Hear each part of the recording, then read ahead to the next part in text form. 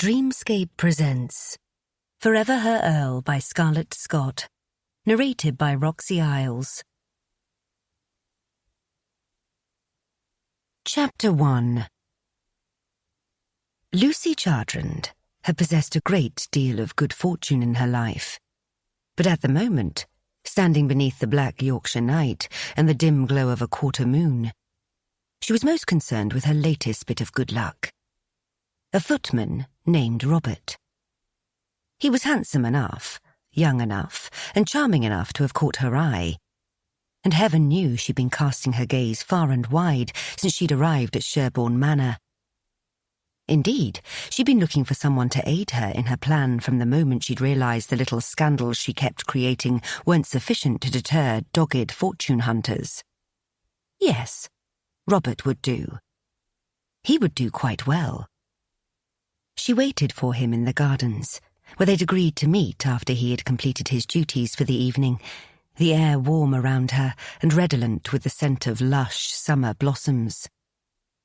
A slight trill of nervousness went down her spine, a skittish feeling she couldn't quite chase, regardless of her determination. After tonight, everything would change. She would be changed forever, and most importantly, free. And she wanted it that way. Mother would have no choice but to accept that Lucy wanted a life of her own, a life that had nothing to do with marrying a proper English lord or anyone else for that matter. She wanted a future that was hers to do with as she pleased, to start her cosmetics business as she dreamed. When she was no longer a prize on the marriage mart, Mother would have to concede.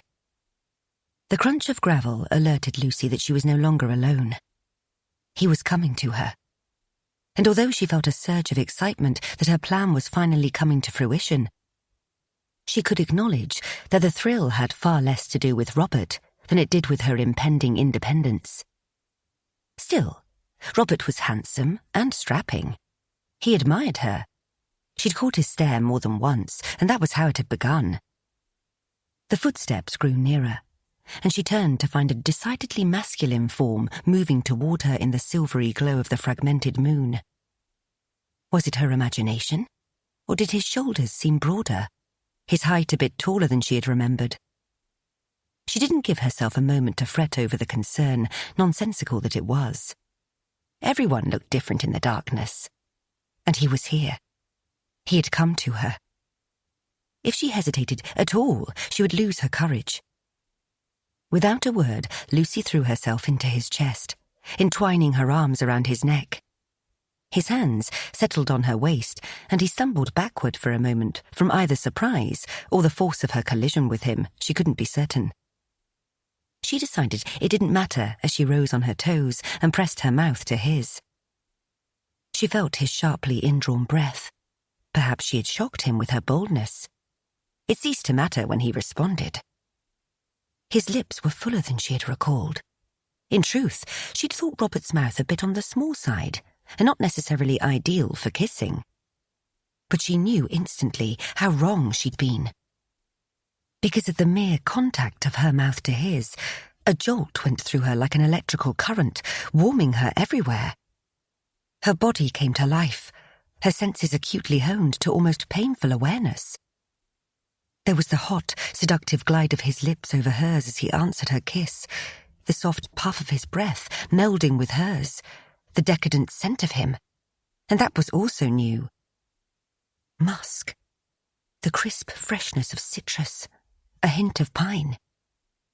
It ought to be a sin for a man to smell so divine.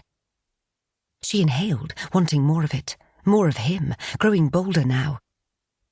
Her fingers slipped into his hair, which seemed a trifle longer than she had supposed, so soft and silken. The air around them felt as if it was shimmering with delicious, dangerous possibility. She forgot to be nervous and followed her instincts. This illicit tryst was far better than she had believed it would be already, and relief mingled with desire, her spirits buoyed by the undeniable pull between herself and this man. He deepened the kiss, his lips guiding hers open, his tongue gliding into her mouth, and the kiss turned into something else, something sinful and wickedly delicious.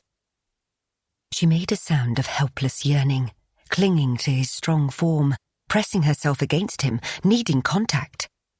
Everywhere, her curves melted into his hardness. She felt as if she were aflame.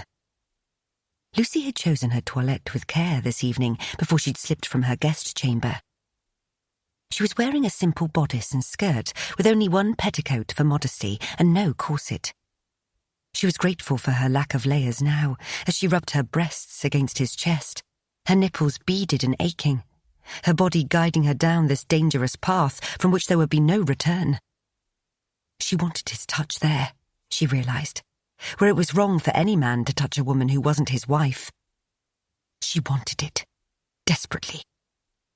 "Touch me," she murmured against his mouth. "Please." One of his hands slid from her waist, higher, higher, a slow and torturous movement that had her almost panting by the time he reached her breast, cupping it, his clever thumb stroking over her nipple. He kissed her again, taking her mouth with a raw ferocity that made her knees go weak. Losing her virginity wouldn't be so terrible, Lucy thought wildly. Not with this man, not in the magic of this charmed night. There had been a moment earlier when she had been preparing herself, when indecision had threatened to overwhelm her. She had questioned the wisdom of her plan. For half an hour, she'd convinced herself she would find a different means of thwarting Mother's plans. But now, she was glad she had come to the gardens tonight as intended. Not just relieved, but overjoyed. She kissed him with all the freshly awakened passion burning inside her, his tongue moving sinuously against hers, his other hand caressing from her waist to her bottom. He grabbed a handful of her rump and ground her lower body against his, and she could feel him, his hardness, the ridge rising to prominence in his trousers that meant he wanted her too. Between her legs, she was throbbing and shamefully wet, her drawers already damp. She wondered what it would be like for him to touch her there, for him to lift her hems and run his big hands all over her. He squeezed her bottom, making a low, gruff sound of pleasure into her mouth. This was what she had been missing, by being properly courted by stiff-backed suitors who salivated over her family's immense wealth. This was passion, pleasure, everything she longed for and read about in her books, everything she'd thought was fictional, forever beyond her reach. And yet, here it was. Or rather, here he was, kissing her, holding her, touching her. Lucy never wanted the night to end. Miss Lucy Chartrand kissed like a courtesan. Gareth Claremont, Earl of Regency, general stickler for propriety, knew he shouldn't be surprised at the discovery. Rather, he should be horrified. He should also stop kissing her, thrust her away from him as if she were fashioned of flame, and he feared getting burned. And he would, just as soon as he could summon his wits and restraint, both of which seemed to have fled him the moment she'd thrown herself into his arms and sealed her lips to his. Because something had happened in that fleeting, unexpected span of time in the moonlight. Something strange and unwanted. She'd barreled into him with a complete disregard for his lack of preparation, nearly sending him sprawling to his backside with her atop him. But then, perhaps that had been her intention. There was no doubt about it. Miss Chartrand had ventured into the darkened gardens tonight to have an assignation. She wasn't wearing proper undergarments. A sinful but happy discovery, according to his wayward cock. He shouldn't be allowing himself to wallow in such potent, all-consuming lust. It was dangerous, particularly given the female who was sighing so prettily into his kiss. But her tongue was in his mouth, and her fingers were sifting through his hair, and his hand possessed a will of its own, shaping one lovely breast, so soft and abundant, so deliciously full. And his thumb found her hard little nipple, grazing over it until she made a throaty sound, arching into him. Not a courtesan, he decided. More like a witch, for surely she'd cast a spell upon him. He didn't even like the bold, brash American heiress whose lips were responding to his so deliciously. She was trouble, and he'd known it from the moment he'd first set eyes on her. Beautiful, maddening, tempting trouble, but trouble just the same. He would stop kissing her soon. He'd summon up a stern admonishment, a reminder to them both of the perils of playing games with members of the opposite sex after midnight. He knew better. Except now she had torn her mouth from his, and she was kissing along his jaw. Her hands, dainty hands he'd found himself admiring on more than one occasion over the course of the house party, at which they were both guests, had slipped to his coat, pushing it over his shoulders. He shrugged it away, loving the way her caresses felt, despite himself. Her fingers were on his waistcoat, nimble and sure. Likely, this wasn't the first time she'd disrobed a lover. Her lips were on his neck now, gliding like hot velvet, and he found himself desperate to return the favour. A handful of buttons bisected her thin, silk bodice. He left her breast with reluctance, to slip one free from its mooring, telling himself he would stop at one. He merely wanted to know the satiny texture of her bare skin. He would stop then, put an end to this madness. Her teeth scraped over his throat, and his cock twitched. His fingers found the second button, then the third. She fumbled with his neckcloth, tugging it free and flinging it somewhere. In the dim recesses of his mind, he knew this was a mistake, that he needed to extricate himself from her embrace and return to the haven of his bedchamber, to demand that she do the same. He would. Soon. One more kiss. Just another button. But then another came free, and her bodice gaped open, and sweet, merciful heavens! She wasn't even wearing a chemise beneath it. Little wonder her breast had felt so damned good in his hand, her nipples so ripe and hard. In the glow of the moonlight, her breasts were too tempting for him to resist. Beautiful and pale and ethereal, almost silver, and round and perfect, tipped with pink nipples that begged for his mouth. He wasn't going to do it. He wasn't going to... Gareth's head dipped. He took the peak of her breast into his mouth, savouring the heat and softness of her ragged inhalation, the shape of the pert bud on his tongue. He suckled, lightly at first, and then with greater urgency when her fingers sank back into his hair and she raked her nails along his scalp with a breathy moan. She was so responsive, all soft and pliant against him, her leg hooking around his hip as if she couldn't get close enough to him, as if she sought to wrap herself around him, twine about him like a vine.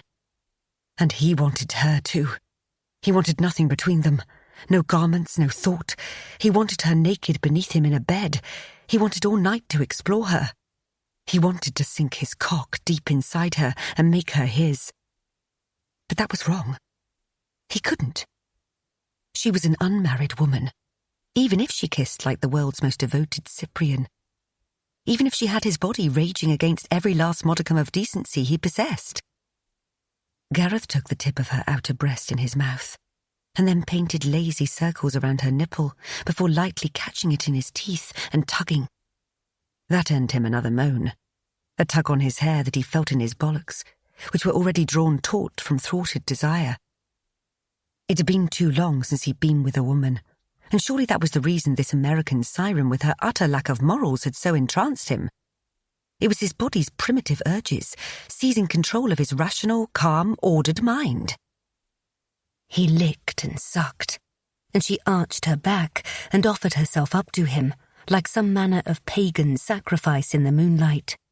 And he wanted to snatch her up in his arms and lay her down on sweetly scented grass and pleasure her in every way he knew, until she was dripping for him. His other hand travelled with its own will, fisting in her skirts and lifting them higher, higher, until he slid under the heavy weight of her gown and just one petticoat, and felt the warmth of her skin burning through her drawers. His fingers moved unerringly to the slit, wanting to see if she was wet, needing to touch her there, to stroke her, to make her come. He parted the opening of her drawers, and it was easy because her leg was still hooked on his hip, opening her to him, his fingers free to glide inside for the first kiss of her hot, silken flesh. And dear God, sweet Christ, She was wet. So perfectly, wonderfully soaked. "Oh, Robert," she gasped out, jerking into his touch, offering herself to him eagerly. But that was when the ardour finally began to die. Because she'd said the wrong name, another man's. Her wanton kisses, her soft sighs, her throaty moans, her wet cunny, her lack of undergarments, hadn't been meant for him at all. None of it had. Bloody hell. She thought he was someone else. In that wretched moment, as he jerked his hand from beneath her skirts, Gareth wished most fervently that he was. Chapter 2. Something was amiss, but Lucy was so lost in the fog of passion that it took her addled mind a few seconds to recall how to function. But there was a difference in Robert, a sudden stiffness in his bearing. He'd stopped touching her, dropping her gown as if it were a poisonous snake, jerking his mouth from her breast. He was withdrawing, settling her away from him with hasty, measured motions that were at odds with the fiery lover he'd been not a minute before. Had she done something wrong? Had she been too eager? Had she shocked him? "Is something amiss?" she asked, wishing she could see his features, his gaze fully. But the moon had disappeared behind a cloud, rendering the night even darker than it had been before she'd first ventured to the gardens. "Yes," he said succinctly, an angry hiss. "You seem to have mistaken me for another." It wasn't the charmingly lilting Yorkshire accent of Robert, the handsome footman, she heard, but rather the crisp, neatly enunciated accent of a lord. A voice she recognised, in fact, because it had recently been cool and disapproving, directed at her. She grasped at her bodice, pulling it frantically over her bare breasts, shock making her newly aware of the cool night air. "You're not Robert?" "Distinctly not, Miss Chartrand." He sounded annoyed with her. Of course he did. The Earl of Wrexingham despised her. He looked down his nose at her as if she were a worm who had just crawled out of the mud to vex him, and he had warned his sister to stay away from Lucy, as if she were some manner of Jezebel intent upon leading the poor girl down the path to depravity. Which, given what she'd done with the man himself in the gardens, didn't seem an unreasonable assumption just now. Heat clawed up her throat, shame mingling with distress. "What are you doing here, my lord?" she demanded, struggling with the tiny buttons on her bodice. Her hands were trembling. Why had she decided not to wear a chemise? Why had she not called out to the man joining her in the moonlight before she'd kissed him? And why had such a cold, haughty earl kissed her with such scorching passion? He'd known it was her. He'd called her Miss Chartrand. Nothing made sense. "I could ask the same of you, but the answer is readily apparent," he said, calmly straightening his own garments as she continued to wrestle her bodice into submission. "Pray enlighten me. Who is Robert? One of the other guests? A stable lad? The head gardener?" Her nostrils flared with irritation as she stuffed another button through its hole, noting the order of his questioning. "None of your business, my lord." That she was able to keep her tone even and unaffected was a minor miracle. Inside, she was seething. But not just seething. She was also in tumult, because the Earl of Wrexingham's kisses had affected her quite deeply. He had opened her bodice, kissed her breasts.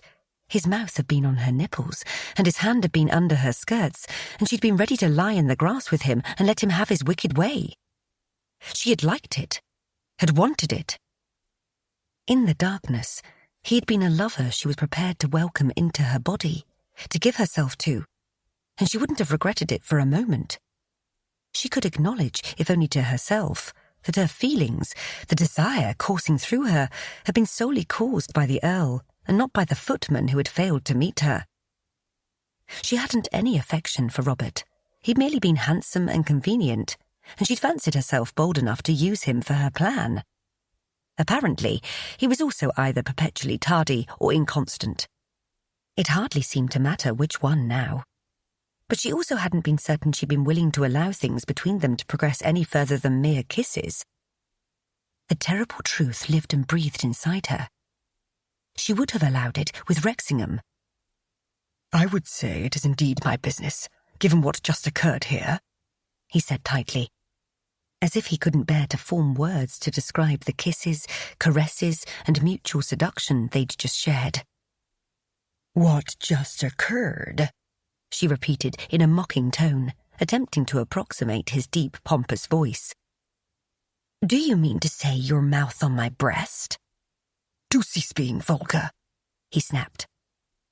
She finished the final button, defiance rising with her irritation. "Why? You seemed to like it until a minute or so ago."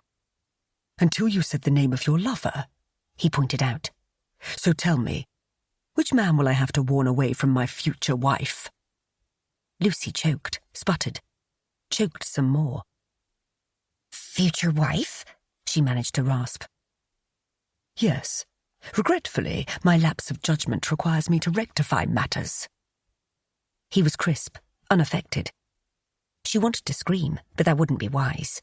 Bringing all the Duke and Duchess of Bradford's guests down upon them wouldn't suit her plan, not in the slightest. "Consider yourself absolved of any need to rectify matters, as you say," she told him. "I have no wish to marry anyone, least of all a sanctimonious lord who can't even admit his hand was up my leg, parting my drawers and touching my—" "Hold your uncivil tongue, madam," he interrupted curtly. "What will you do if I don't?" she dared to ask, feeling mulish. He had fooled her. She'd thought he was Robert, and instead, he'd been better than Robert before she had discovered who he truly was. He had kissed her until she'd been delirious with longing, had touched her and made her burn for him, had turned her into a melting puddle of desire, and then he had opened his mouth and spoiled it all. "Do you dare to challenge me?" he asked, as if no one else had ever done so before her. And perhaps they hadn't. After all, he was the supercilious Earl of Wrexingham, always above reproach, in his own mind at least.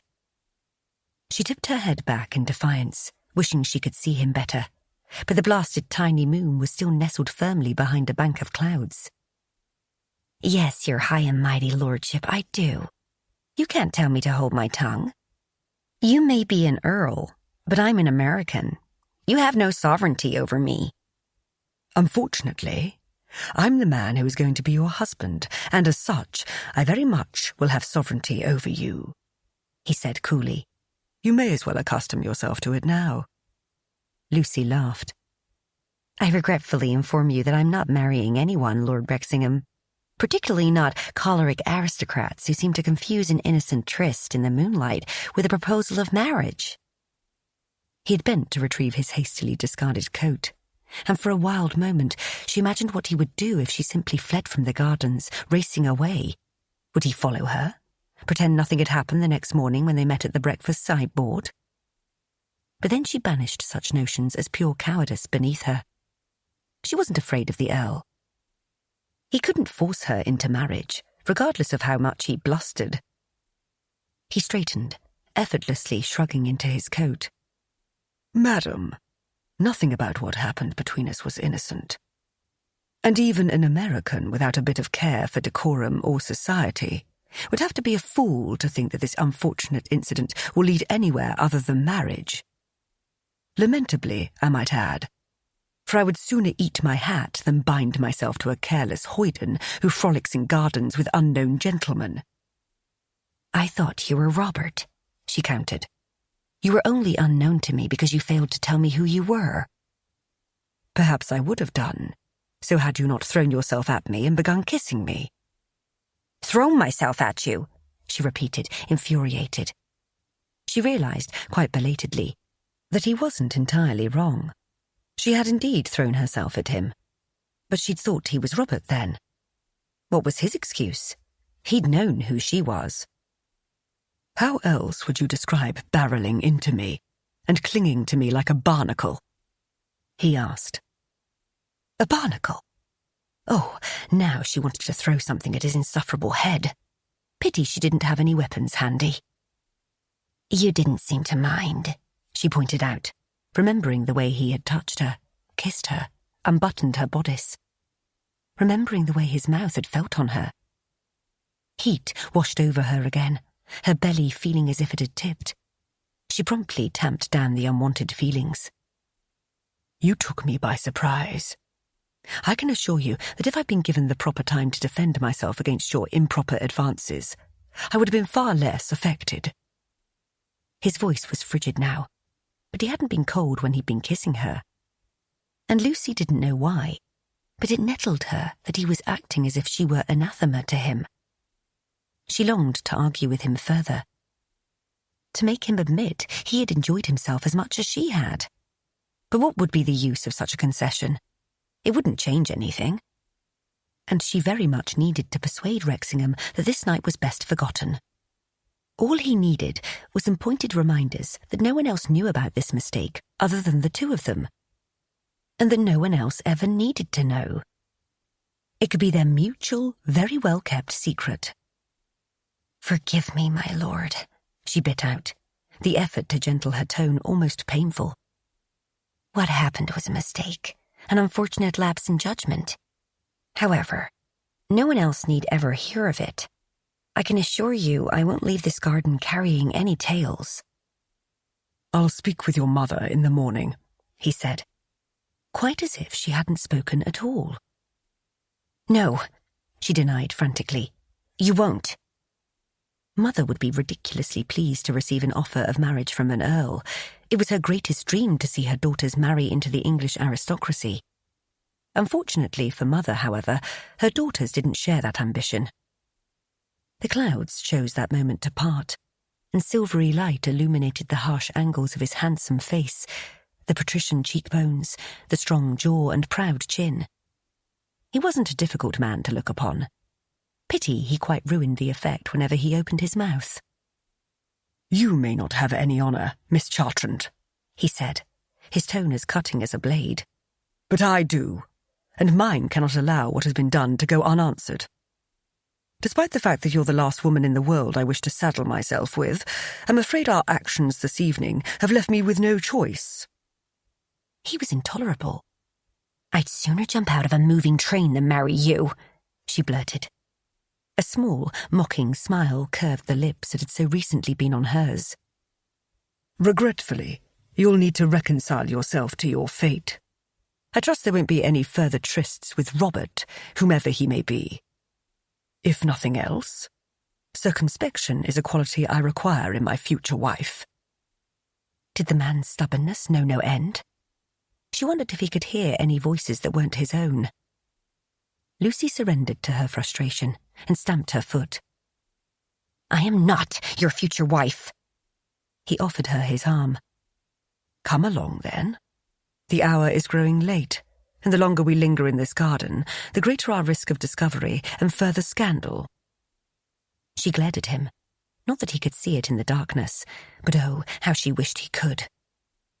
"I'm not going anywhere with you." "I'm afraid you must." His voice was tight, as if he were struggling to control emotion.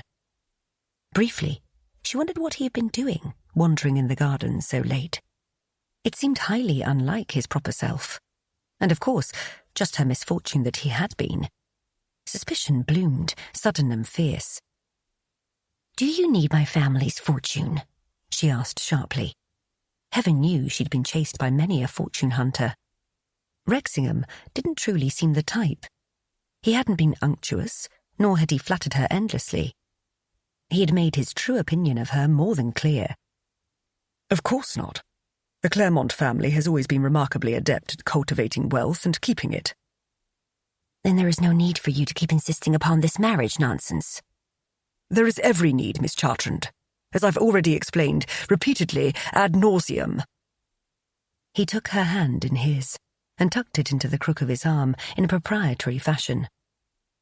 The action took her so much by surprise that she didn't think to wrest herself from his grasp until it was too late, and he clamped a hand over hers, keeping it trapped in place. His hand was warm, and that inconvenient spark of awareness shot through her again. She liked his touch. Unfortunately, she didn't like him. Lucy cleared her throat. Lord Wrexingham, if you will only listen to reason. He began walking, pulling her along as if she were a little dog on a leash with no choice but to follow. I'm reasonably certain nothing that comes out of your mouth will have a drop of reason attached to it. How smug he was. How superior. She stopped on the gravel path, forcing him to pause as well. It's a miracle you've lasted this long without someone throwing you in front of a carriage. Ah, Miss Chartrand, you warm the cockles of my heart with your kind words. She would have thought sarcasm beneath him, but apparently, like those wicked kisses, the Earl of Wrexingham possessed hidden facets. You have a heart? She asked, before she could think better of it. I'm shocked, my lord. He chuckled, surprising her again. The sound was low and velvety, and it made an unwanted frisson of desire unfurl within her. Touché, madam. The Earl started moving again, pulling her reluctantly with him. I'm not marrying you, she warned him as they moved towards the looming shadow of the manor house. But the Earl simply continued on, his long-legged strides making it difficult for her to keep up with him, quickly rendering her breathless. By the time they reached the doors to the library, a steady rain had begun to fall, and further protest on her part was moot. Gareth turned to the dripping American woman on his arm, feeling oddly detached. He was going to have to marry her, regardless of her vociferous protests.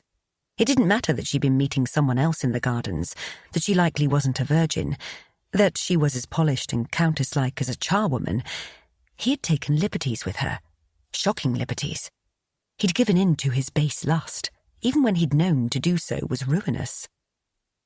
I'm sorry about what happened in the gardens, Miss Chartrand told him quietly. Her tone and demeanour softened from the determined virago in the moonlight who had been adamant she wouldn't wed him. But surely you must realise the necessity of keeping this between the two of us. No one else ever need know. That explained the sudden sea change. Perhaps the cunning minx believed she could cozen him into doing her bidding if she employed a different method of persuasion. On the contrary, he countered, dashing the rain from first one coat sleeve and then the other. Your mother needs to be informed. I'll do so directly and in private following breakfast. I would have preferred to ask your father for your hand in the customary way, but his absence leaves me with no other choice. Unbidden, the memory of asking for Anthea's hand rose in his mind, unpleasant and bitter. How eager he had been then, a naive fool who had stupidly believed he had a life of happy contentedness ahead of him. He had suspected Anthea's reserved nature had been down to her lack of experience, her gently bred sensibilities. He'd soon learned differently. No, Miss Chartrand shivered. You won't do anything of the sort. Her accent was strangely endearing.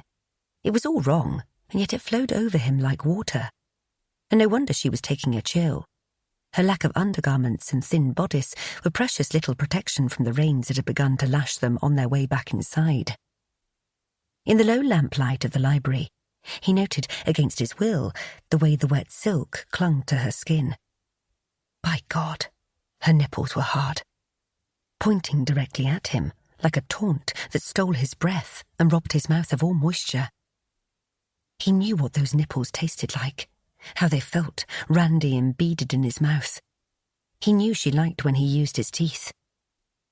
He shifted his stance, attempting to ease the sudden ache in his trousers, and reminded himself he was a gentleman. You're cold. There appears to be something of a fire left in the grate. Let's have our talk there if we must. For in truth, he didn't want to linger with her, didn't want to converse. Every second in her ridiculously erotic presence was a temptation he found increasingly impossible to resist. But his sense of honour led him, his compass. I fear lingering here with you will only make the circumstances worse, Miss Chartrand told him. Wise girl. But they were well beyond any chance of extricating themselves from this mess unattached. How odd to think he was looking at the next Countess of Wrexingham. After his disastrous marriage with Anthea had ended upon her death, he had vowed never to wed again. And yet, here he found himself. Come, he said implacably, taking her hand in his.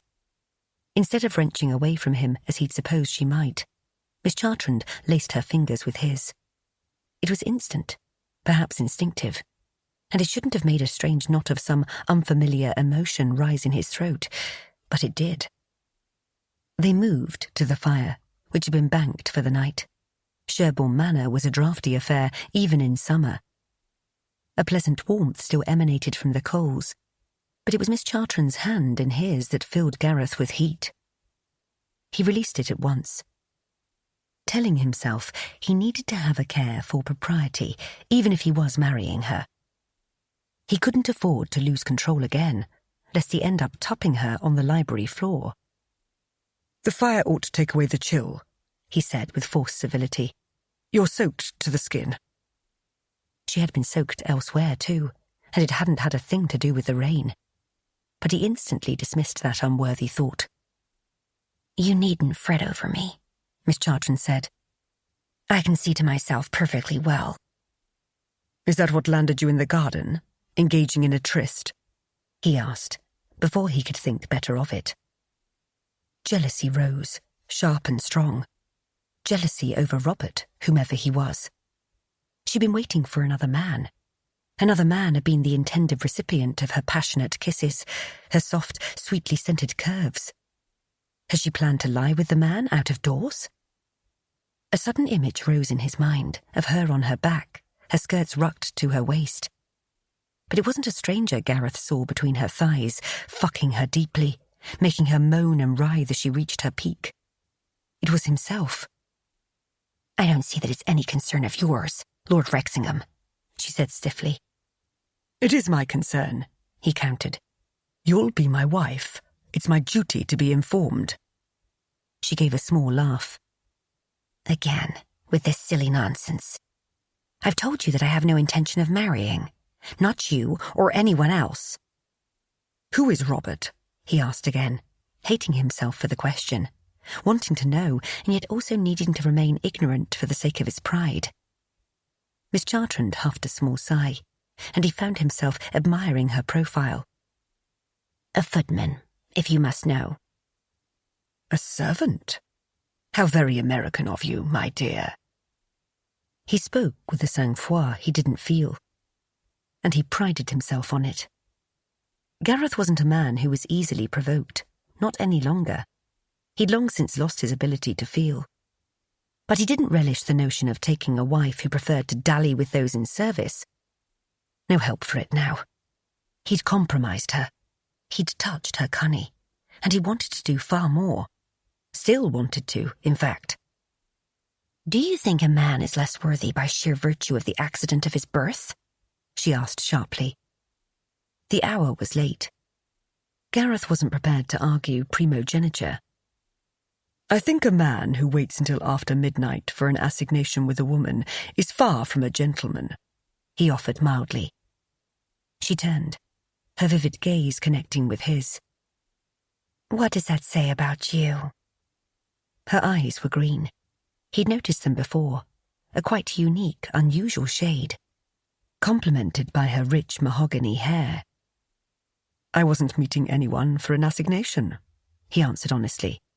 "I was taking the air." Her eyes narrowed. "At this late hour?" "I couldn't sleep." He'd been overset after a nightmare, but he wasn't going to tell her that. He suffered them far less frequently now than he had immediately after Anthea's death. The handful of intervening years had helped to heal, if not cure him. The chill night air always had a calming, bracing effect in such circumstances. Unless one was set upon by an American heiress who could bring a man to his knees with only a kiss. The thought of her tongue in his mouth made a sharp pang of need surge through Gareth. He'd seen her in the gardens, of course, had known it was her. He ought to have made haste in the opposite direction. And yet, he had followed her. She was studying him in that intent way she had, looking far too closely at him, as if she could hear his forbidden thoughts. "You knew it was me in the garden." It wasn't a question. He'd given himself away, calling her by name. He inclined his head. "I did." But you don't like me. He liked certain parts of her too much, and that was the problem. But as with the reason for his restlessness, he wouldn't divulge the information. I don't know you well enough to dislike you, Miss Chartrand, he said politely instead. She laughed again, and it was a glorious sound, rich and unfettered. He wanted to hear it more. You misunderstand me, my lord. What I meant to say was that I failed to comprehend why you would kiss me as you did when you knew it was me. I've seen the way you looked down your nose at me. Rather as if I were an insect with the temerity to find my way into your bowl of soup. He almost laughed at that ridiculous analogy of hers. I can't say I've ever found an insect in my soup. You still haven't answered my question, she pointed out. I didn't hear one. Why did you kiss me the way you did? Blast. Because you're a remarkably proficient kisser, and I briefly lost control, he said tautly, irked at having to make the confession. Irked, too, at how easily he had lost control with her. He'd thought himself above such an appalling lack of restraint. He was in Yorkshire at a country house party, where he was squiring his innocent sister about. The potential damage his recklessness could do to Bet's reputation was of paramount concern. That's a compliment, I reckon, she said, still watching him closely, as if she were newly curious about him. And he began to realise that Miss Lucy Chartrand was far more than the flighty fribble he'd originally supposed her to be. She was intelligent, far too clever and interested in everyone around her. Not one most gently bred ladies aspire to, he said cuttingly. That was true, but he hated the way she turned away from him at last, staring into the dying embers of the fire. It felt as if he had lost something significant. And now he was desperate to have it back. Fortunately, I'm no gently bred lady, she said softly. Kissing is an enjoyable art. He almost swallowed his tongue at the savage bolt of lust that went through him. He wanted to kiss her again, wanted those plump, pouting lips of hers on him everywhere, especially on his cock. But that was wrong. A gentleman didn't make such demands. He knew better. I trust you'll temper the art, as you call it, he managed. Given our understanding. Not with the marriage nonsense again. She issued another sigh. Go to bed, my lord. Forget you ever saw me in the gardens. I'll do the same. He couldn't forget. Not the needy moans she'd made, not the slick, velvet heat of her sex, not the pebbled buds of her nipples on his tongue. He cleared his throat. Impossible. I hold myself to the standards of a gentleman, Miss Chartrand. Without honour, one has nothing. My lord, I understand your concern, but this argument grows wearisome. It did. He was going to marry her, and that was that. Nothing she could say would dissuade him. I'm afraid you'll have to accept your fate, he told her. Miss Chartrand had turned back to him again, and her emerald eyes were fairly snapping with annoyance. It occurred to him, with sudden clarity, that he wasn't going to win this particular argument with her in any way save one. That's very lordly of you, but I'm afraid... He silenced the rest of her objections with his lips. It was a mistake. He recognized that the moment she sank against him, her body melding to his in lush surrender. She opened instantly, and he couldn't resist sweeping his tongue inside to taste her again. He told himself he was doing what was right, proving to Miss Chartrand that an offer of marriage was a necessity. But he was also doing what was very wrong, what felt wicked and sinful, and like the most potent aphrodisiac he'd ever known. His hands were moving, touching her. How could he not? Running up and down the hollow at the small of her back, travelling over the shapely, natural curve of her waist. Her tongue moved sinuously against his, nary a hint of objection. He would make her forget the damned footman, he thought. She knew whose mouth was on hers now, and she was responding every bit as beautifully as before. But then another thought stole into his mind. As unwanted as the reminder she hadn't realised she'd been kissing him in the gardens. He lifted his head, staring down at her in the low light, drinking in her bold American beauty, so different from the English ladies of his acquaintance. "Are you in love with him?" he asked, hating the notion. She blinked. "With whom?" "The footman," he gritted. "Richard." "Robert," she corrected. And then her tongue stole over her lower lip, as if savouring the taste of him there on her mouth. "And no, I scarcely know him." He ought to have been appalled at her revelation, horrified to discover she'd gone to meet a servant in the moonlight whom she'd likely never shared a meaningful conversation with. What manner of woman was she to do so? A brazen one. Her personality was vastly different from Anthea's cold aloofness, from her resentment toward him, her eventual anger and hatred. Miss Chartrand was refreshing, intoxicating. He could get drunk on her kisses alone. He took her mouth again without saying a word. Words ceased to matter, ceased to exist. She twined her arms around his neck, rubbing against him like a cat, and he felt the pointed buds of her nipples through his coat. Madness overtook him, sheer animal lust. He guided her backward to a piece of furniture in the shadows. She kissed him as if she was starved for him, nipping at his lip. They sank onto the couch as one, her beneath him, Gareth atop her. There was scarcely sufficient room, but he didn't care. His rigid cock was trapped between them, longing for release. More, more, more. That was what he needed, what he wanted. Desire robbed him of any capacity for rational thought. And it was worse now than it had been in the gardens, his body still primed as a pump, ready for her, desperate for her. He could fuck her on this couch in the Duke of Bradford's library, and he wouldn't feel a hint of remorse. He could move her skirts higher, out of his way. And then his hand was doing it, obeying his wildly flitting thoughts, grasping a handful of silk and dragging it up to her knee. But no, this wasn't right. What the hell was he doing? He had to think of his sister, of his honour. Gareth yanked his lips from hers and tore himself away from her pliant curves, leaving her on the couch looking thoroughly kissed.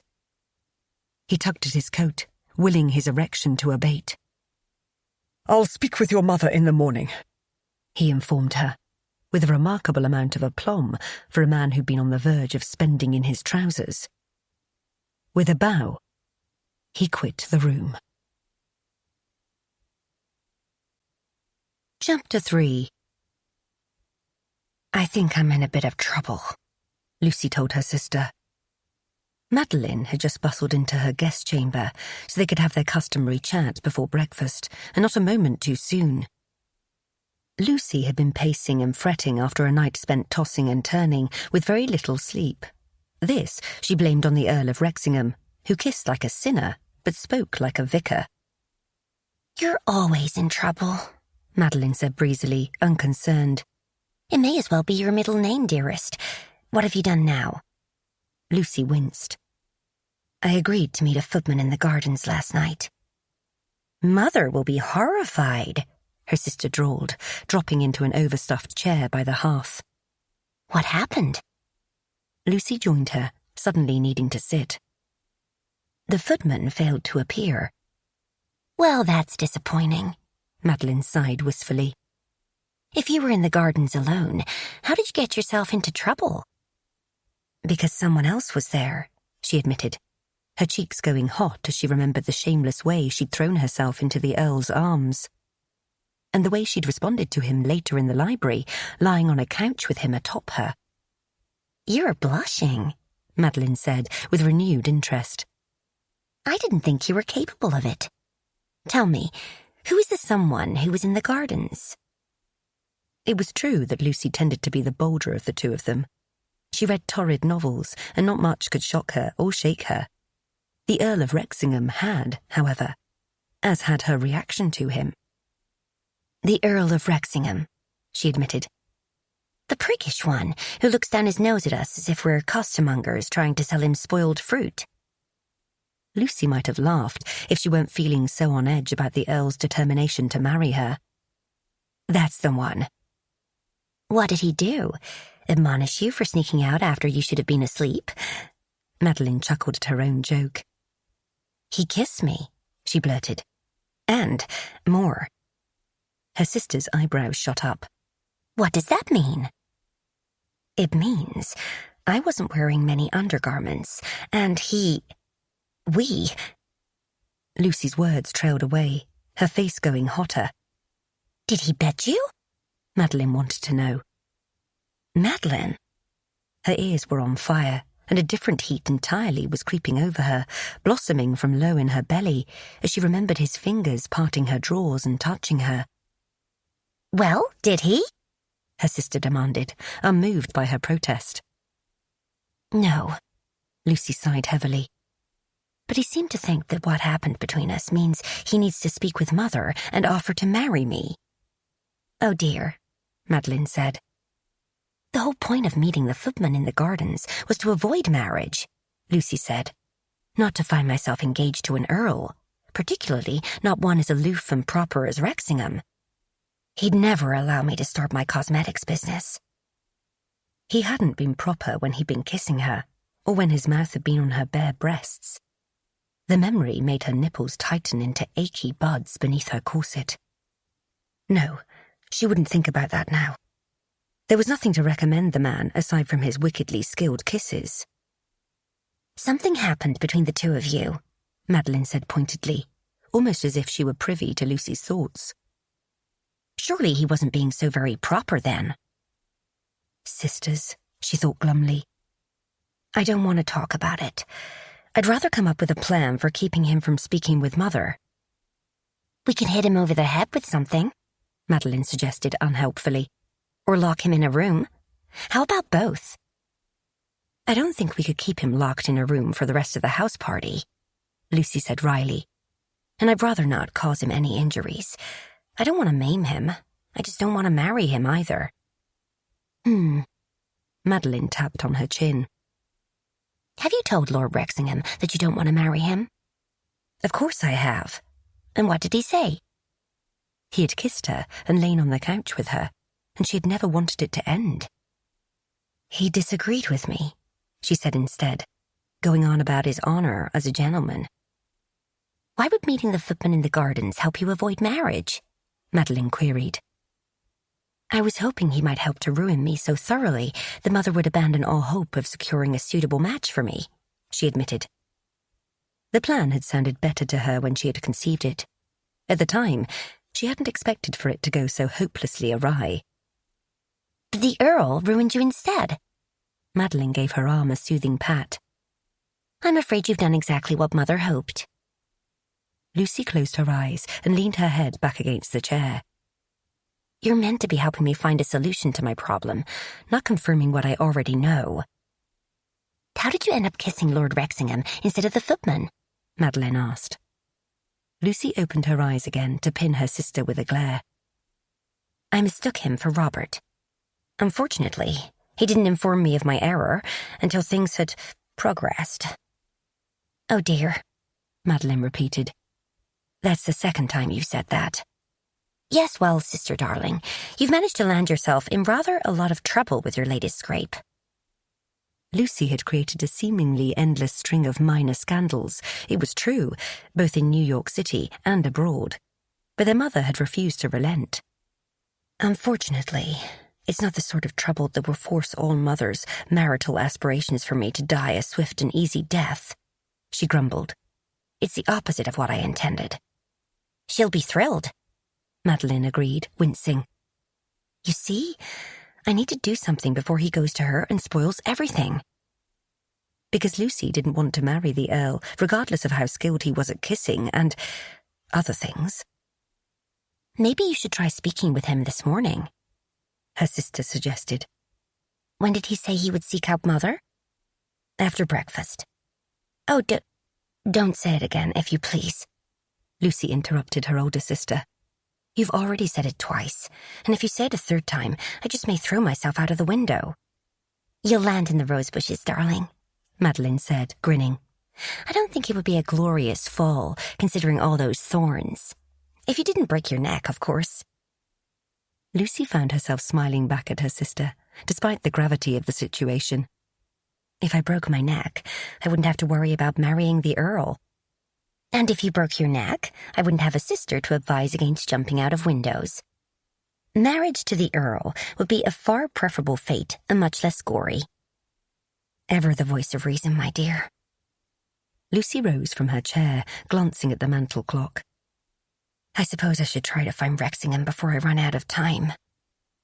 Madeline stood as well, slanting her a saucy look. If the Earl is that skilled at kissing, marrying him wouldn't be a hardship. Lucy thought of this superciliousness and shuddered. Yes, it would. Wish me luck, sister.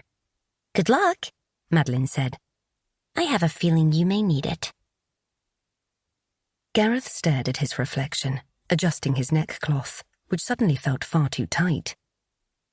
He bore the grim countenance of a man about to meet his fate at the business end of a hangman's noose, he thought. Quite appropriate. His gut was curdled with dread. He'd escaped one miserable, unhappy union, and now he was about to mire himself in another one. He was a careful man. He'd always lived above reproach, and yet he'd been the cause for both marriages. With Anthea, it had been obligation that had spurred him. Their families had expected them to make a match, and he'd offered for her hand to please his father. He'd been too young and stupid to recognise her coolness toward him as anything less than politeness and refinement. On their wedding night, she had lain there stiffly, covers pulled to her chin, begging him to do what he must and leave her be, her words and movements made sluggish from a recent dose of laudanum.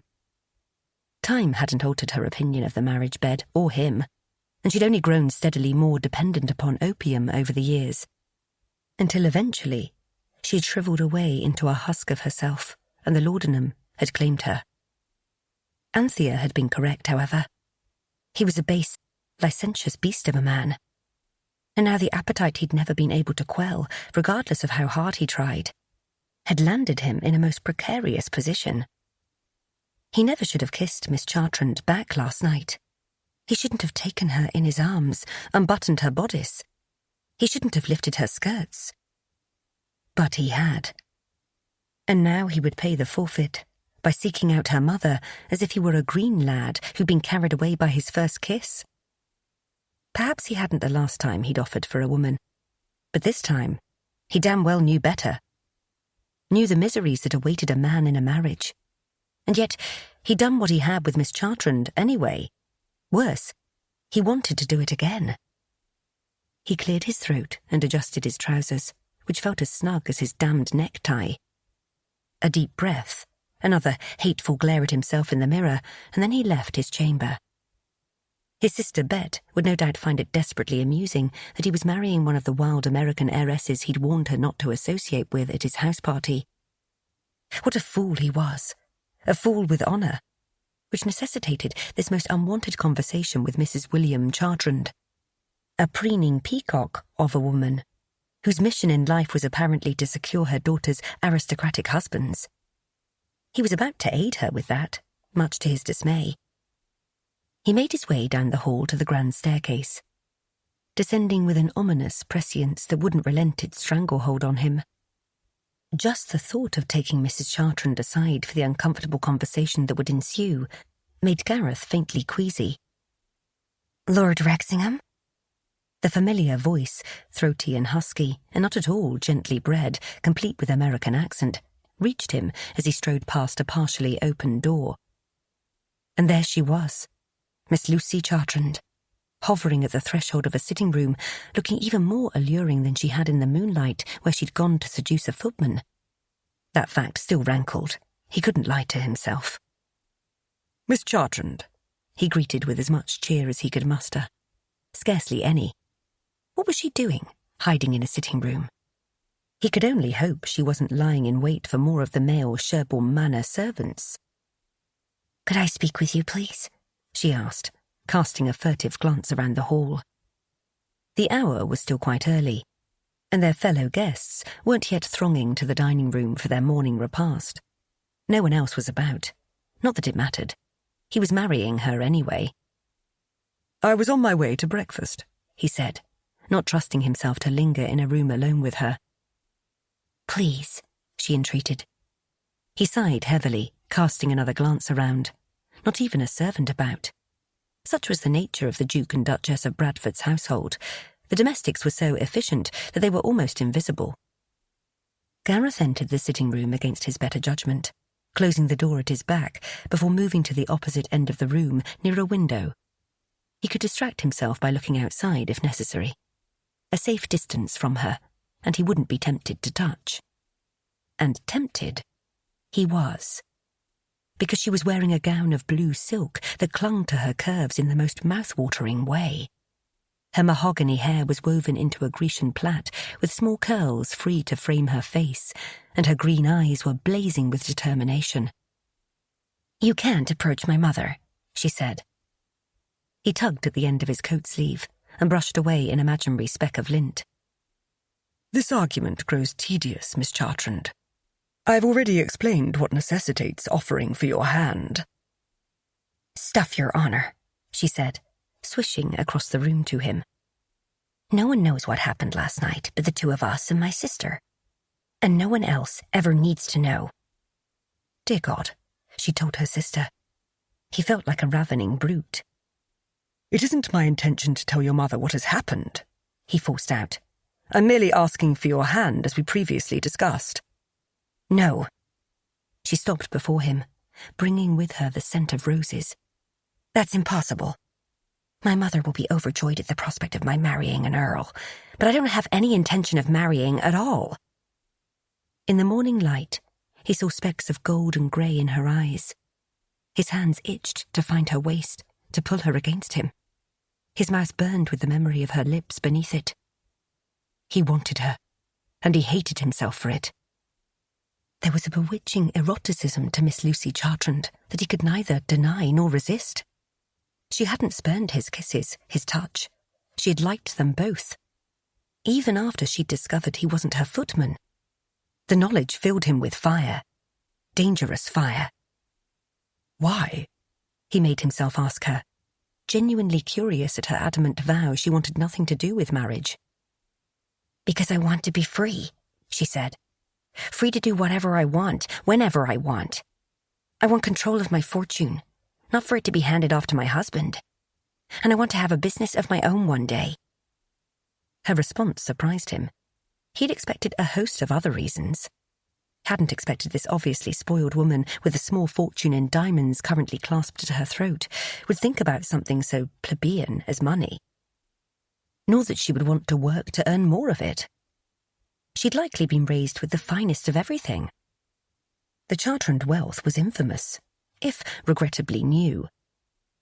Her father was a railroad magnate, who hailed from a family that had already been flush with money from real estate investments. And a business of her own? He'd never heard of the like from a society lady. "If you want reassurance your dowry will remain yours, I'll be happy to provide it," he said stiffly. "My funds are plenty." His marriage with Anthea had brought him a small fortune, it was true. But Gareth had thrown himself into making his estates profitable after his father's death. He had worked tirelessly to rebuild the coffers his predecessors had so soundly drained. Doing so had proven the perfect distraction from his unhappy marriage. "Even if you'd be willing to provide me with that reassurance, I'm afraid it doesn't change the fact that I don't want to marry you," Miss Chartrand said. He smiled, and not without bitterness. "You wouldn't be the first woman who didn't want to marry me, my dear. But that's rather a moot point. It's out of our hands." "You really are the most frustrating man."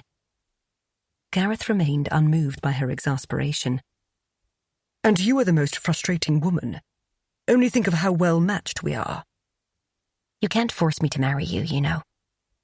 He was beginning to feel insulted. "I wouldn't dream of using force. I should hope marriage to me isn't that horrific a prospect." "It isn't you. It's marriage itself." "So it wasn't a quiet elopement you were hoping for with the footman?" he asked, unable to help himself. A becoming flush crept over her cheekbones, painting them a pretty shade of pink. "It isn't any of your concern what I was hoping for, my lord." "Forgive me for wanting to become better acquainted with the inner workings of my future wife's mind." She let out an irritated sigh, something she'd done quite a bit of in his presence.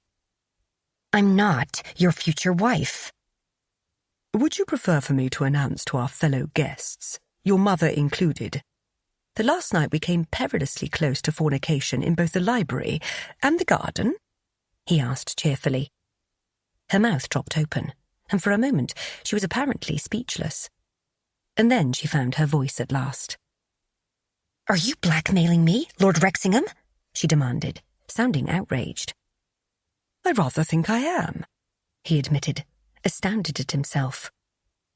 Clearly, Miss Lucy Chartrand brought out the worst in him. "That's diabolical," she accused. It was.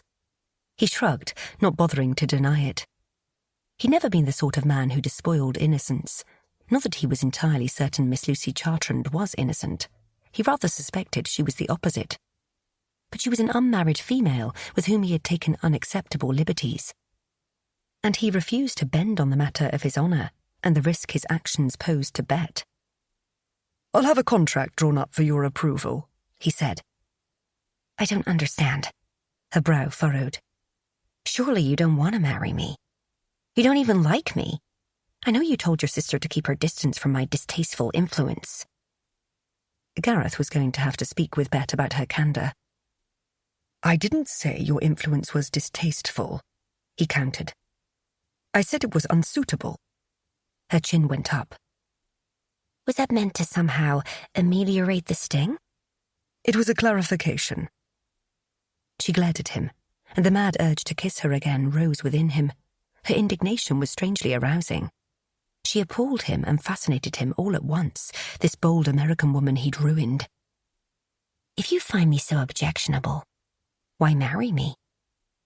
"Because I was 2 seconds from taking you like a common doxy," he gritted. "My treatment of you was reprehensible. I must make amends, and there's only one means of doing so. Regretfully, that is making you my wife.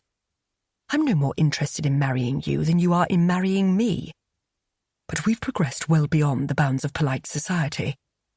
And you may not have a sense of honour, Miss Chartrand, but I most assuredly do. And while marriage is as unpalatable to me as drinking a glass of sand, I'm also aware I need an heir."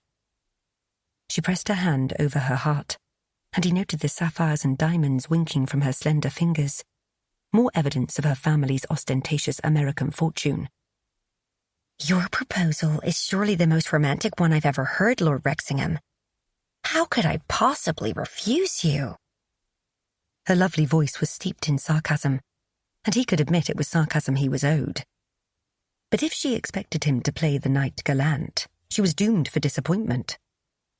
He was a man guided by pragmatism, duty, and honour. Unfortunately, he also possessed an unwanted appetite for the pleasures of the flesh, which had proven his downfall. This bold minx had somehow eroded his capacity for self-control. One press of her lips to his was all it had taken. He never should have wandered into the gardens. He shouldn't have followed her. And he most certainly should have thrust her far from him when she'd thrown herself into his arms. "Allow me to rephrase, Miss Chartrand. Your primary objection to marriage appears to be that you don't want a husband to rule over your fortune. I've already reassured you I have no such intention. You can keep your money and sovereignty over it. Having already suffered one abysmal marriage, I'm hardly desirous of making you miserable. I promise to be considerate and polite, to avoid burdening you overly with my beastly desires, and to allow you to carry on as you like after giving me an heir. Discreetly, of course, and preferably not with the domestics." "I'm not certain the second proposal was an improvement over the first," she said coolly. Had he ever met a more vexing woman? "Then I suppose I've no choice but to attempt a third." "I don't think you should." He reached for her, planting his hands on her narrow waist as he had been longing, pulling her into him. She crashed into his chest, rose-scented and maddeningly beautiful. Gareth took advantage of her momentary surprise and lowered his head, sealing his lips over hers.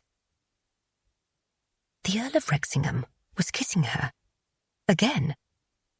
Lucy's hands fluttered to his shoulders. She should push him away, but she didn't want to. All she wanted to do was hold him close, to keep him there. Was this his idea of a proposal?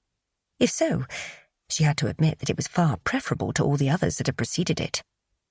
His shoulders were so delightfully broad and strong. He wasn't an idle lord, and she had no notion of what physical exertion he involved himself in. But she appreciated the effect, insulting proposals, even if he disapproved of her. And even if he spoke with dispassionate composure, when he kissed her, he managed to make her forget everything and everyone else. His tongue was in her mouth, a hot velvet glide, and she couldn't seem to tamp down the moan rising in her throat, nor the desire unfurling within her, answering him. If he would only kiss her and never speak again, she might be persuaded to accept his proposal. Her body certainly liked his well enough. It was merely her mind that objected to any entanglements lasting longer than a tryst. He lifted his head, and she almost cried out at the loss of his lips on hers.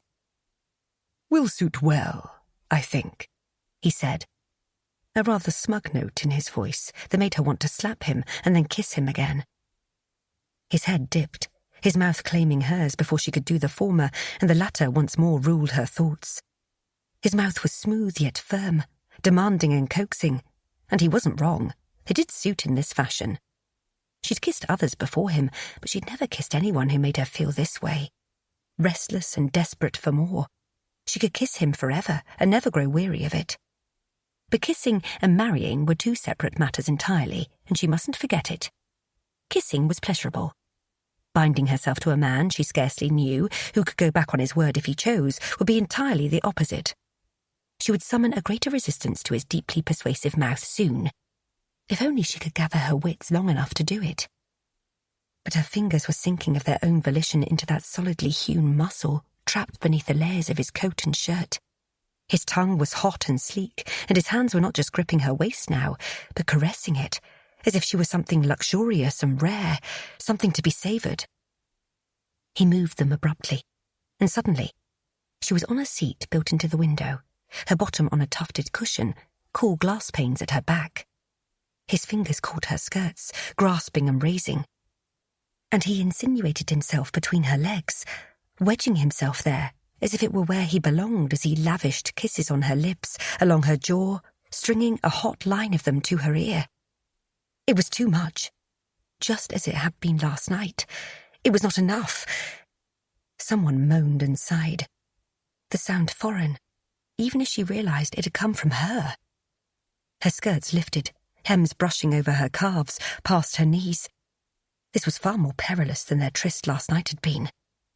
They were in a sitting room at breakfast, when their fellow guests were about to descend and avail themselves of their host and hostess's lavish serving board. And yet, she couldn't seem to bring herself to care. He cupped her breast in his other hand, fingers moulding around her flesh, even through her undergarments, thumb brushing over the place where her nipple hid behind her corset. She wanted suddenly to be free of the abundance of boning and linen and silk, wanted his touch on her bare skin, wanted him to bring her skirts to her waist, to find the slit in her drawers, to fit himself against her and take her here on the window seat where anyone could see. "Do you see, Miss Chartrand?" he murmured against her throat. "The necessity in marriage." She wanted to deny him, but his hand had found its way above her garter, and he was caressing her thigh, his heat searing her through the fine silk of her drawers. He lifted his head, his mysterious blue gaze, ordinarily so cool and aloof, and yet now blazing with passionate fire, meeting hers. "Your answer, if you please." His voice was low and deep, and she was briefly fascinated by the harsh angle of his jaw, the sculpture of his mouth. He was freshly shaven, and he smelled like soap and musky citrus with a hint of pine. She wanted to breathe him in, to bury her face in his neck and inhale.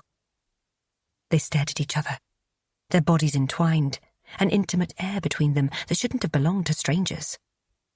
His breath coasted over her lips, his eyes searing in their intensity. His hair was perfectly arranged, this stern, brooding, elegant lord. He terrified her and thrilled her, and she should sooner leap from the window behind her than allow this dangerous game to proceed any further. "I do believe you're trying to seduce me into agreeing to be your wife," she said breathlessly. Finding her voice, her wits at last, You seem to require additional persuasion, he said, his lips remaining a firm, unforgiving line.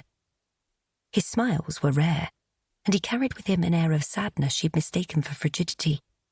He'd mentioned a previous marriage, one that had been unhappy. She'd known he was a widower, because Madeline delighted in knowing everything there was to know about everyone, and their mother was an inveterate gossip. For the first time since the madness of the moonlight, she found herself wondering what life as this austere man's wife would be like. But that was foolish, wild, nonsensical thinking. She didn't want to marry him. Until last night, he'd made his opinion of her more than clear. He only felt obligated by honour. Attraction was not a foundation for a marriage, and neither was lust. And yet, disturbing, unwanted, powerful emotions continued to boil up inside her. She wanted to kiss the severity from his expression, wanted to melt his ice, to muss his hair, to untie the perfect knot of his neckcloth, to chase the shadows from his eyes. She laid her hand on his cheek, feeling unaccountably bold. She remained that way for a moment, the warmth of him so alive and vital beneath her palm. "You're a very persistent man." "One of my many faults," he said. "I also prefer to read my newspaper at the breakfast table uninterrupted. I dislike most people. I'm inordinately fond of my hound, and according to my sister, I'm a colossal bore." Once again, he took her by surprise. He had a dog. She'd always adored pups. It had broken her heart when her beloved Pomeranian Lulu had died last year. Surely a man who loved his dog couldn't be all ice and stone.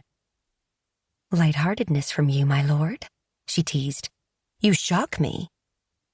"I could shock you more," he said, unsmiling.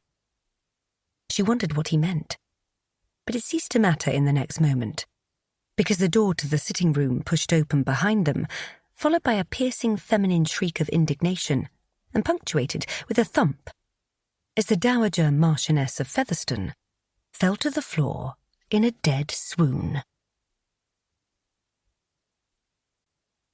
Chapter 4. "I simply cannot believe you're marrying Miss Lucy Chartrand. It's almost too ironic to be true," his sister said, as the train carrying them back to London lumbered over its tracks. Bet, in true fashion, was delighted by her brother's ignoble fall from grace. His indecorous tableau in the sitting-room with Miss Chartrand had become the talk of the house party. It hadn't been his intention to entrap his future wife into a union. He'd wanted to persuade her, but the horrified wail Lady Featherstone had emitted upon finding them locked in a passionate embrace, followed by her fit of the vapours, had rather left the two of them without choice. Mrs. William Chartrand had been one of the first guests to race over the threshold, and the satisfied delight on that cunning woman's face had been undeniable. Gareth sighed. "There is irony in it, indeed." "You warned me away from her," his sister continued, wagging a finger at him like a governess admonishing her recalcitrant charge. "You said she was a dreadful influence." "Unsuitable," he corrected grimly. "And then you told her so." "Oh my, you two have been spending time together, haven't you?" Beth chuckled. "I never would have thought it of you, Gar. You always seem so proper and staid, and I haven't seen you take an interest in any lady, ever." His sister's pet name for him rankled as it always did. He allowed it because he loved her more than any other person in the world, even more than his pug, Hercules. They were the only surviving siblings, and both their parents had been gone for several years now. They remained all each other had in the world. It was his greatest wish to see her settled and happy with a good husband who treated her well, to spoil his nieces and nephews to the point of ridiculousness. That had been the reason for attending this blasted house party. Bet had wanted to join the Ladies' Suffrage Society. Gareth had known there would be a quantity of suitable gentlemen in attendance. However, he'd failed to imagine he would be the one to find himself leaving the house party decidedly attached. "Apparently, I still possess the capacity to surprise and disappoint," he said. "Quite a relief since I'd begun to fear I'd lost my touch." "You've never disappointed me, brother," Bet said, sympathy in her voice. His sister knew the hell he'd been through with Anthea. Bet was younger by 8 years, and he was desperately protective of her, but she'd been old enough to understand the misery that had been his daily existence. "I'm relieved to hear it," he said. Are you in love with Miss Chartrand? She asked suddenly. Gareth nearly swallowed his tongue. "Of course not, Bet. Why would you ask such a thing?" Well, you were caught in a compromising position with her, and you've been spending time with her in private. I would imagine you must be harbouring a secret tendre." His ears went hot, a prickling feeling of shame settling in. "Unfortunately, love often has nothing to do with such matters, but that's hardly a topic for an innocent young lady." "I'm not a little girl any longer, Gar," Bet told him quietly, as if he required reminding. She was 26, older than he'd been when he had married Anthea, when he had been young and naive and so damned foolish. "I'm more than aware, but that doesn't change my opinion. I'll not further elaborate on my feelings for Miss Chartrand." "But you do like her, at least, do you not?" his sister asked hopefully. "After how wretched you were with Anthea, I'd hate for you to find yourself similarly mired." Wretched was hardly an apt descriptor. He'd been so unhappy that there had been a time when he had attempted to soothe his inner wounds with anything he could. Often it had been wine or brandy, or whatever spirit had been at hand. Until he'd realised he was hardly any better than his wife, whose dependency on laudanum had grown to impossible levels over the course of their marriage. He cleared his throat, banishing thoughts of the past. "I like Miss Chartrand well enough, Bet. I'm afraid I can't hope for anything more than mild tolerance, but you needn't fear I'll be miserable. I very much doubt anyone can make me as unhappy as my dear, departed wife did." He said the last with bitterness. Old wounds possessed a tendency to fester. His had yet to entirely heal, despite the handful of years that had passed since Anthea's death. "That's hardly a recommendation," Bet said, frowning. "I was hoping you'd tell me something terribly romantic, like you had fallen in love with Miss Chartrand at first sight, and you knew that your souls were meant to join as one." "What manner of drivel have you been reading, sister?" he asked. "I'm sorry to disillusion you. Romantic love is a futile notion. Belief in it will only lead to misery when the truth inevitably makes itself known." "Oh, Gar." Bet reached for him, taking his hand in hers and giving it a squeeze. "I do so wish you had never married her. She brought you nothing but sorrow." "I can assure you my regrets far surpass yours. But enough of the past. I'm afraid I have a wedding to arrange." A vast wedding, apparently. Miss Chartrand's mother had already begun making plans. It would be an elaborate affair if she had anything to say about it.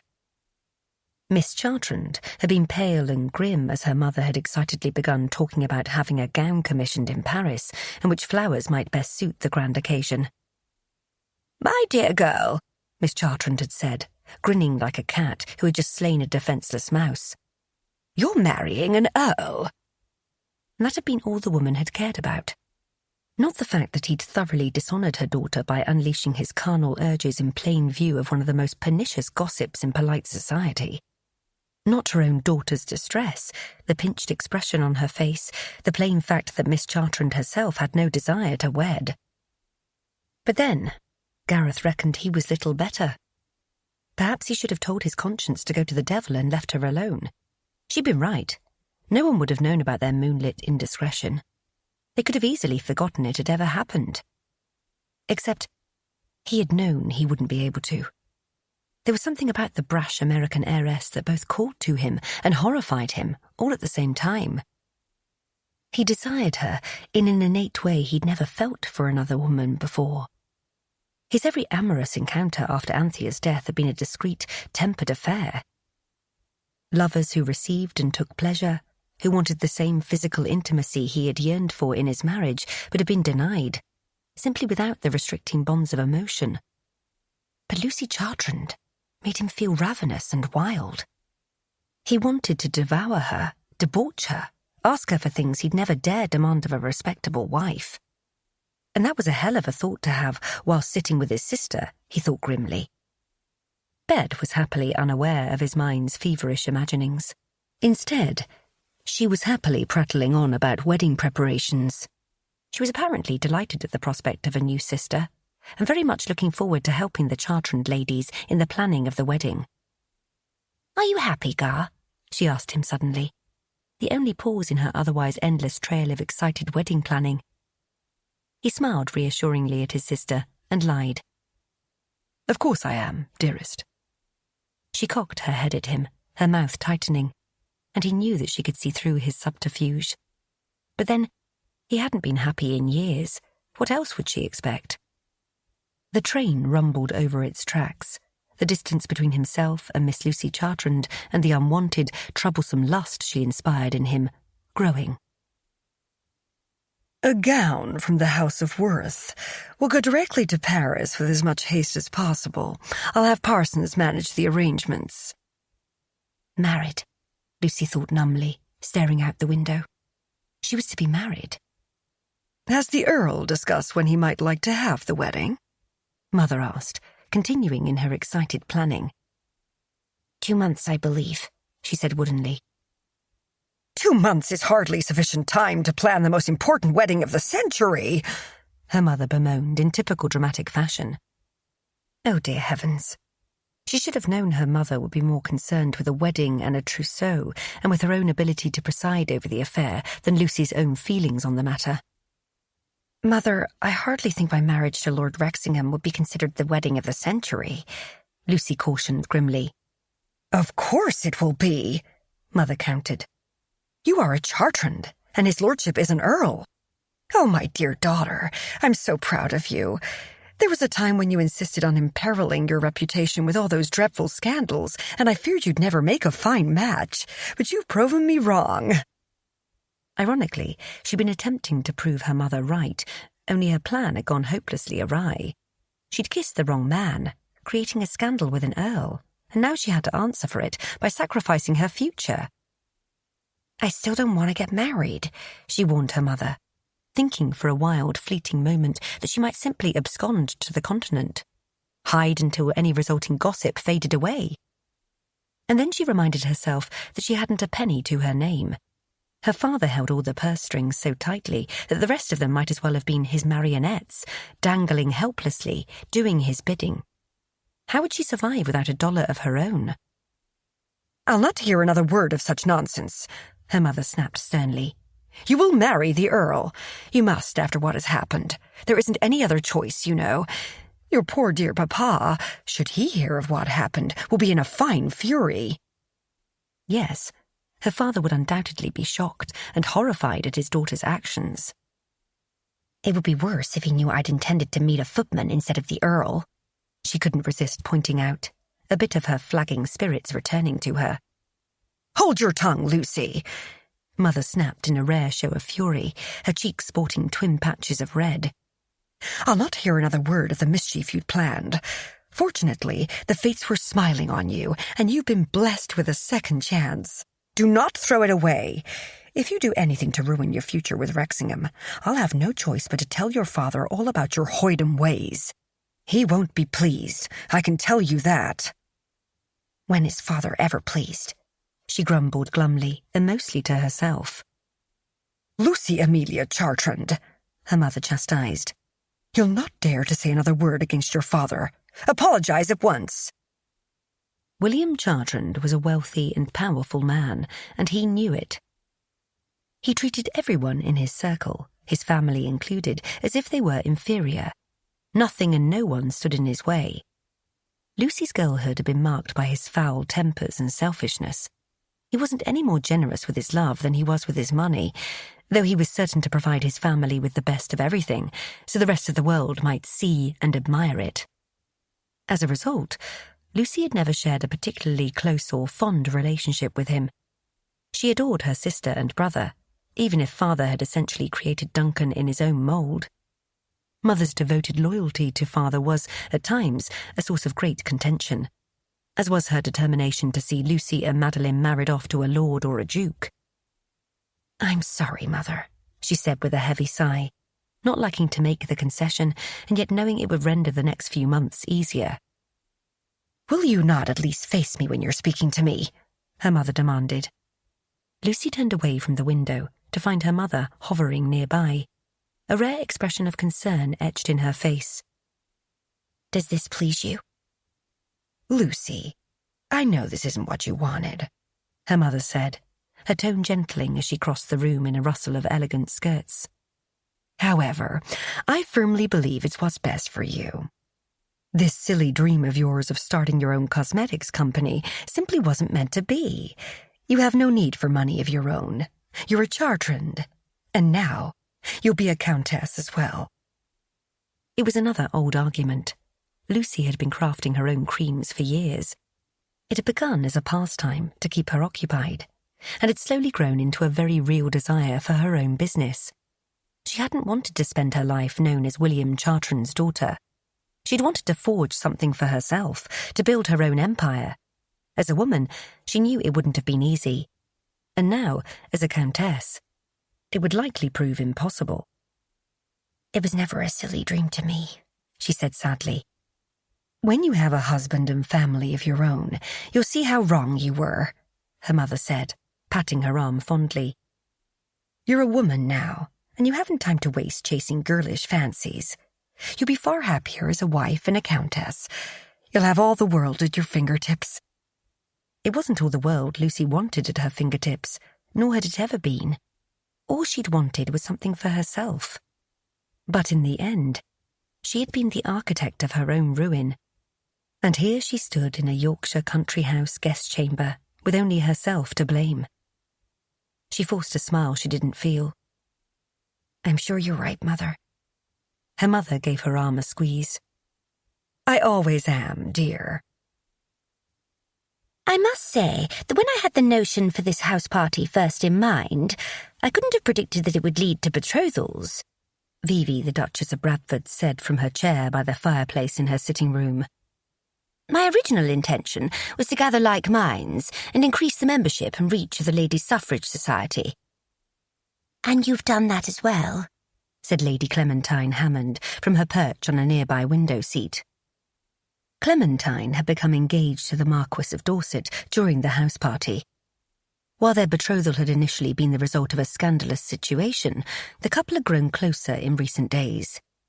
Lucy was sure Clementine had fallen in love with the Marquis, and if the way Dorset looked at his betrothed was any indication, the feeling was mutual.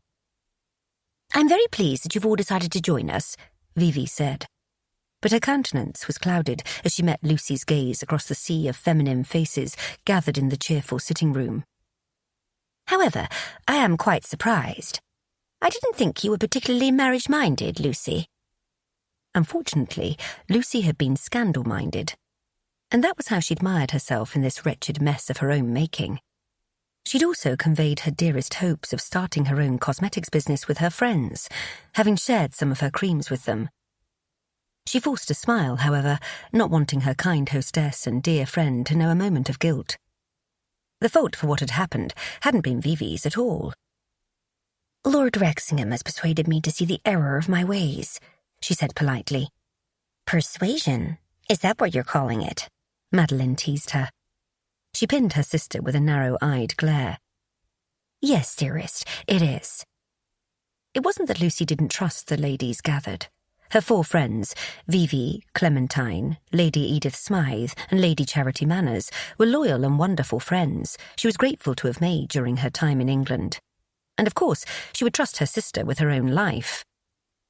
However, she didn't think she could speak about what had occurred between herself and the Earl in the gardens without being beset by embarrassment.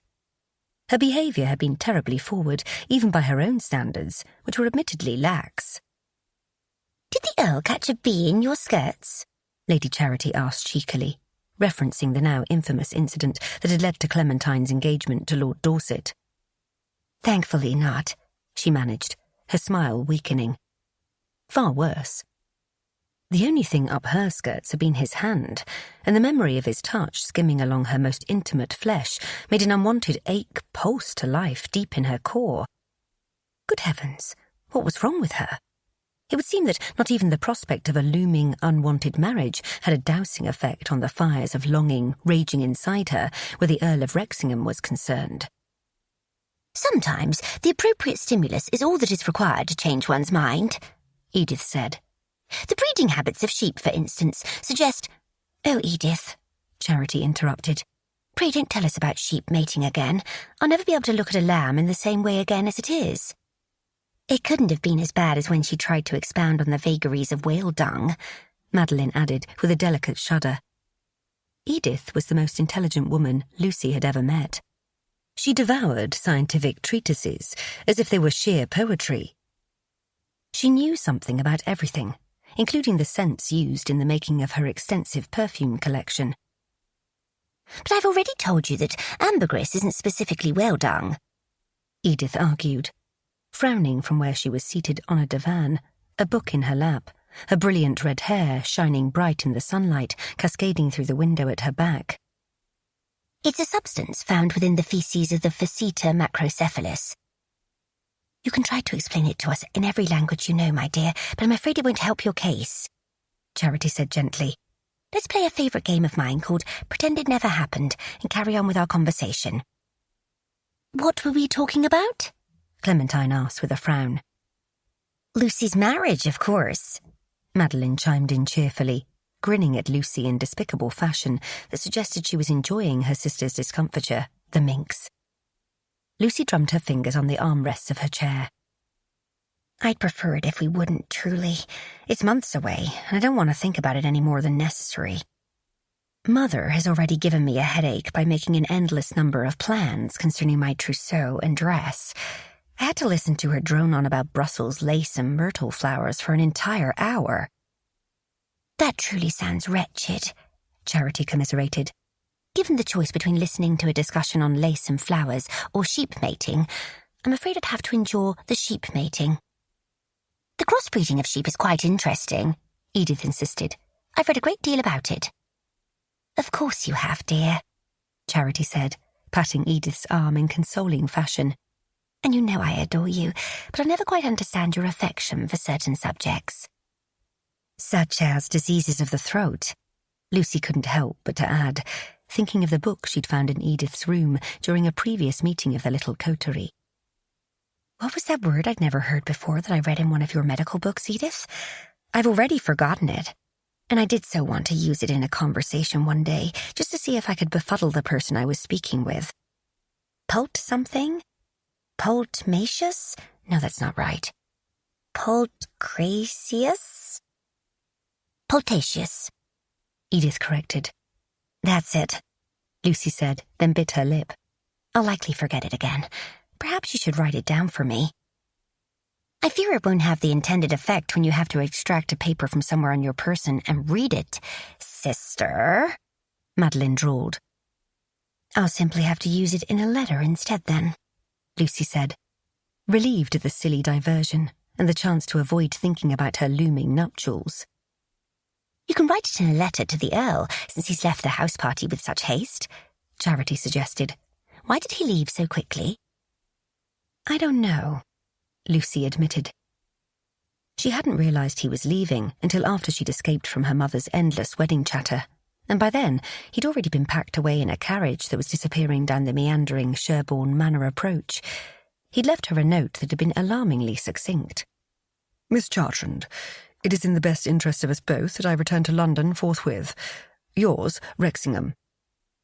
He hadn't even bothered to explain, to say goodbye, to make further plans. But then they'd already proven themselves rather incapable of restraint. Perhaps he hadn't trusted himself to remain, lest he fully compromise her. He's probably running from Mother, Madeline said wryly. And who can blame him? She had the poor man cornered for the better part of an hour this morning.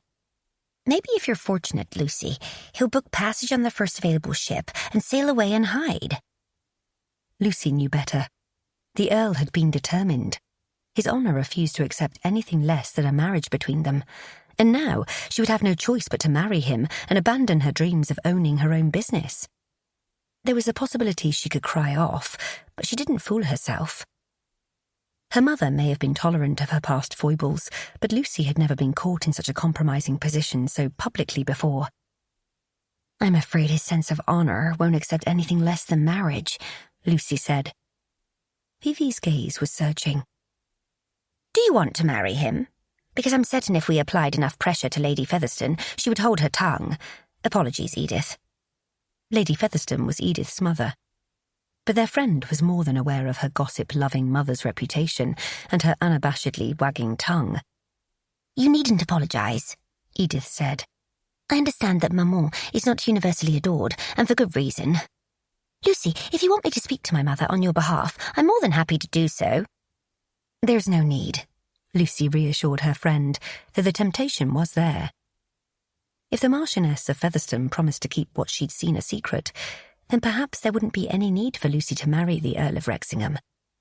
But no, the damage had been done. And by now, the rest of the house party was more than aware that something had occurred. Something untoward, followed by an engagement announcement. Word travelled fast at country house parties. Lucy hadn't realised just how quickly gossip could burn through a small gathering. But then, New York City society was no better. She ought not to have been surprised.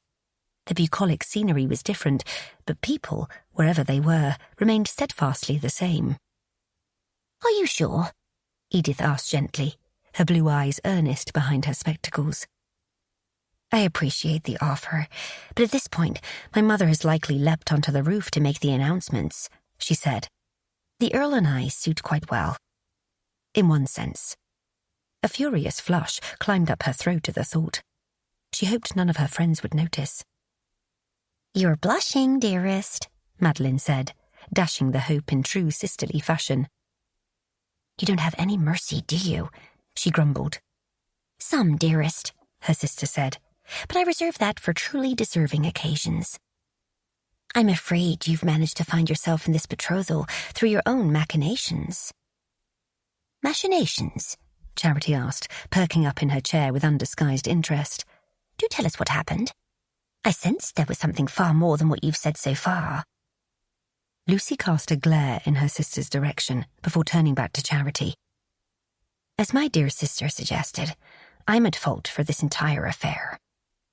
I was intending to meet someone in the gardens, but the man I ended up meeting instead was the Earl. It wasn't Viscount Wilton you were meeting in the gardens, was it? Charity asked quickly, far too quickly. Was there something between her bold friend and the staid, awkward Viscount who had a penchant for telling jokes? Interesting. Lucy hadn't taken note of it before, but there was a decidedly sharp edge of interest in Charity's voice. No, it wasn't, she told her friend. Would it have concerned you if it had been? Charity smiled brightly. Of course not. Why would it? Wilton is a deadly bore. I merely would have been surprised. And indeed, with the way the unattached men at this house party have been pairing up with ladies, he was a natural guess. There aren't many remaining. An excellent point, but Lucy was certain there was more to it than that. Charity was protesting far too much. It wasn't Lord Wilton, she said again. It doesn't truly matter who it was, for he didn't appear anyway. There was no sense in getting poor Robert sacked from his position as footman. He'd certainly demonstrated better judgment than she had in having second thoughts about their assignation. And Madeline was right. This mess was her own making. She'd gone to the gardens, she'd kissed the Earl of Wrexhingham, and then she'd done far more. Not just that night, but the next morning as well. There was no excuse for her behaviour, no one else she could blame. Well, except for the Earl himself, but that was another matter entirely. So you intended to meet an unattached gentleman in the gardens, Clementine said. But then the Earl appeared instead. Yes, the Earl appeared instead, and I mistook him for the other gentleman, and, well, I'm afraid I quite lost my head. She gave a sheepish smile to her friends. I'm happy to report that the Earl of Wrexhingham decidedly does not kiss like a fish. Edith's face flamed at the reference to one of their recent conversations about her past suitor, Mr. George Broome, who apparently hadn't been nearly as talented at kissing as her current amour, the rakish and dashing Mr. Valentine Blakemore. I'm relieved to hear it, Edith told her solemnly. No one ought to suffer such appallingly wet and sloppy attempts. When a gentleman knows how to kiss properly, it's the most glorious thing. I'm glad I didn't realise the difference until I was firmly on the shelf. Otherwise, I can't begin to imagine the scandals I would have caused. Poor Maman would have been swooning all over the ballrooms of London. The ladies all chuckled at the thought of Edith, who'd arrived at the house party a shy wallflower and had blossomed into a woman who had finally defied her managing mother, kissing her way through London. "I would have dearly liked to see Lady Featherstone swooning this morning," Charity said. "It must have been quite a sight. Pray, don't take offence, Edith dear. It's just that your mother spread that dreadful rumour about me posing as naked as a babe for that Venus painting, and I've never forgiven her for it." Everyone knew about the infamous Venus painting, and Charity supposedly having sat for the portrait. The rumour was so salacious that it had even crossed the Atlantic and reached New York City's high society. "I know, Charity, and I'm so sorry," Edith said. "I've asked her never to repeat it." "And I love you for your loyalty, dear friend," Charity smiled, though it was strained, for her reputation had been rather tarnished by the scandal. "Fortunately, I don't have to worry about gossip and being proper. I have no intention of ever marrying." "Never, my dear?" Vivi asked, her brow furrowed. "Are you certain?" Charity shuddered. "I've never been more certain of anything in my life." Lucy held her tongue and refrained from reminding her friend she'd once felt the same. Chapter 5. 2 months later. It had indeed been the wedding of the century. Thanks to Mother, who had orchestrated every detail, down to the number of diamonds in the tiara Lucy had worn in her hair and the types of flowers adorning the 5-foot-tall wedding cake that had taken almost 2 months to construct. And thanks to Father's largesse, of course. Mr. William Chartrand had very loudly declared to everyone within earshot at the ceremony and ensuing wedding breakfast that his daughter was a countess now, and that no expense had been spared to mark the festive occasion of her nuptials to the Earl of Wrexhingham. Now, at long last, the carriage was quiet, the hundreds of guests who had joined them for the wedding and celebration no longer surrounding them. Lucy was alone with her husband. A man she'd scarcely seen for more than the span of a quarter hour at a time over the last few weeks of preparation. A man who had taken great care to maintain a proper distance. To never linger in her presence alone since the disastrous scandal they'd created at Sherborne Manor. A man who had spoken fewer than 5 sentences to her since they had officially become husband and wife. She was tired, her feet ached. Her head ached from the tightness of her coiffure and the heaviness of her tiara. Her face ached from all the feigned smiles she kept firmly pinned to her lips for the duration of the nuptials. And her heart ached at the final, irrefutable proof that her dream of starting her own cosmetics business would never be realised.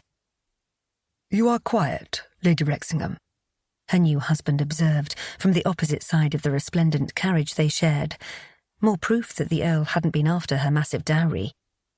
Just like the marriage contract he had signed, honouring his commitment to her keeping control over her own funds.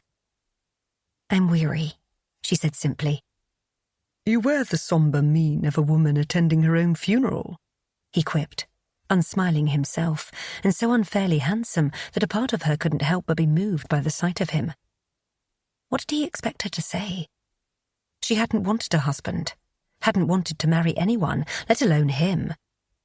2 months hadn't changed her opinion on the matter, and neither had her Worth gown and Brussels lace and the thousands of pounds in flowers that had festooned the church.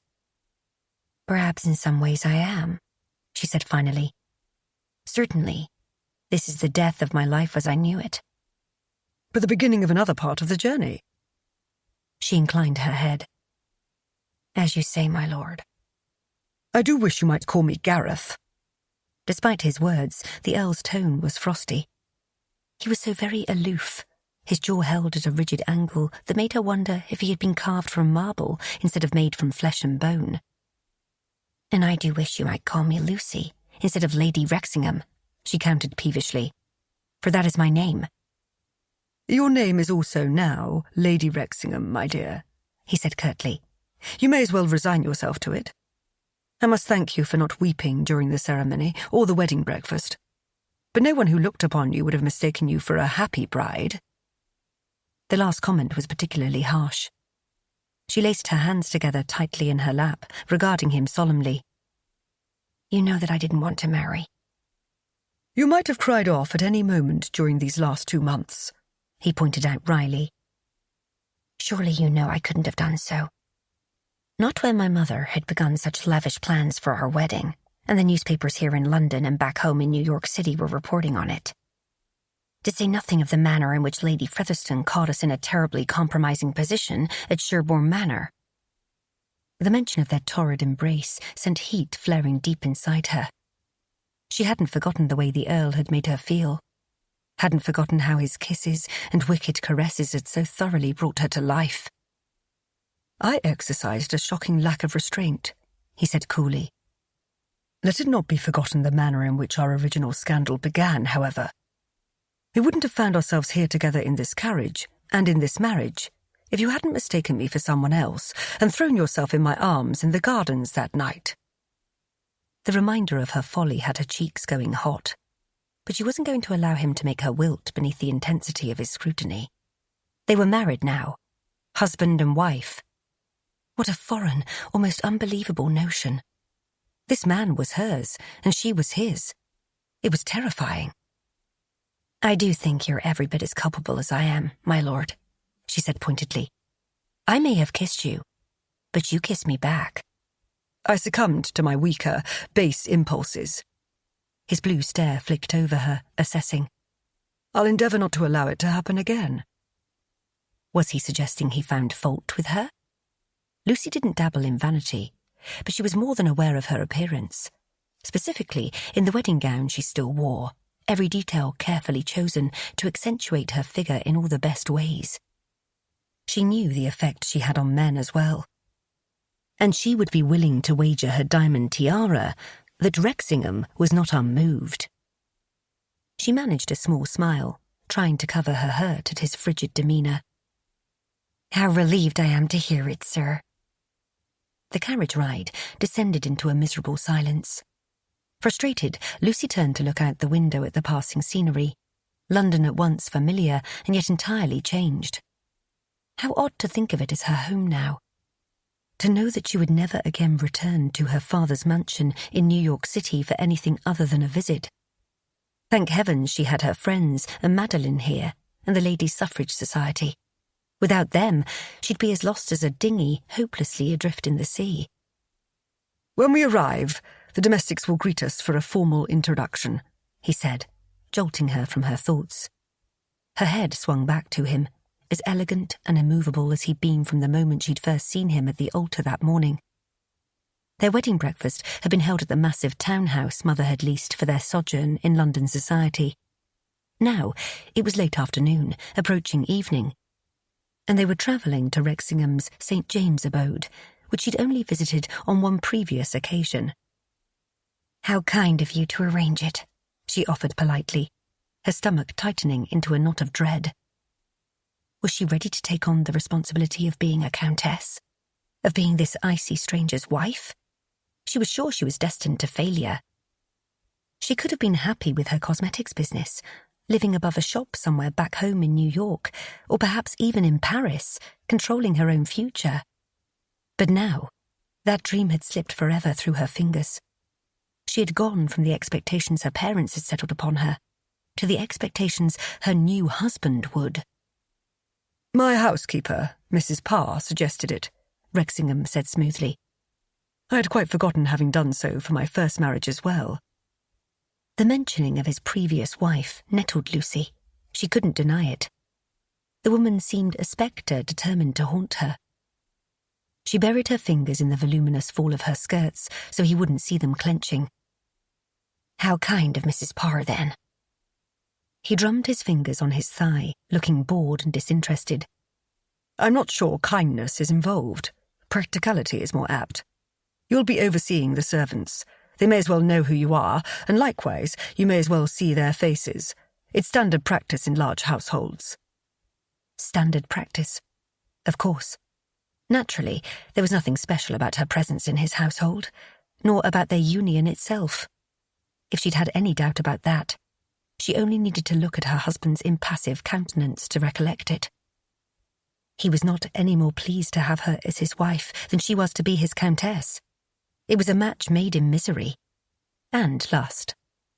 But even lust was far preferable to the indifference he emanated now.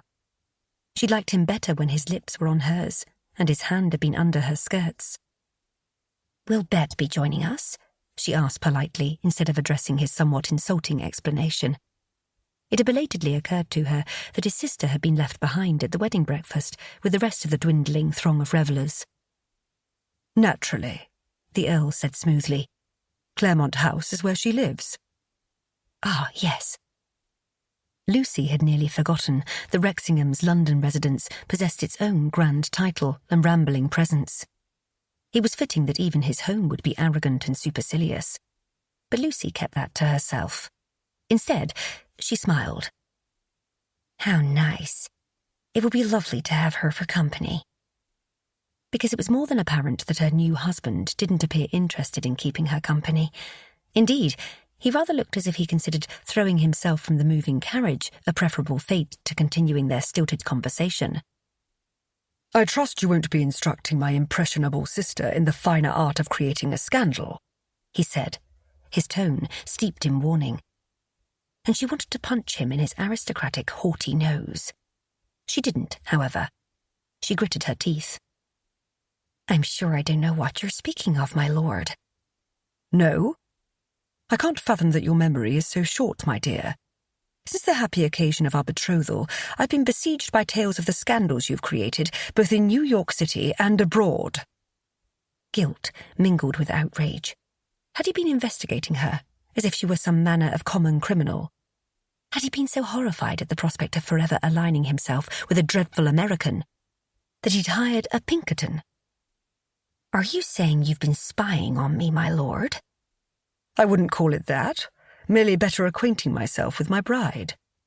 "And yet, you've spent so little time in my presence over the last 2 months." She couldn't resist pointing out, her smarting pride making her tongue far too loose. She didn't want him to see how much his lack of attention in her had affected her, and heavens, why should she care? She hadn't wanted this marriage, didn't want to be a wife, his wife.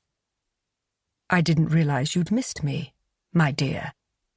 His tone, like his words, was hideously polite, unflappable. Did nothing bother him?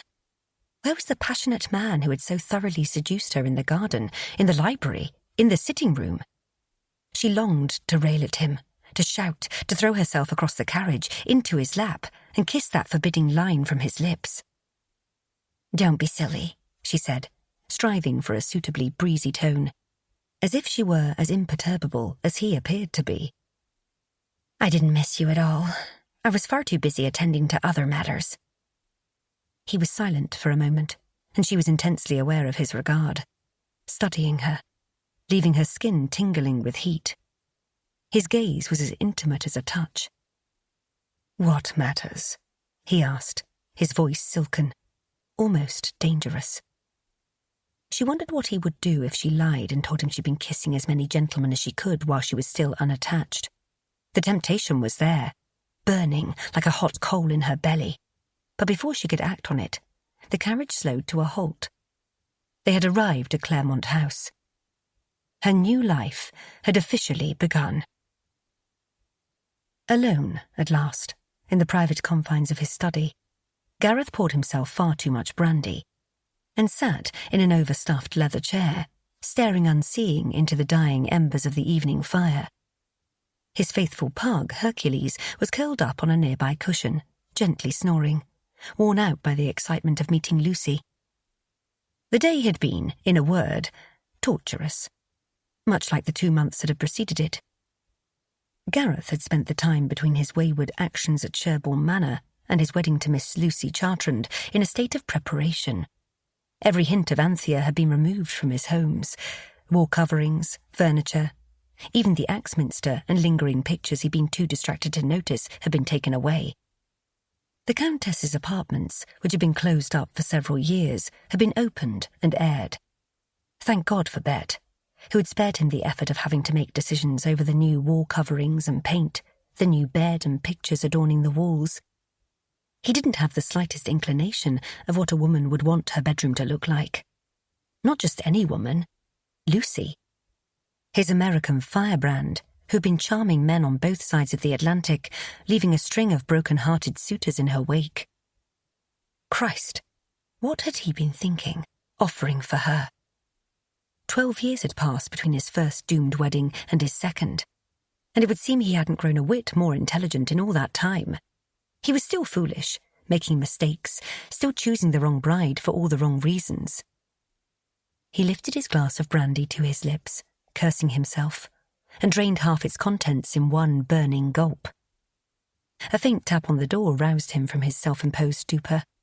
Hercules raised his head, the sound jolting him from sleep, but not troubling him enough to go investigate.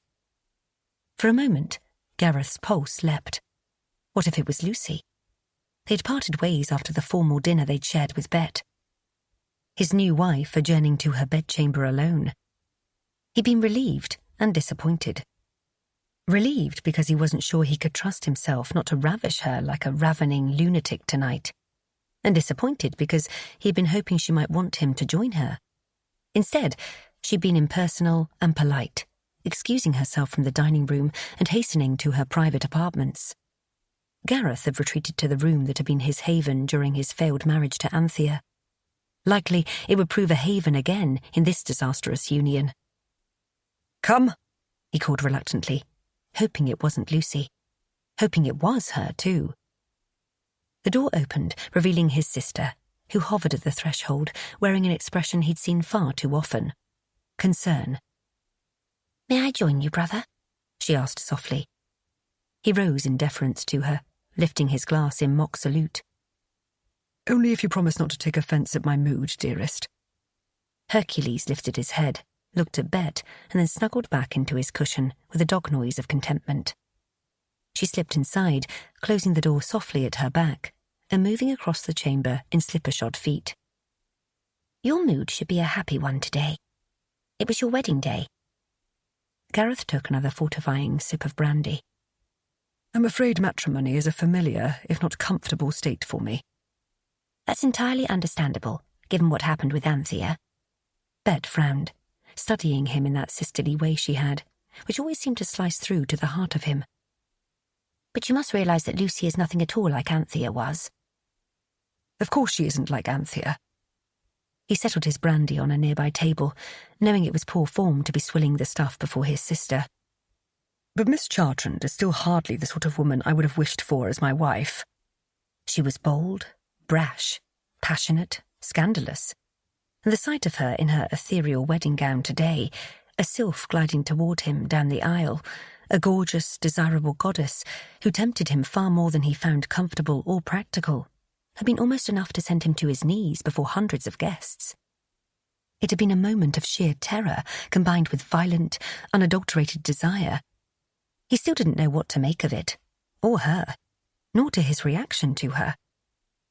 He had hoped that the intervening weeks would have lessened or even quelled his need for her, but his body had been decisive on the matter.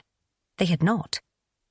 He'd spent the entirety of their interminable carriage ride back to Claremont House in the fierce grip of a lust so potent it had been all he could do to keep from reaching across the carriage, hauling her into his lap, and having his wicked way with her.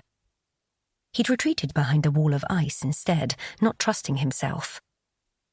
"Why not, Gar?" Bet asked softly. "I like Lucy a great deal." As did he, but not in the way that was appropriate to admit to his innocent sister. Gareth cleared his throat and busied himself with turning away and taking up a fire poker, stirring up the coals in the hearth. I'm relieved you find her unobjectionable. However, I must remind you that she's not exactly a paragon. Certainly, she harbours a great deal of scandals in her past, none of which are worthy of repeating to you. Suffice it to say, she's made her fair share of errors in judgment. And by errors in judgment, he meant men. Countless men she'd charmed and kissed and done God knew what with. He didn't want to think about that. Didn't want to think about anyone who had come before him. And the notion of anyone coming after him, no. He couldn't countenance it just now.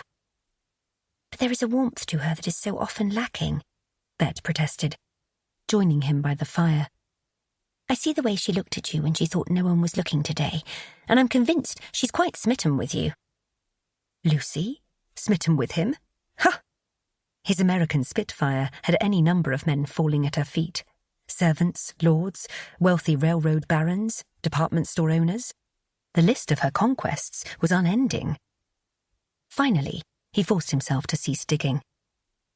Perhaps she was holding in a sneeze, he suggested mildly, giving the coals another unnecessary stir. Bet chuckled. You're far too modest, brother dear. You're considered an excellent catch. Despite my dead wife, and the rumours that I drove her to her untimely demise, you mean? He asked, unable to keep the acid from his voice. Yes, despite that, his sister said firmly. You can't continue to allow Anthea to destroy you from the grave, you know. Lucy is your wife now. God. She was. What the hell had he done? He wondered bleakly, returning the fire poker to its stand.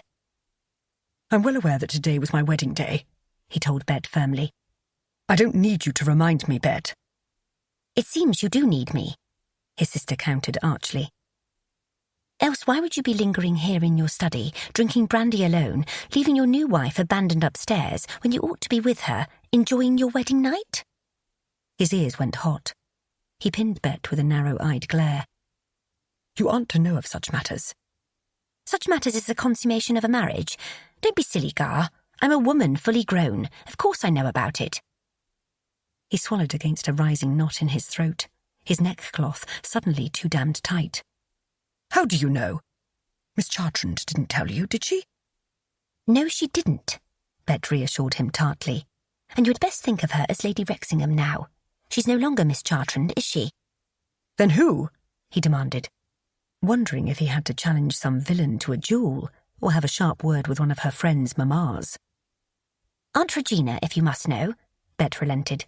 She's taken me under her wing for such talks at your request, if you'll recall. Christ, yes. He had asked their mother's sister to be the family member to whom Bet deferred in all matters feminine. He hadn't given a thought as to what those entailed at the time. He wasn't certain he wanted to think about them now, either. Of course, he managed gruffly. I'm grateful to Aunt Regina for providing the necessary edification. His sister chuckled, plainly amused at his expense. Gar, are you flushing? The skin on his neck prickled, and his face had indeed taken on a hotness that had nothing to do with the dying fire he'd been prodding back to life. He glowered at Bet. Naturally not. Gentlemen don't flush. She murmured, a non-committal sound that suggested she didn't believe him. Shouldn't you be abed by now, Bet? He snapped, irritated with his sister for her meddling, for seeing through him, for knowing him too well, and irritated with himself for his maddening inability to control his own emotions and reactions.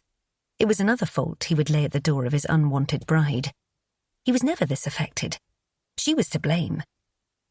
I dare say I should, but I was worrying about my beloved brother hiding in his study and being a horse's ass to his new bride, Bet said, shocking him with her frank language. Where did you learn such a crude phrase? He demanded. And if you say Aunt Regina, I'm clearly going to have a talk with her. His sister gave him a secretive smile. It wasn't Aunt Regina. By God. Who was it? He demanded.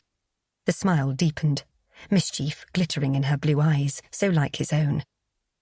Perhaps I'll tell you another day, if you go and tend to your bride. You'll tell me now, he growled. A gently bred young lady shouldn't be engaging in such vulgar speech. Some other day, Bet insisted. Now go to your wife. She rose on her toes and pressed a sisterly kiss to his cheek. All my love, brother dear. With that, his wily sibling took her leave from the study, having neatly routed him. Gareth and Hercules watched her go. Chapter 6. The knock on the door connecting Lucy's chamber to her new husband's jolted her from her thoughts. She'd been pacing the chamber, wondering when he would join her at last, and now it would seem she finally had her answer. She'd sent her lady's maid away an hour or more ago, hoping her husband would materialize, wanting to be alone with him, needing a chance to shatter the icy politeness that had descended between them like an immovable curtain. She went to the door, pulling it open herself, and found him standing there, impossibly tall and handsome, every inch the polished lord. "Lord Wrexingham," she greeted formally, still uncertain of where they stood. Everything was new as the furnishings and wall coverings and curtains in her chamber, all of which had proven a pleasant surprise. She rather suspected her husband hadn't been behind the recent improvements, but the bet had. "My dear," he said politely, sketching an elegant bow as if they were strangers facing each other in a ballroom instead of husband and wife on their wedding night. "I came to see if you had settled into your chamber." "I have," she said, taking a step in retreat so that he might enter her new domain. "I must thank you for the welcome. I hadn't expected to find the chamber so well suited to me." He cleared his throat, his gaze unreadable. "Save your praise for Bet. This was all her hand." She hadn't been wrong about that then. The small barb of disappointment she felt was ridiculous. She knew. Likely, had the Earl overseen the changes himself, he would have chosen all wrong. He was a man, after all. "I will thank her in the morning," she said simply.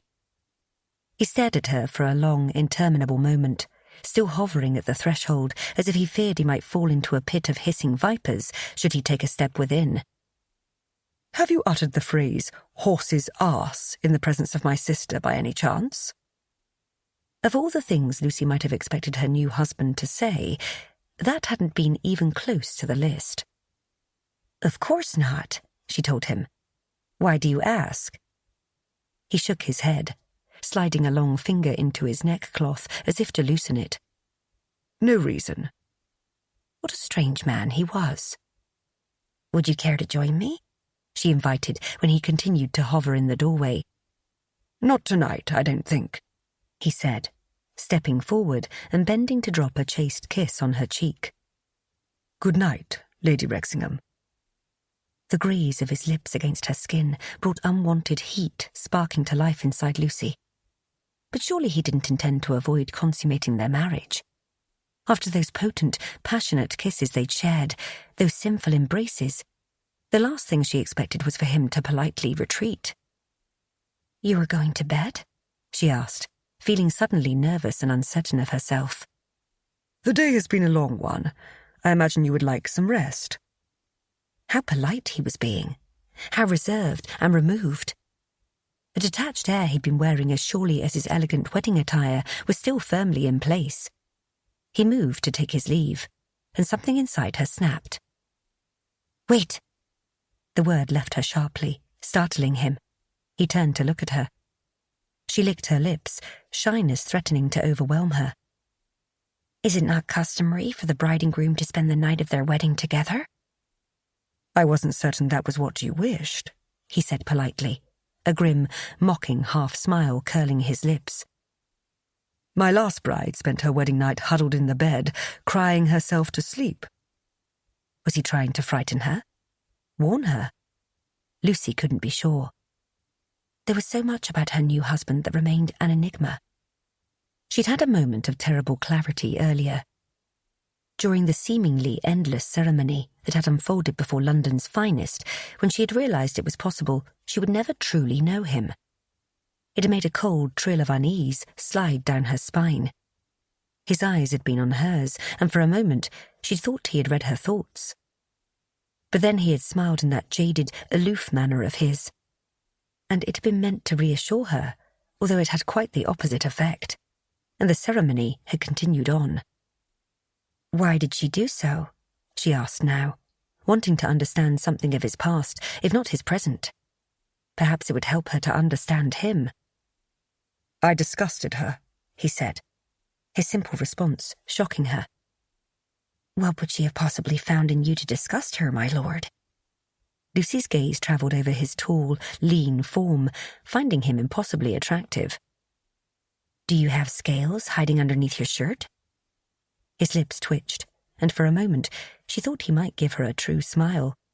But then the sadness that never seemed far returned, and his mouth remained as it was, grim and joyless. "No scales. It was my desire to consummate the marriage that was the problem. She preferred a bottle of laudanum to the marriage bed. Lucy began to comprehend some of the pain that seemed to linger beneath his outwardly polished surface. I'm sorry, Gareth. You needn't waste your pity on me, he said. I made peace with the past long ago. It hardly seemed he had, for it to continue to haunt him so. What had his former wife done to render him so bitter? I don't pity you, she told him, raising her chin and telling herself that she must be bold in their interactions if she wanted this marriage of theirs to succeed. For suddenly, she very much did want it to flourish, despite the reticence with which she'd approached it. Nor do I take issue with your desire to consummate our marriage. I welcome it. He stilled, and the mask he wore so well slipped, revealing something of the true man hiding beneath the surface. You welcome it? Her fingers went to the buttons on her bodice, and she held his stare, willing him to stay with her, to break the chains of the past. I do. A button came free, then another. His icy blue gaze dipped, watching her progress. There was an undeniable flare of awareness, a subtle shift in the air. 3 more buttons opened. He remained where he had been, standing halfway between her and the door between their bedrooms, not leaving, but not joining her either.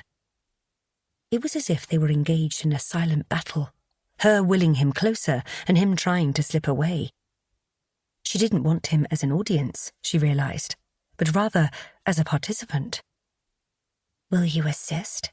She asked softly. Your lady's maid can see to it. His tone was cool. Lucy decided not to be deterred. I don't want her help. I want yours. She moved to him, closing the separation, crossing the divide. It felt as if she travelled a great deal farther than the handful of paces it took her to reach him. He remained still and silent, watching her with a growing wariness, but also with an undeniable heated interest. She spun around, presenting him with her back. Will you help me to remove my train? The elaborate fall of fabric and silk roses over her bustle was cumbersome, but it was also fastened with hooks and eyes from behind. She knew she could slip out of it alone, but it would be easier if he helped. She waited, all too aware of him at her back, wondering if he would deny her and leave after all as he had planned. But then there was a subtle tug at her gown, a loosening, followed by the removal of the heavy weight of her train. Thank you, she murmured unsteadily, finding it strangely erotic to have him behind her where she couldn't see him. Nothing but his presence at her back, crackling like live electric wires. Lucy, he said, his voice a low, velvet rasp in the quiet of the room. Yes? If I help you to remove any other garment, I'm not certain I'll be able to maintain my restraint. He said it so calmly, and yet his words of warning were laden with blatant sensual promise. Heat blossomed in her belly. What if I don't want you to be restrained? She dared to ask softly. He made a sound, part growl. You're playing with fire, my dear. Likely she was, but it didn't matter. She wanted him, longed for him. In the days spent preparing for their wedding, that had been the most astonishing discovery. Despite her lack of desire for marriage, she very desperately did yearn for more of his kisses, his caresses, for more of everything, the completion she'd been denied. Perhaps I like the thrill of trying to keep from getting burned, she suggested, her back still presented to him, holding her breath, waiting. He said nothing for a few moments, and then he stepped forward and his mouth came down on her nape, a hot promise that made her gasp as desire and surprise arced through her. His hands settled on her waist in a possessive hold, anchoring her to him. I'm trying to be a gentleman this evening, he murmured, kissing the hollow behind her ear.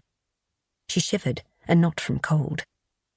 There was no chance of a chill in the air this evening, not with him at her back, burning into her like the fire he'd likened himself to. I don't want you to be a gentleman. I want you to be my husband. The husband you didn't want, he reminded her, guiding her around so that she faced him, his countenance impassive.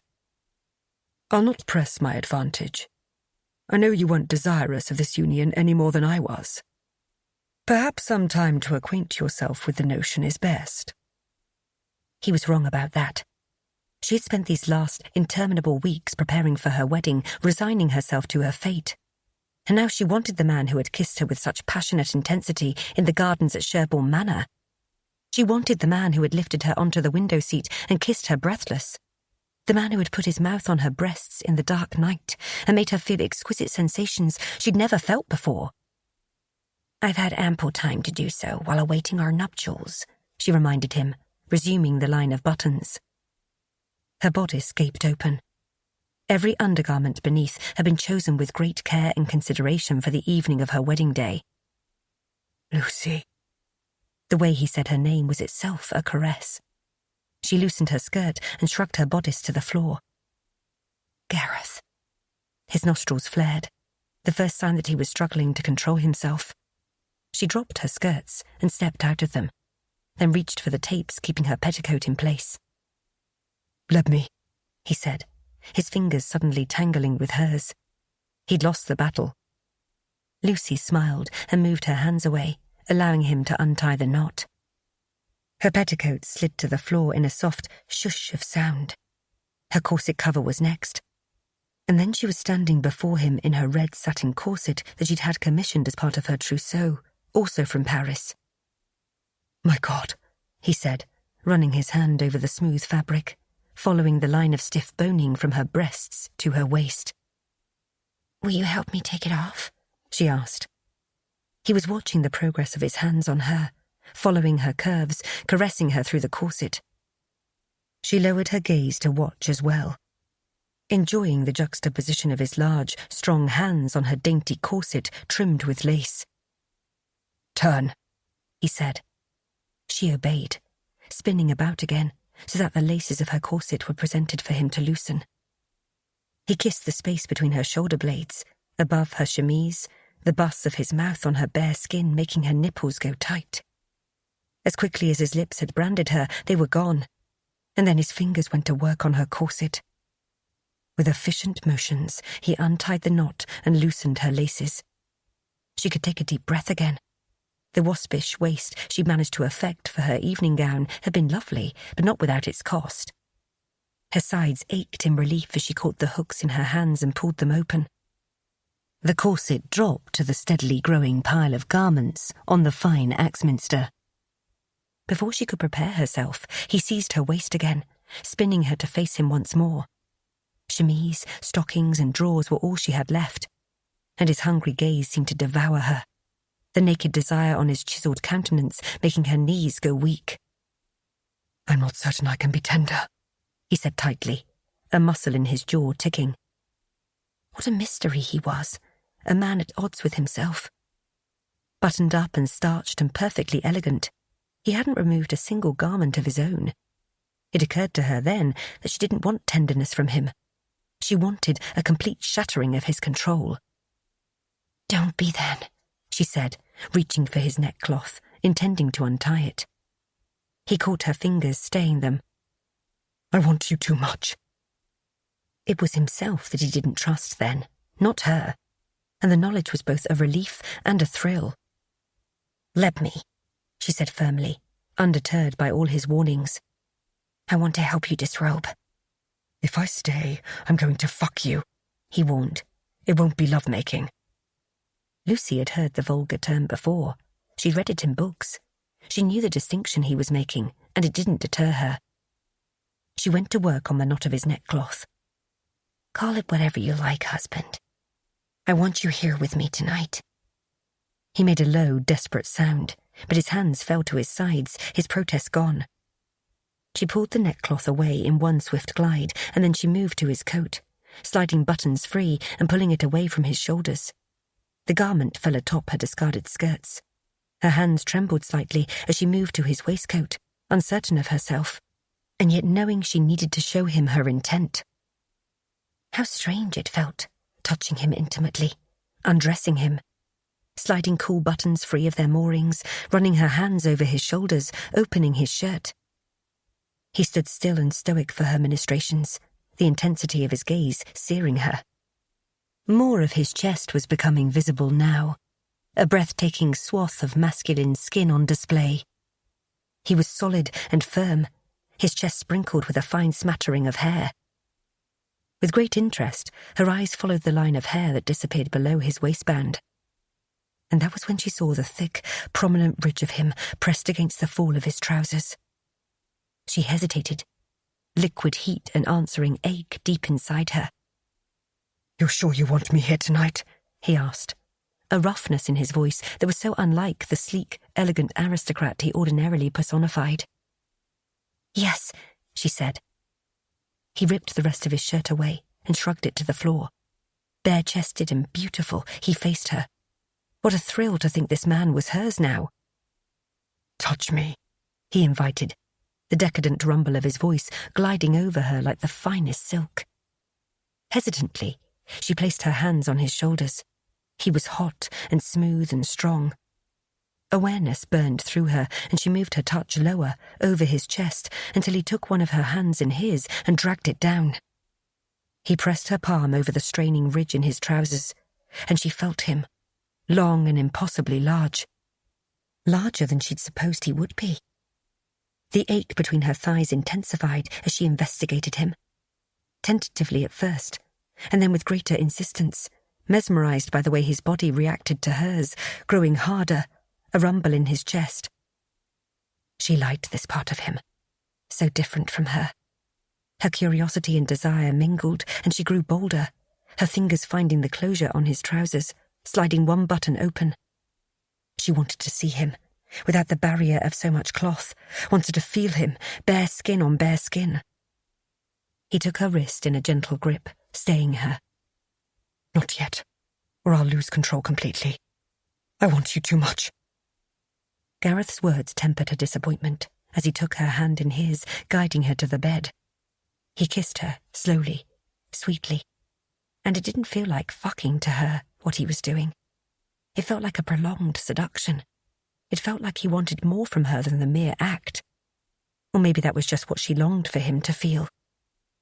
He kissed down her throat, stopping to grasp handfuls of her chemise, then withdrew to lift it up and over her head. Cool night air kissed her breasts, her nipples puckering into tight buds that longed for his mouth on them. And as before in the garden, he lowered his head, taking the peak of one breast in his mouth and sucking. A strangled moan left Lucy, because this was so much more delicious than what had happened before. In the lamplight, she could see him completely. His handsome face against her, his mouth on her, his tongue, his teeth. Oh heavens, his teeth.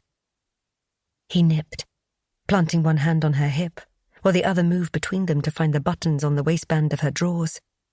The dainty silk glided down, landing on the floor, and he suckled her other breast while she stood before him in nothing more than stockings and garters. She should have been embarrassed, but being naked with him felt natural. It felt right.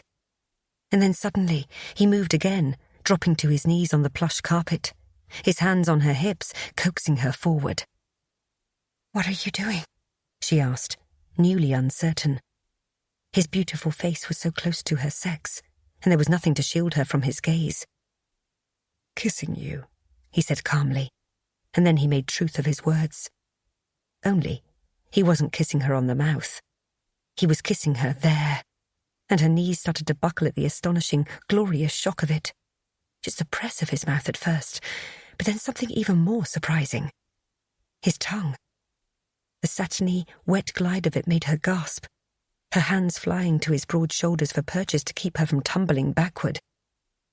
He made a dark sound of delight and probed deeper with his tongue, finding the bud hidden in her folds. He licked her. Fast, dizzying strokes that sent unadulterated desire spiraling outward from the centre of her body. She'd read about this too, in the wickedest books she'd found. But no passage had sufficiently described what she was feeling now. She wanted to cry out, to grind herself into his face, to ask him for more. She wanted to lie down on the soft bed with him and bring him inside her. She never wanted him to stop this decadent torment. He lifted his head, his icy gaze rising to meet hers, and the desire burning in those blue depths stole her breath. His lips glistened in the low light. "Have I shocked you yet?" She swallowed, trying to find the capacity for speech that had somehow been robbed from her. No. Was that what he was trying to do? Shock her into realizing she didn't want him? If so, he was going to be disappointed. Nothing he could do or say would persuade her otherwise. Still holding her stare, he brought his mouth back to her sex, sucking so hard on her that this time she did cry out and her knees buckled. He caught her, keeping her from falling, pinning her against the bed, and continued pleasuring her. She planted her hands on the bedclothes, surrendering herself to the glory of his wicked mouth between her legs. She wanted to look away from him, and yet she couldn't break the hold his hot stare had on her. And part of her knew he wanted her to look her fill, to watch as he pleasured her, to watch his beautiful face nestled so close to her most intimate place, to know that he seemed to be revelling in it every bit as much as she was. Sensation washed over her, blinding and strong. He grazed her tender nub with his teeth and then ever so gently bit her there, and it was as if something inside her flew apart. Mindless pleasure struck, leaving her breathless, clinging to the bed, halfway on it, halfway off. Wave after wave of it, his lips and tongue never leaving her until the last tremor of bliss finally subsided. And then he lifted her onto the bed as if she weighed scarcely anything, turning his attention to her garters and stockings. He removed them quickly and efficiently, clearly a man who was familiar with a woman's undergarments. The thought sent a pang through her. Jealousy, she supposed. She didn't want to think about Gareth with anyone else, didn't want to know who had come before her, where he had learned his undeniable skill as a lover. He kissed and caressed every bare expanse of skin he revealed, and then he shifted, tearing at the fall of his trousers. He didn't even bother to remove them, and she was treated to a momentary glimpse of his cock, large and erect, springing forth. And then he was guiding her legs apart, situating himself between them, and she felt the first glance of him over her swollen and tender flesh. He moved above her, his dark hair falling over his brow, looking handsome and dangerous, some of his polish at last missing. His fingers dipped, parting her, seeking. She widened her legs, liking his touch on her, so deft and sure, different from his mouth, and yet every bit as delicious. When he found her pearl and stroked, her hips jolted from the bed. He took her breast in his mouth and sank a finger inside her. She gasped. The intrusion, both strange and wonderful. He moved with ease, gliding through her wetness, and it felt so good to be filled in this way. The ache inside her renewed again, and she was restless beneath him, wanting, yearning, burning. He dotted kisses over her breasts, along her clavicle, to her shoulder, that lone finger sliding in and out, deep and then retreating. The pressure was maddening. She wanted, needed more, and she knew he would give it to her, but at his own pace, when he was ready. First he would have her desperate and breathless, almost at the edge of coming completely apart. He didn't speak, didn't use comforting words, no reassurance, no tenderness. There was only action. The sound of their ragged breathing, his finger moving through her wetness. There was only sensation, the rasp of his stubble against her cheek as he nuzzled her temple. She touched him everywhere she could, hungry for the feeling of his hard body, for his muscled strength. Shoulders and back, the tense musculature of his abdomen, over his bottom, firm and tight beneath the trousers he still wore. She tugged at them and pulled, wishing them gone, wanting him as naked as she was. But he was on his knees, and he withdrew from her, and suddenly there was the most delicious pressure at her entrance. He thrust, and then he was inside her, so much bigger than his finger. She gasped at the rightness of it, the painful pleasure. There was a pinch, a sting as her body adjusted. He soothed her hip, kissed her neck. "Relax, love," he murmured against her skin, his weight pinning her to the bed. "Let me in." He was in, but apparently not fully. She discovered so in the next breath when he pushed farther, sinking deep inside her. She gasped at the feeling of his cock buried within her. How right it felt, how strange and erotic. Her hips cradling his chest pressed to her breasts. It was as if they were truly one, joined together in matrimony, and now in body as well. "You were a virgin," he said, lifting his head to stare down at her, a quizzical expression on his face. Had he believed she wasn't? "Yes," she agreed, body throbbing, pulsing, waiting for more. The initial discomfort had subsided, and there was only desire now, burning hot and bright. He kissed her cheek in a rare show of tenderness, his brow furrowed with concern. "Did I hurt you?" "Only a bit," she said, threading her fingers through his hair, arching her back, the impulse to move overtaking her and making her restless. There was more, she was sure of it, and she wanted it. "I'll have to make it better." His fingers went between them then, and his mouth returned to hers, urgent and demanding. She tasted herself in his kiss. The play of his clever fingers over her bud made that spark of desire roar into a raging fire. He moved again, slowly, carefully, and the pressure inside her built. She was wet, so wet. He glided through that slickness with astonishing ease, and it was as if her entire body had been set alight. She kissed him, feeling as she did when she consumed too much wine. Light-headed, drunk on him, on his mouth, his skin on hers, the weight of him atop her, his manly heat searing into her. He strummed over her, his fingers taking her to that delicious edge of madness with ease, and she felt herself tightening on him in response. He thrust back inside, deep, so deep, and an acute sense of bliss threatened to shatter her. She moaned into his mouth, grasping at him as if she were drowning and he was the only lifeline keeping her afloat. Because that was how it felt in that moment, her body coming undone, her mind fragmented. She was nothing more than sensation. Lucy closed her eyes and lost herself as he found a rhythm that made her desperate. He caught her legs and hitched them high around his lean hips and thrust into her again and again with greater intent, never faltering. This time pinning her to the bed with the force of his weight, the possession of his cock. She lost control, her inner muscles clamping down on him hard as another surge of bliss roared through her, brilliant gold lights flecking her eyes as she closed them tight and surrendered herself to desire. He stilled for a moment, his rigid length planted to the hilt, and it was the best feeling, unlike anything she could have imagined, a sensation that defied description. His chest pressed into her breasts, so deliciously close, their bodies entwined. Her heart hammered like a blacksmith on an anvil, this release even more potent than the last. "Better?" he asked her, his voice strained, and then he rained kisses along her jaw, down her throat. She realized he was breathless as well, that he was every bit as moved as she. "Yes," she managed to say, somehow finding the ability to speak. "Good." He gave one of her nipples a long, hard suck, and then he raised himself over her again, renewing his thrusts. More? How could there be? But there was. She clung to him, moving with him, her body undulating, seeking. He seemed to finally lose the fragile grip on his control, then, withdrawing from her only to slide fast and hard, filling her. And she understood what he'd meant with a sudden blinding clarity, the difference between making love and fucking. There was nothing polite about what they were doing. It was ferocious and slightly desperate.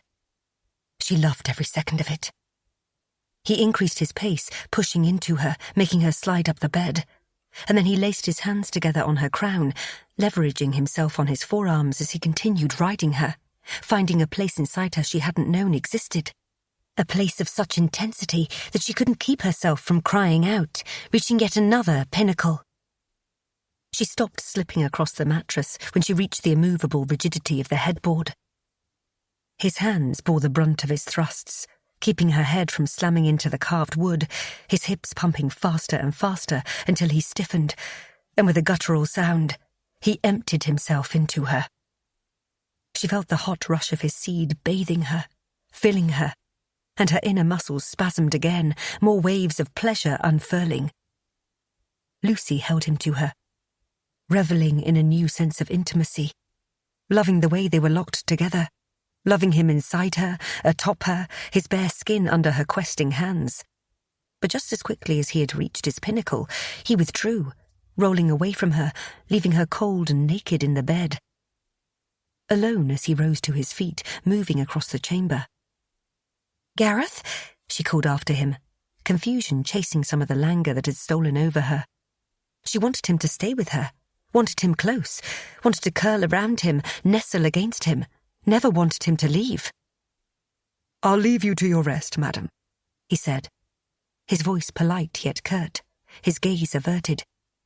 And then, naked as the day he'd been born, he stalked from her room, closing the door adjoining their chambers with a terrible, final snap.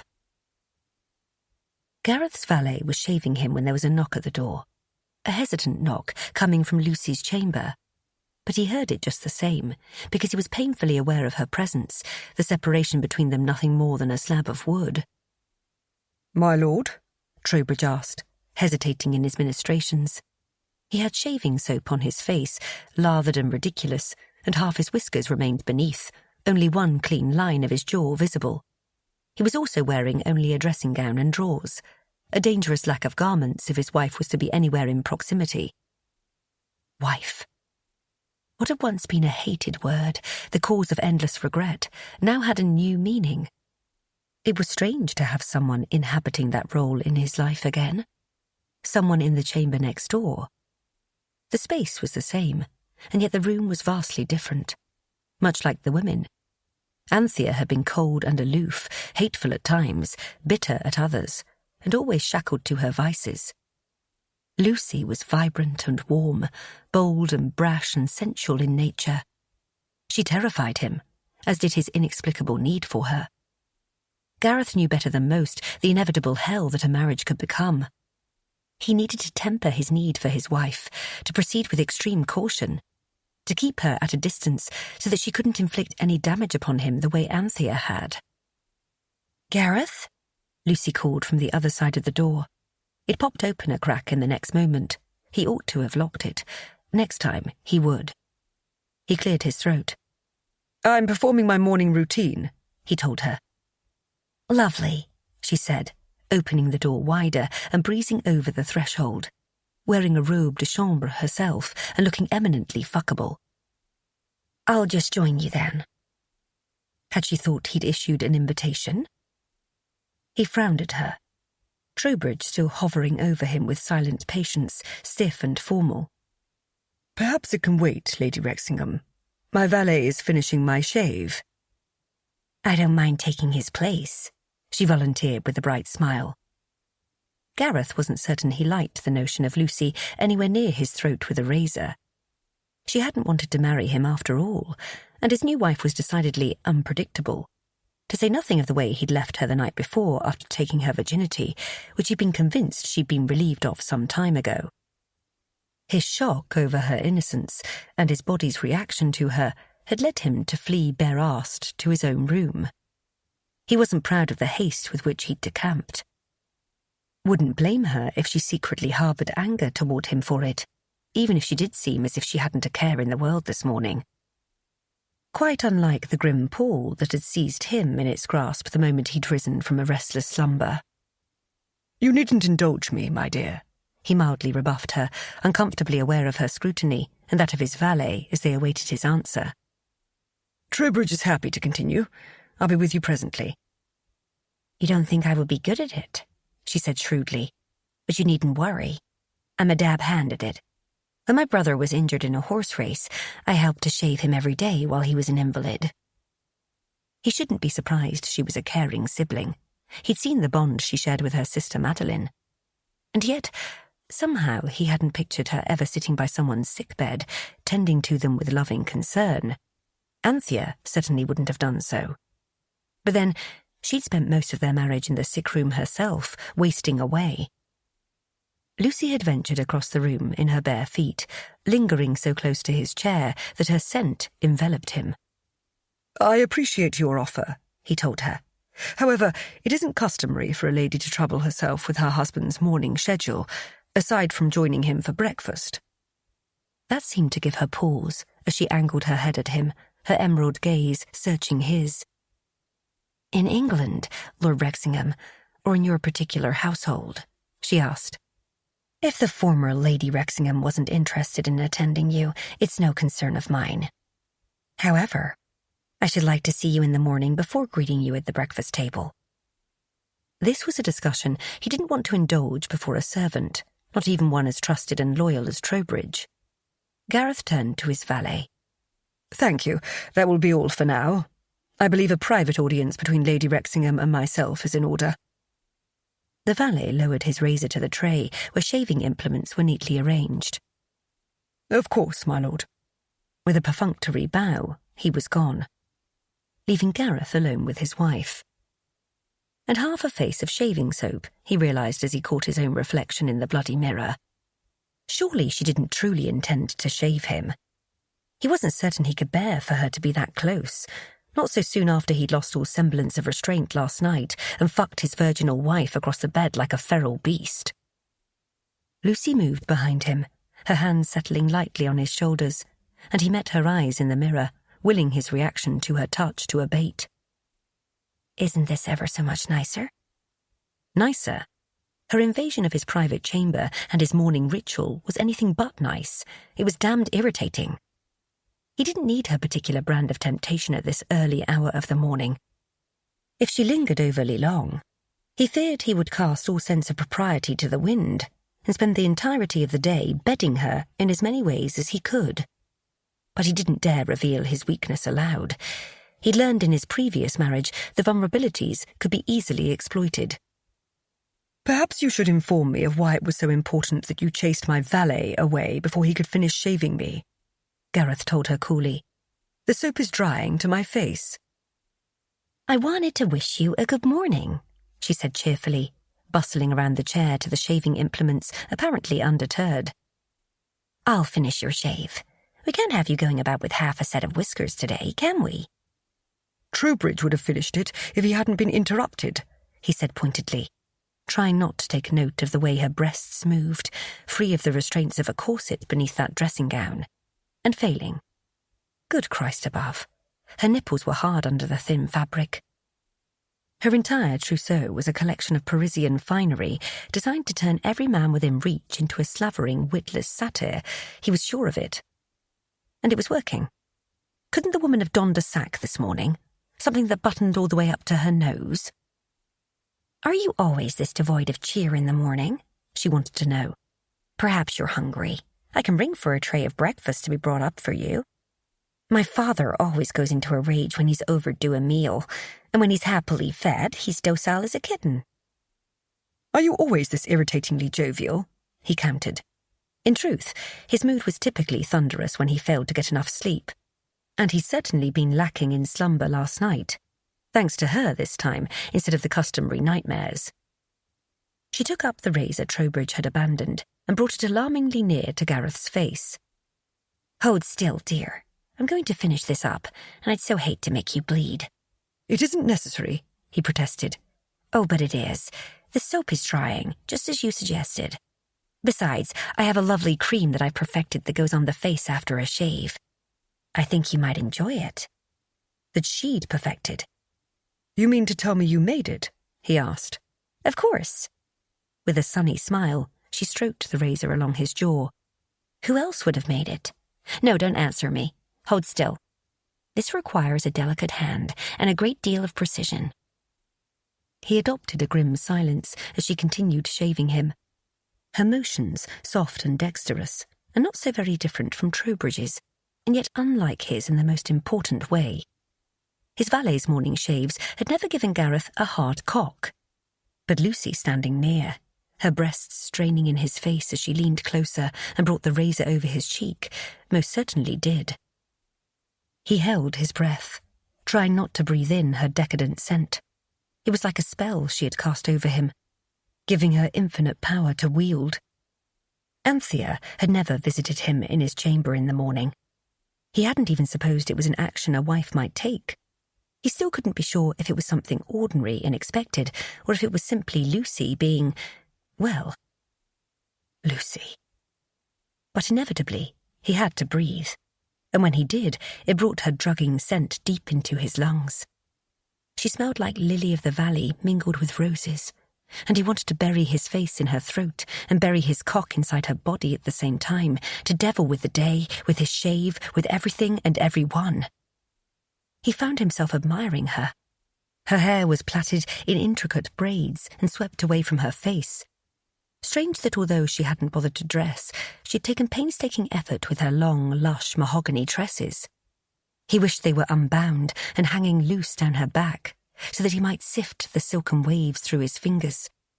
She was a beautiful woman, his new wife, and possessed of a lush mouth that haunted him even when she stood before him, catching her full lower lip in her teeth in her concentration as she finished running the razor along his jaw. "Perhaps I should always carry a razor about with me," she suggested cheekily. "I find that I like having the ability to silence you."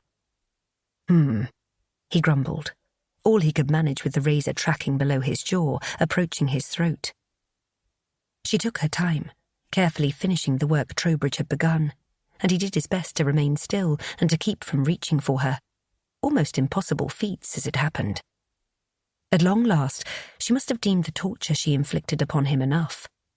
For Lucy removed the razor and surveyed her handiwork. "That will do, I think." She rinsed the razor in a bowl of water Trowbridge had laid out for the task, then took up a cloth and gently dried it, taking care with the pearl handle before folding it again. Then she moved to the shaving mug and soap with calm, efficient motions. He cleared his throat. "Trowbridge will tend to the shaving implements.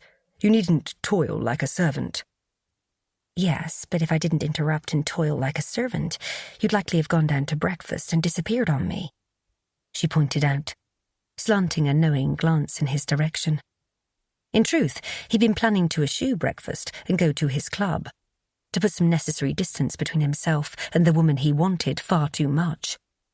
He rose from his chair, towering over her, and decided to wash his face to calm the heat suddenly burning under his skin. "I'd hardly have disappeared," he denied curtly. "We live in the same household. You know where to find me if you have need of me." "Perhaps I have need of you this morning," she said. He threw water on his face, soaking his dressing gown, splashing it everywhere. God, did she want him to toss her into the bed behind him and have his way with her again? Hadn't she had enough? But no, maybe she wasn't insinuating what he thought.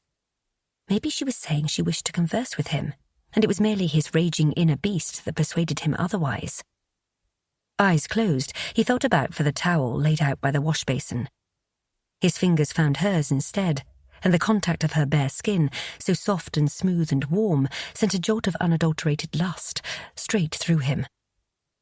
What was she doing? Following him about the room? "Allow me," she said quietly, giving him his answer. She had taken up the towel and was gently dabbing at his face, drying it. Gareth held still, unfamiliar with being tended to by a woman in such an intimate fashion. If she carried on, she was going to end up on her back with her dressing gown's hems around her waist. He blinked, then took the towel from her, frowning. "I can finish myself, thank you, madam." Gareth thought she might object or fight him over possession of the towel, but in the end she relinquished it, though still remaining far too near for his comfort. "Have I done something to displease you?" she asked, and he felt like an utter cad. He tossed the damp towel to the tabletop alongside the pitcher and bowl.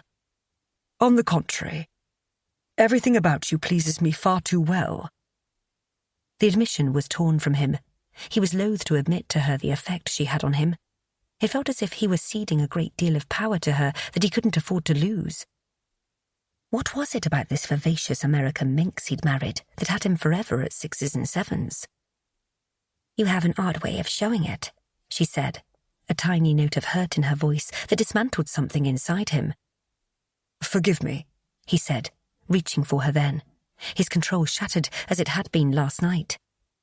She came willingly, nestling in his arms, against his chest. Her arms went around him, her head tucked under his chin, and sweet God, it was the most natural position, and the rightness of her there made his chest seize. "This is all new to me," he added, struggling to explain to her, struggling to explain to himself. "You were married before," she pointed out. "Yes." He stiffened, uncertain of how to explain the hellacious muddle his marriage to Anthea had been. He hated that it affected him still, and yet he was powerless to extricate himself from the past's persistent grip. The union was not a happy one, he managed tightly. That was a vast understatement, for the union had been sheer misery. He'd grown to despise every second of each hour he'd spent bound to her as her husband. Lucy said nothing for a few moments, her hands gently coasting up and down his back in slow, steady, reassuring motions. "Do you want to speak about it?" she asked at last, her voice hesitant. He cleared his throat, disengaging from her. No. What he wanted to do was forget his nightmarish marriage with Anthea had ever existed, a difficult feat when it continually haunted him in his new role as husband to another. Lucy's expressive face shuttered, and she moved away from him. "Of course. Perhaps I should leave you to finish dressing, my lord." He had pushed her away. Gareth hadn't meant to, but neither was he prepared to relive those terrible years. He couldn't do it, not even for the sake of the lovely woman who was staring at him as if he were the source of her every disappointment. "Yes," he agreed. "I will see you at breakfast, my dear." The words were rusty. Panic was closing in on him. He had no intention of joining her at the breakfast room. She could dine with Bet. He had to get out of this house, out of his new wife's reach. He could carry on with his day, carry on with his life. The raging lust he felt for his wife didn't need to interfere. "Until then," she said coolly, as if an invisible wall had been erected between them.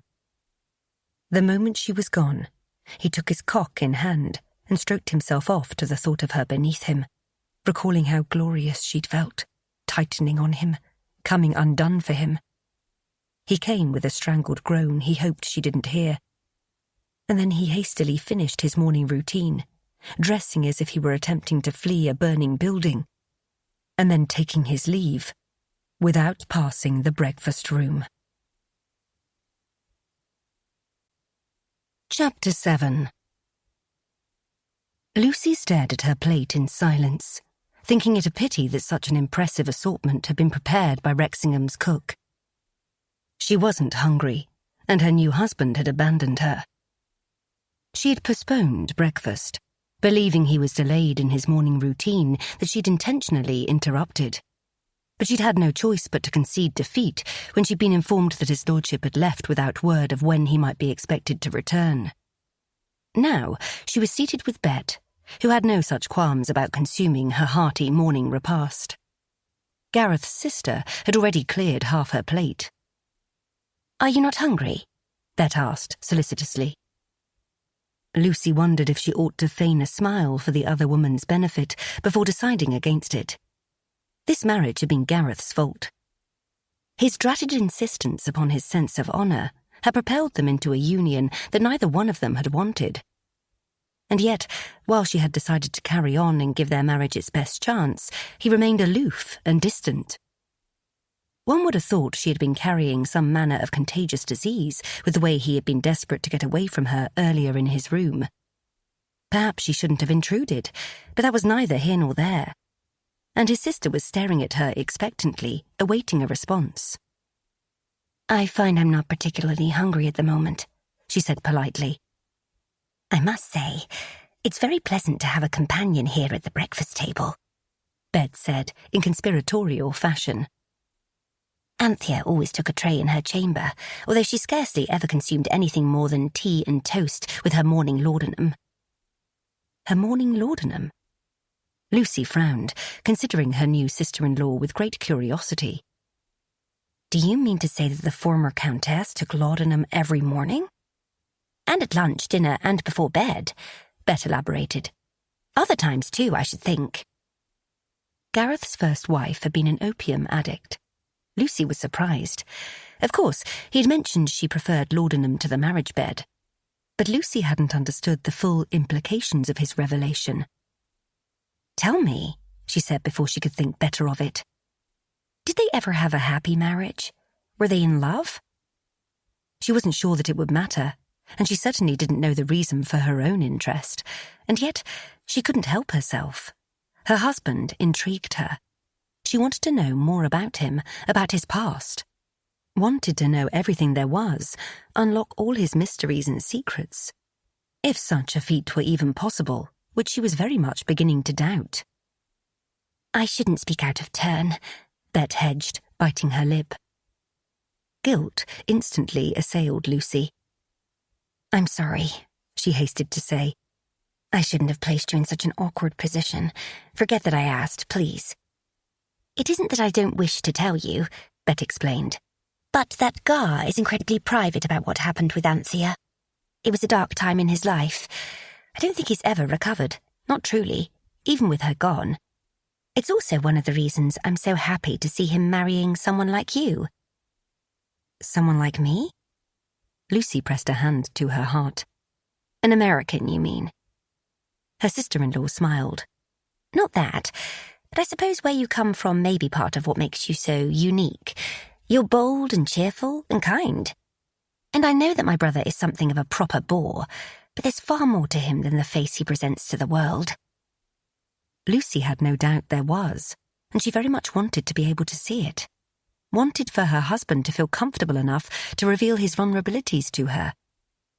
Earlier, when she'd had him at her mercy while she'd shaved him, she had revelled in her ability to crumble some of the walls he'd built around himself. Heaven knew she'd spent the night in her strange new bed, tossing in twisted bedclothes, trying to think of ways she might keep him from putting distance between them. Interrupting his morning routine had been a spur-of-the-moment decision, but it was a start. She intended to do it again tomorrow morning, and the morning after that, and the next day too. Let's speak of something more convivial, shall we? She suggested. Your relationship with your brother is close, is it not? She had seen quite plainly at the country house party that Gareth had doted on his sister, even fretting over the company she kept. The irony was still a source of reluctant amusement for Lucy. But she hadn't missed Bet's sobriquet for her brother either. It certainly suggested that Bet cared for her brother every bit as much as he loved her, and that closeness filled Lucy with not just warmth, but with hope too. Our parents died not long after Gareth and Anthea married, Bet said sadly. So much responsibility fell on Gareth's shoulders. Suddenly, he was not just the Earl, but he was my guardian, and he was also a new husband. He's been fretting over me ever since, but I love my brother dearly. He is a good man. He may seem frigid and reserved, but he's also what he's been forced to become. I hope you'll help him to break free of that mould. Lucy wondered again what his marriage must have been like, what his life had been like before she had known him, to make him so detached, to make him balk at the slightest intimacy between them as husband and wife, aside from the purely carnal elements of sexual congress. He may be her husband, but he was also very much a stranger to her. Still, he wasn't always frigid. He'd proven so every time he took her in his arms, each time his lips touched hers. But she mustn't think of that now, not when she was seated at the table with Gareth's sister, far too clever and observant for her own good. I can't make any promises, Lucy said gently, but I'll try my best. She meant those words, and she wanted her marriage with Gareth to become something more than a cold-blooded duty, the result of a shameless indiscretion in the moonlight when she'd thought him someone else. There was no mistaking him for anyone else now that she knew the pleasure of his lips on hers, his body taking hers. You're going to be good for my brother, Bet pronounced. I just know you are. Lucy hoped her sister-in-law was right. But if Gareth's actions this morning were any indication, she was going to have to fight him every step of the way. Chapter 8. Gareth sat in the chair before the crackling hearth in his study, gazing morosely into the flames. The glass of brandy he'd filled far too recently was already empty again, which meant he needed another. If he was going to keep his distance from his beautiful wife tonight, as he very desperately needed to for his own self-preservation, and he'd probably need an entire goddamned bottle, perhaps even 2. At his present rate of pathetic, besotted idiocy, nothing would keep him from stumbling to her chamber, except getting so thoroughly inebriated that he wouldn't be able to ascend the staircase without falling down and breaking his neck. So foxed that he passed out in this wretchedly uncomfortable chair, and woke at dawn with a neck that was as stiff as his randy prick. He hadn't wanted to come home tonight. No, he'd been doing everything in his power to avoid it. He'd gone to his club, visited old friends, had even received an invitation he would have accepted before that day in the Sherborne Manor gardens that had so thoroughly sealed his fate. Alice, Lady Harding, was a genteel, circumspect widow who had shared his bed often following Anthea's death. She'd invited him to spend the night with her in no uncertain terms. But he was married to Lucy now, and if he'd been a faithful husband to Anthea, he'd be damned if he was anything less to the American firebrand he'd married. She was the only woman he wanted anyway, regardless of the fondness he'd once felt for Lady Harding. And that, too, was why he had stayed away. Because he desired Lucy so much, it frightened him. His lack of control was alarming. He was a man who prided himself on tidiness, on pragmatism, on an orderly life in the wake of Anthea's death. His rigid grip on his own restraint had been the sole motivating force carrying him through the darkest days he'd faced. But it wasn't enough. Not when Lucy was within reach. Hell, not even when Lucy was above him somewhere, likely long since asleep in the haven of her bed. Without him. With a growl of frustration, he heaved himself from his chair, stalking across the room to the sideboard where a half-empty bottle of brandy beckoned.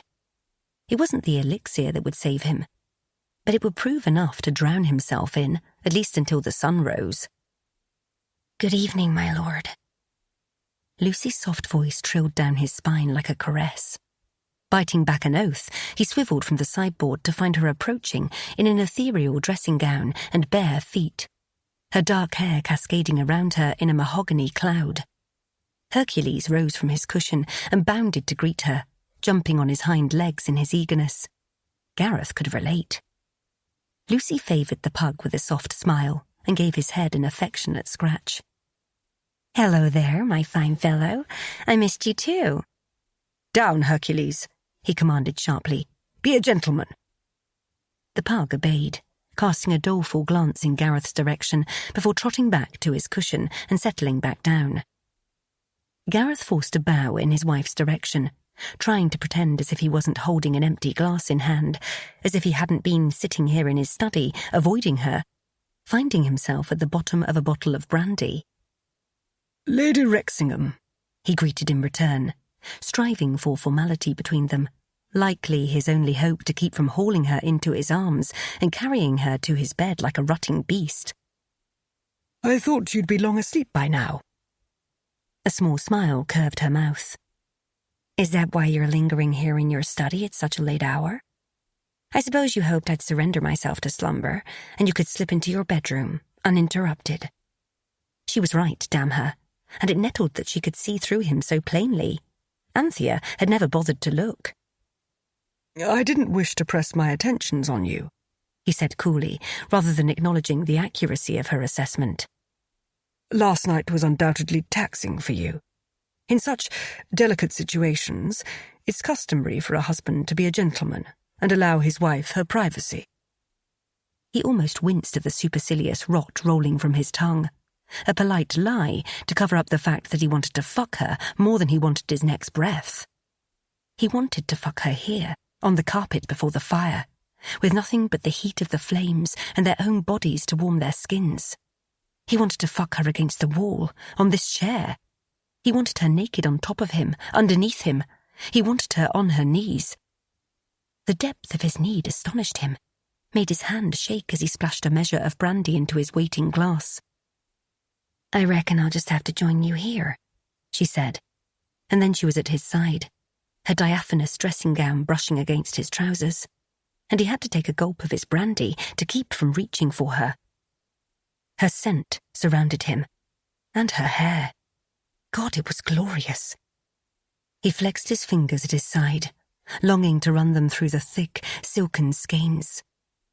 Belatedly, he realized what she'd said. "Join me? You needn't, my dear. I do appreciate your wifely concern, but I'll adjourn presently." She reached for the brandy, surprising him by pouring herself a glass. "I know I needn't, but I want to." "That's brandy," he said, frowning. Not a lady's drink, to be sure. I know, she shrugged. I'm exceptionally talented at discerning one spirit from another. She was mocking him. No one dared to do that. And he rather found it somehow amusing. A lady of many talents, he quipped, raising his glass to her in salute. Some of which you'd be surprised at, she added with a mysterious smile that made him want to kiss her. His mind, already hindered by copious amounts of brandy, went to terrible places. But he knew that wasn't what she implied. He'd taken her virginity last night, for God's sake. He tightened his grip on his glass. Oh? He managed to inquire politely, as if his cock wasn't suddenly raging in his trousers. Stupid, filthy mind. His base nature seemed fated to forever get the best of him. Perhaps not entirely a misfortune, that. His first wife had been horrified by his sensual appetite. The second seemed blessedly open to it. I'm an excellent marksman, she said, apparently elaborating on her talents and not threatening to shoot him. One never knew with an American. Do you hunt? He asked. He'd been to many shooting parties where ladies had ridden side-saddle along with the gentlemen, their rifles at the ready. Never. She smiled brightly, lifting her glass back at him. I haven't the heart for it. But having lived through the War of the Rebellion, my father decided it was important for all his daughters to know how to properly shoot a man. How very bloodthirsty. He blinked. I shall consider myself duly warned. Lucy took an elegant sip of her brandy, and he watched in fascination as her creamy throat dipped. And nary a cough nor sputter emerged. I didn't say I would shoot you, my lord. She took another drink. I've hardly had the provocation to do so. Yet. Gareth might have choked on his brandy if he hadn't already swallowed. I'm heartily relieved, my dear. Her smile deepened, and he felt the full effect of it, like a blow to his midsection. You know I'm joking, of course. You're far too handsome to shoot. Now he did cough, for he'd taken another draught, and he hadn't expected such a tart rejoinder. She moved nearer, soundly clapping him on the back with a trifle more force than would have been strictly necessary. Are you well, my lord? She inquired, above his ragged, indrawn breath, only for him to dissolve into a coughing fit once more. The strikes on his back lessened to soothing strokes. Well enough, he wheezed. Has anyone ever told you that you're a unique woman?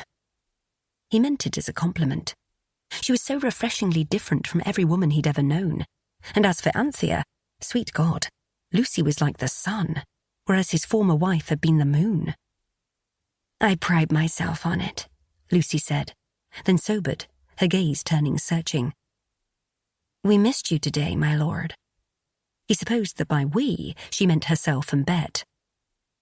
I trust you and my sister are getting along well, he said, studiously avoiding the underlying question in her voice. She wanted to know where he'd been and why, wanted to know the reason for his disappearance. He didn't blame her. She was his wife, and he certainly owed her an explanation. The trouble was, he hadn't arrived at one himself just yet, and he didn't know what the devil to tell her. We're getting along in a lovely fashion. Lucy took another sip of her brandy, eyeing him somberly. Despite my unsuitable influence. Her pointed words had their intended effect, sinking into him like a barb. Lucy, I'm sorry. I never should have said that. Do you regret marrying me?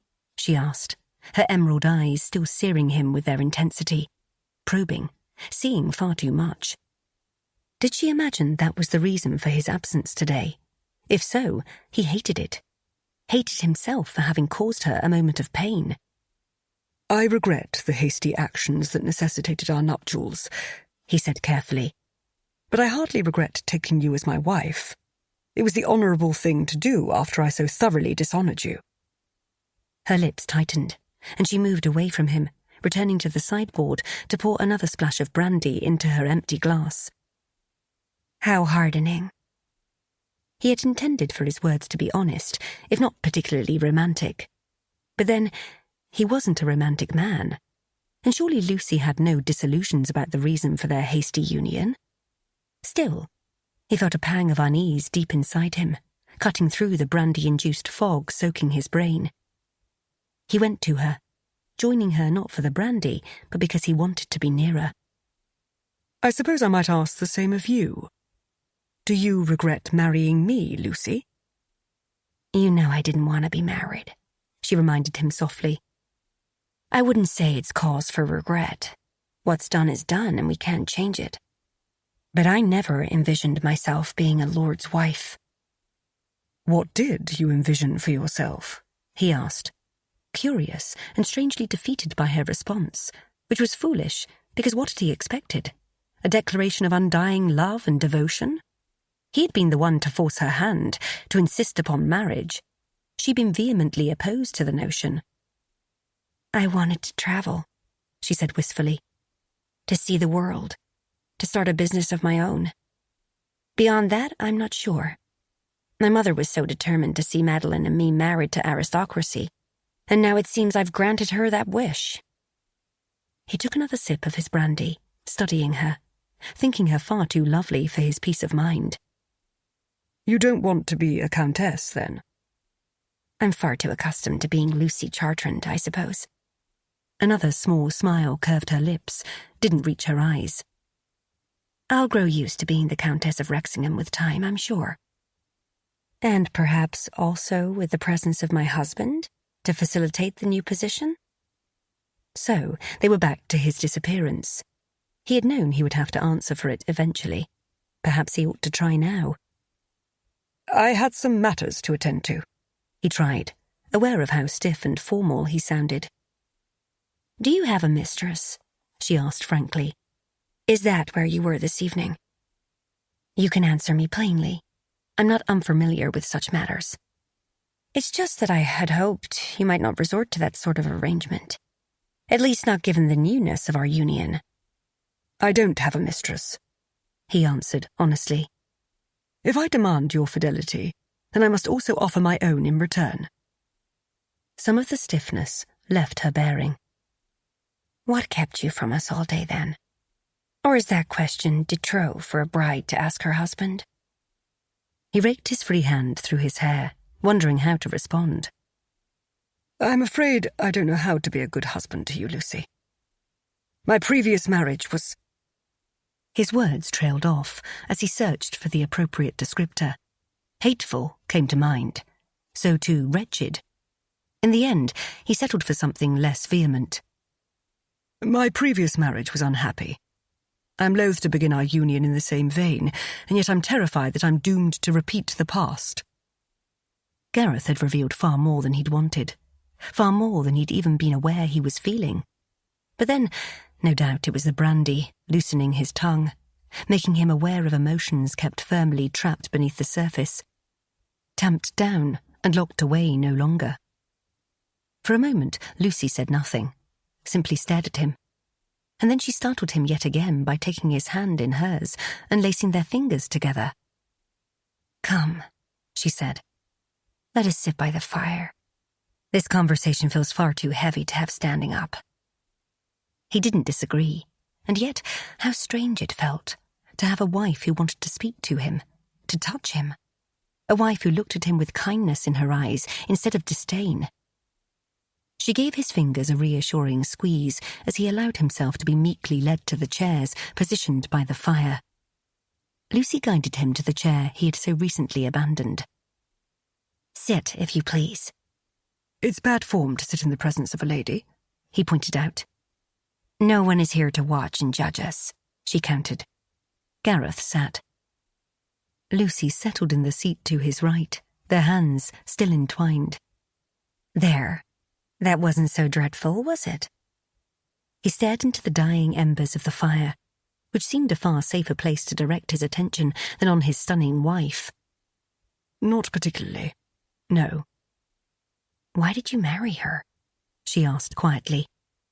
His gut clenched at the reminder of the past, but he owed Lucy something, more than he'd given her thus far, and he knew it. Obligation, he offered, forcing himself to remember. To return to the days when he'd been young and idealistic enough to make colossal mistakes. Duty. Our families had made it clear that they expected a match between us. I wanted very much to gain my father's approval, which I later learned was unattainable, and most definitely wasn't won by throwing myself into a doomed marriage with a woman who tolerated my presence on the best of days and despised me on the worst. "I'm sorry," Lucy said quietly, stroking his hand with the soft pad of her thumb. "I know what it's like to want to win the favor of your parents. My father's first love is his business, and the rest of us receive the crumbs of his affections like geese being fed at a pond. A few bits here and there that we must scrabble over." He heard the sadness in her tone and wondered what kind of man her father was. They had met briefly on the occasion of their wedding, but Mr. William Chartrand had almost immediately departed on a steamer bound for New York after attending the ceremony. He'd been tall and brash, and Gareth had instantly seen where Lucy's dark hair and green eyes had come from. Aside from those two traits, he hadn't been able to find many similarities. "And your mother?" he asked. "What is your relationship with Mrs. Chartrand like?" Whilst he'd seen far more of Lucy's interactions with her mother, he didn't know much about her, aside from her reputation in society as a woman determined to secure her daughter's noble husbands. "She is every bit as removed," Lucy answered, "but in a different sense. If my father's true love is his business, then my mother's is all the money and power it's attained. She adores society. The way she's seen is of the utmost importance. It's why she wanted Madeline and me to marry aristocrats. But that's quite enough about me. I want to know more about you, my lord." "Gareth," he reminded her, and he wasn't sure why. Her calling him by his Christian name would only engender a greater sense of intimacy between them. He should want to avoid it at all costs. "Gareth," she repeated in her husky voice, and his cock twitched. Heaven help him. "What made your marriage an unhappy one?" she ventured. Thinking about Anthea again had a dowsing effect on his desire. He took a bracing sip of his brandy, mulling the answer. The more apt question might be what didn't make it an unhappy one. Both of us were to blame. I married Anthea scarcely knowing her. We were mutual acquaintances, suddenly thrown together and forced to share a life. She was already addicted to opium when we married, which didn't help matters.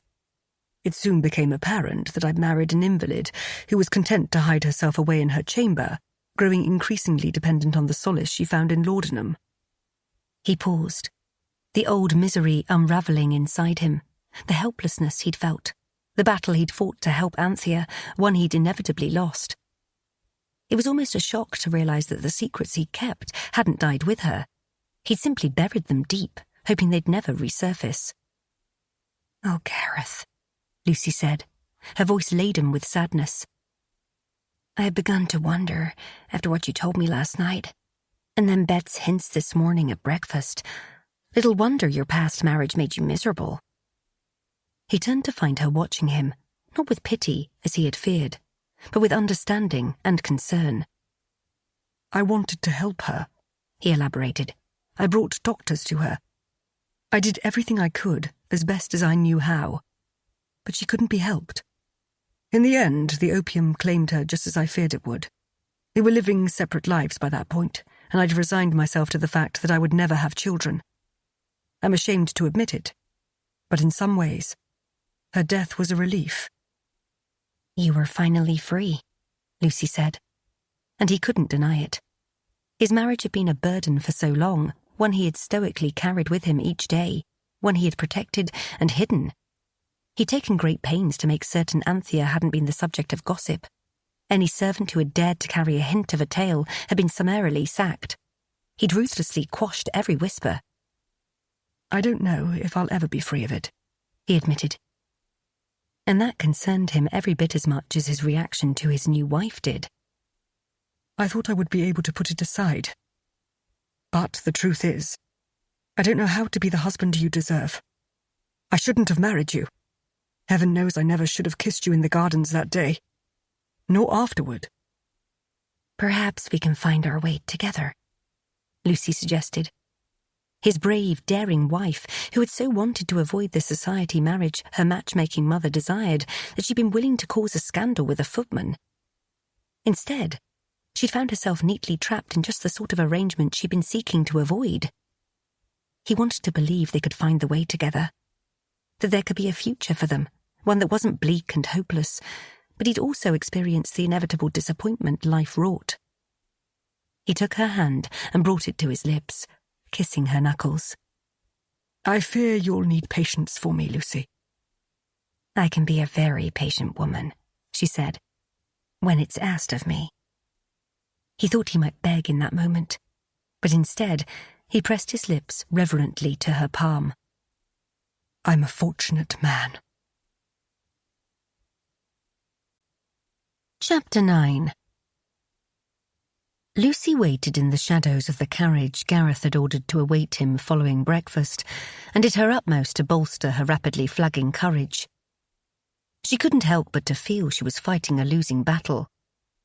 3 days into her marriage, and the scorching lover of her wedding night had been replaced by a cool, distant, polite gentleman yet again. One who deferred to her sweetly in all matters, always declining to join her beyond a morning repast before disappearing for the day. You may consult with cook, my dear, he told her the morning after their moving conversation in the study. I'll eat whatever you choose for the menu. And then he'd taken his hat and coat and gone out the front door before she could protest. You may attend the Ladies' Suffrage Society meeting without me, darling, he told her smoothly the next afternoon, already dressed in evening finery. I have other plans for the night. What those plans had been, she'd never know. Her husband had neither divulged them nor offered to invite her to partake in them. I won't be home for dinner tonight, he informed her at breakfast the third day. You and Bet needn't keep the meal waiting for me. And so it went. A litany of excuses for keeping her at a safe distance, the door adjoining their bedrooms kept carefully locked from his side. She couldn't intrude on his morning ablutions without the key, and he knew it. She couldn't speak with him when he was nowhere to be found, couldn't kiss him when he was forever flitting from one place to the next in the manner of a shadow. She wanted to kiss him. She wanted to more than kiss him. But she couldn't very well do either of those things if he continued to hide from her. And that was why she had decided to turn the tables on him just a bit. It was her turn to hide.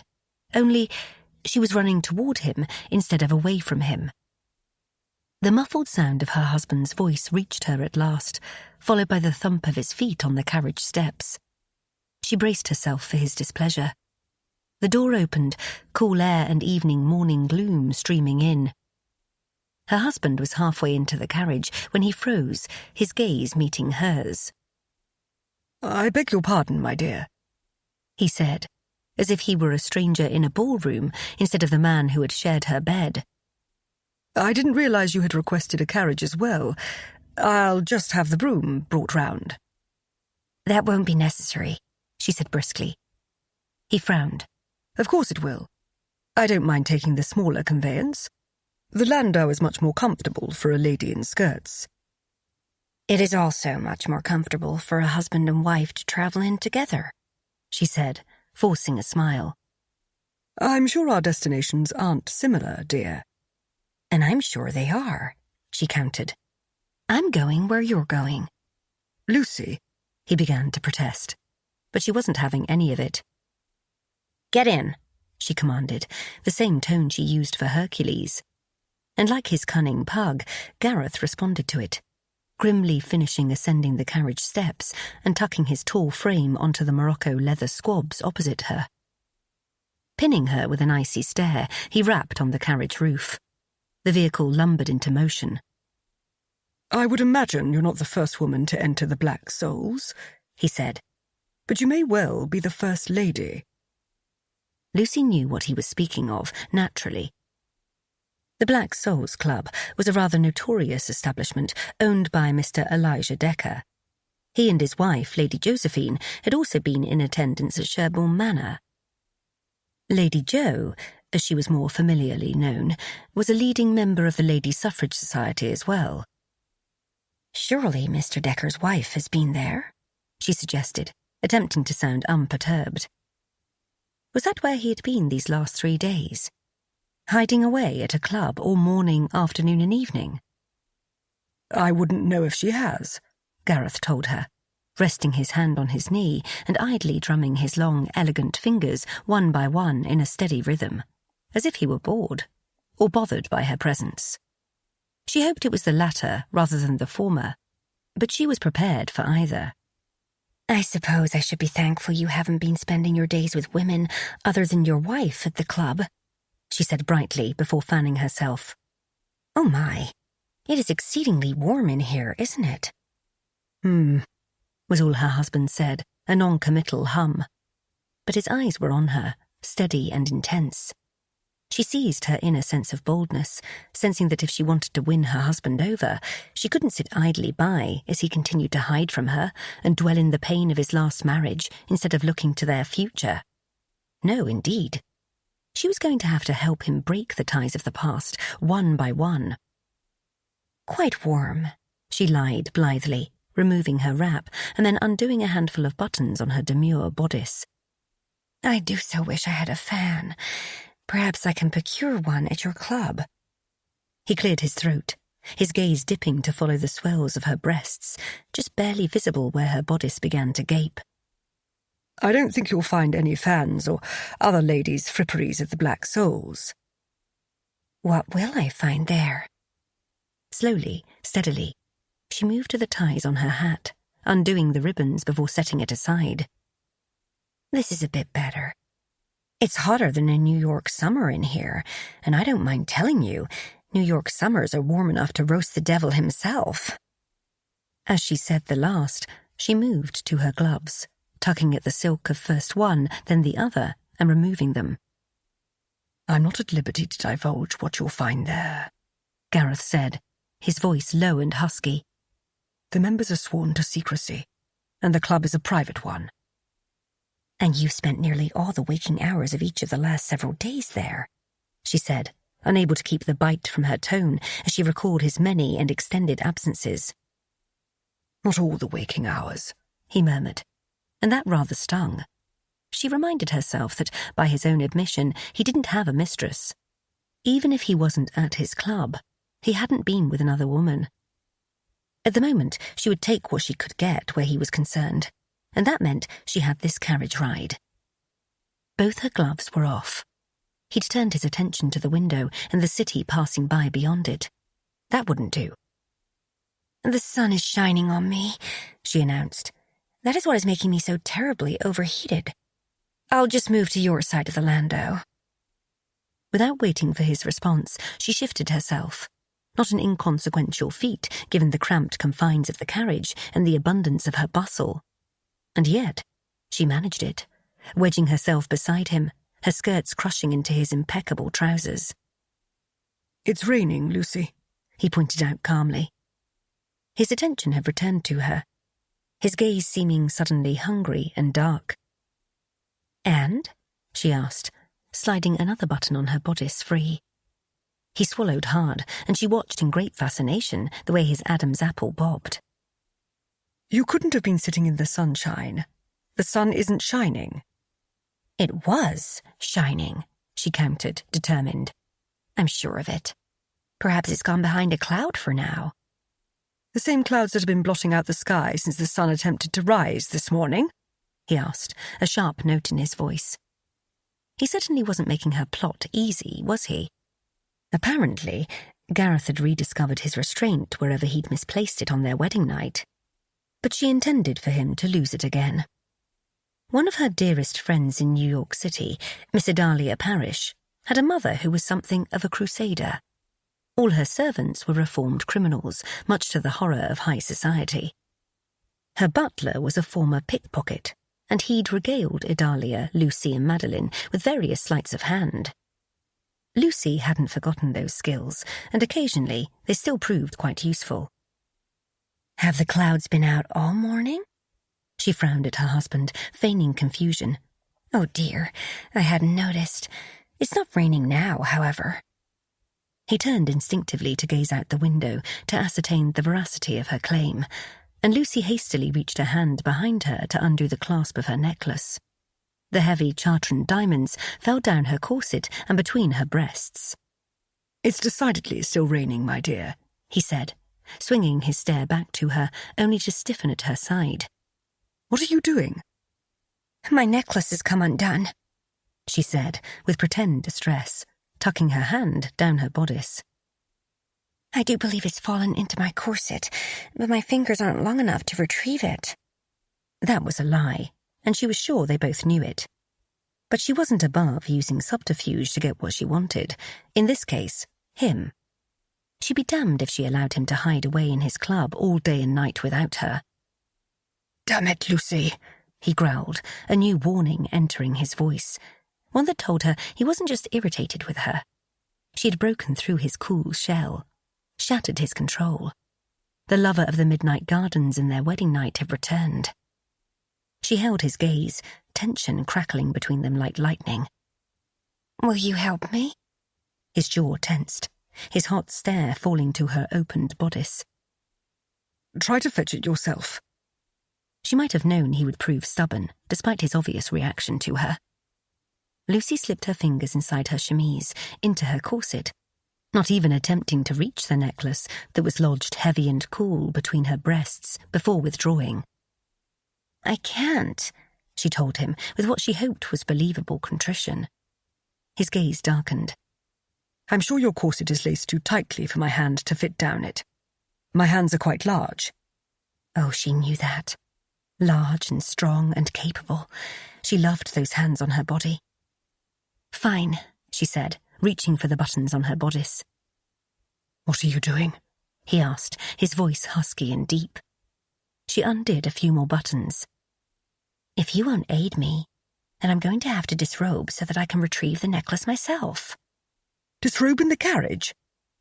He sounded incredulous. She would have smiled had the moment been any less serious. "How else am I to rescue my necklace?"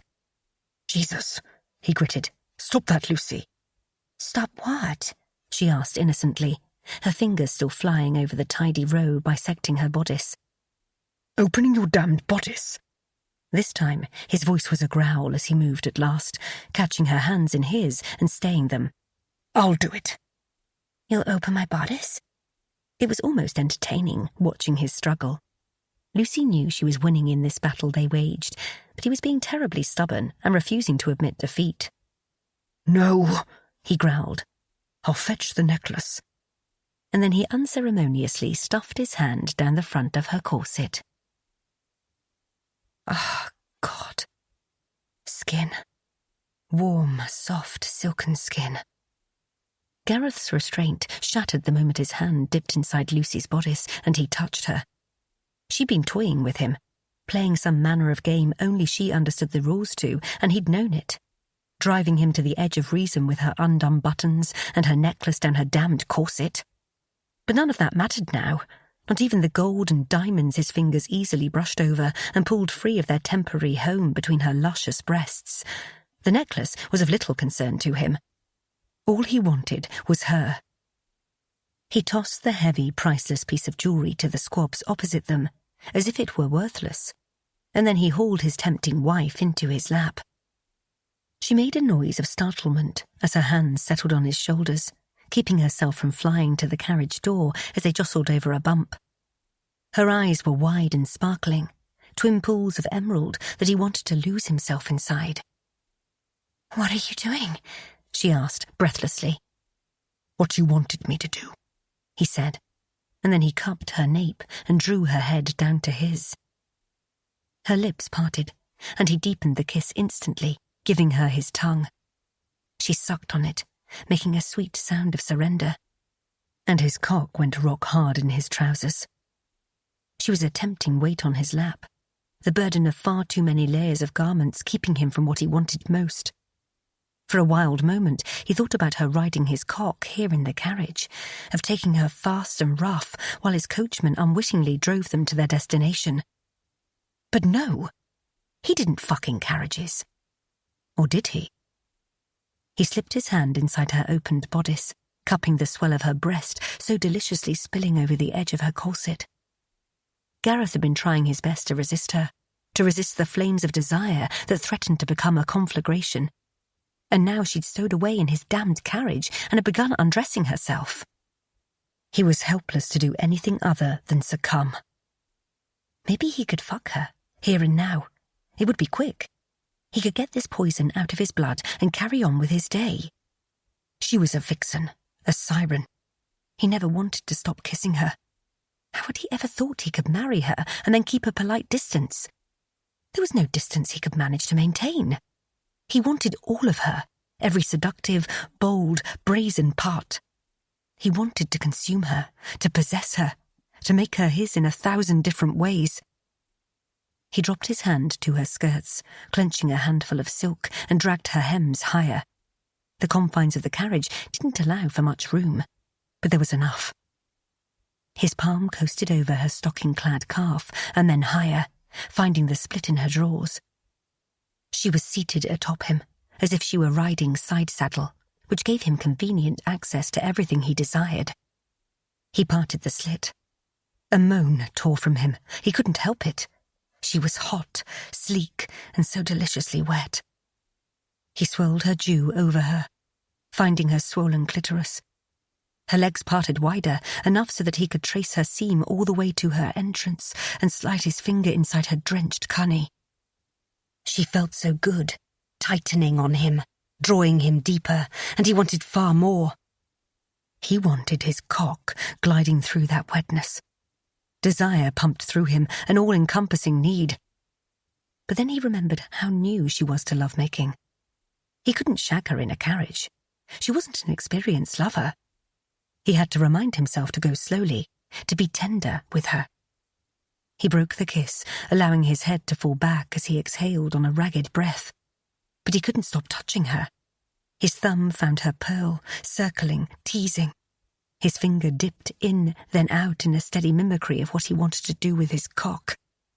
How beautiful she looked, thoroughly debauched, her lips swollen from his kisses, her bodice undone, breasts pressed high by her corset, her skirts rucked up, his hand beneath them. If he'd been a painter, he would have wanted to capture this moment, the desire in her eyes, the way her body was his for the taking. He wanted to make her come, wanted her writhing and helpless with pleasure.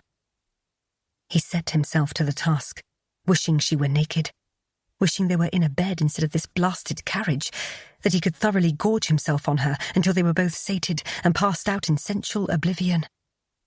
But that wasn't to be, because he'd stupidly left for the Black Souls this morning, just as he had the previous mornings, because he was running from her and everything she represented.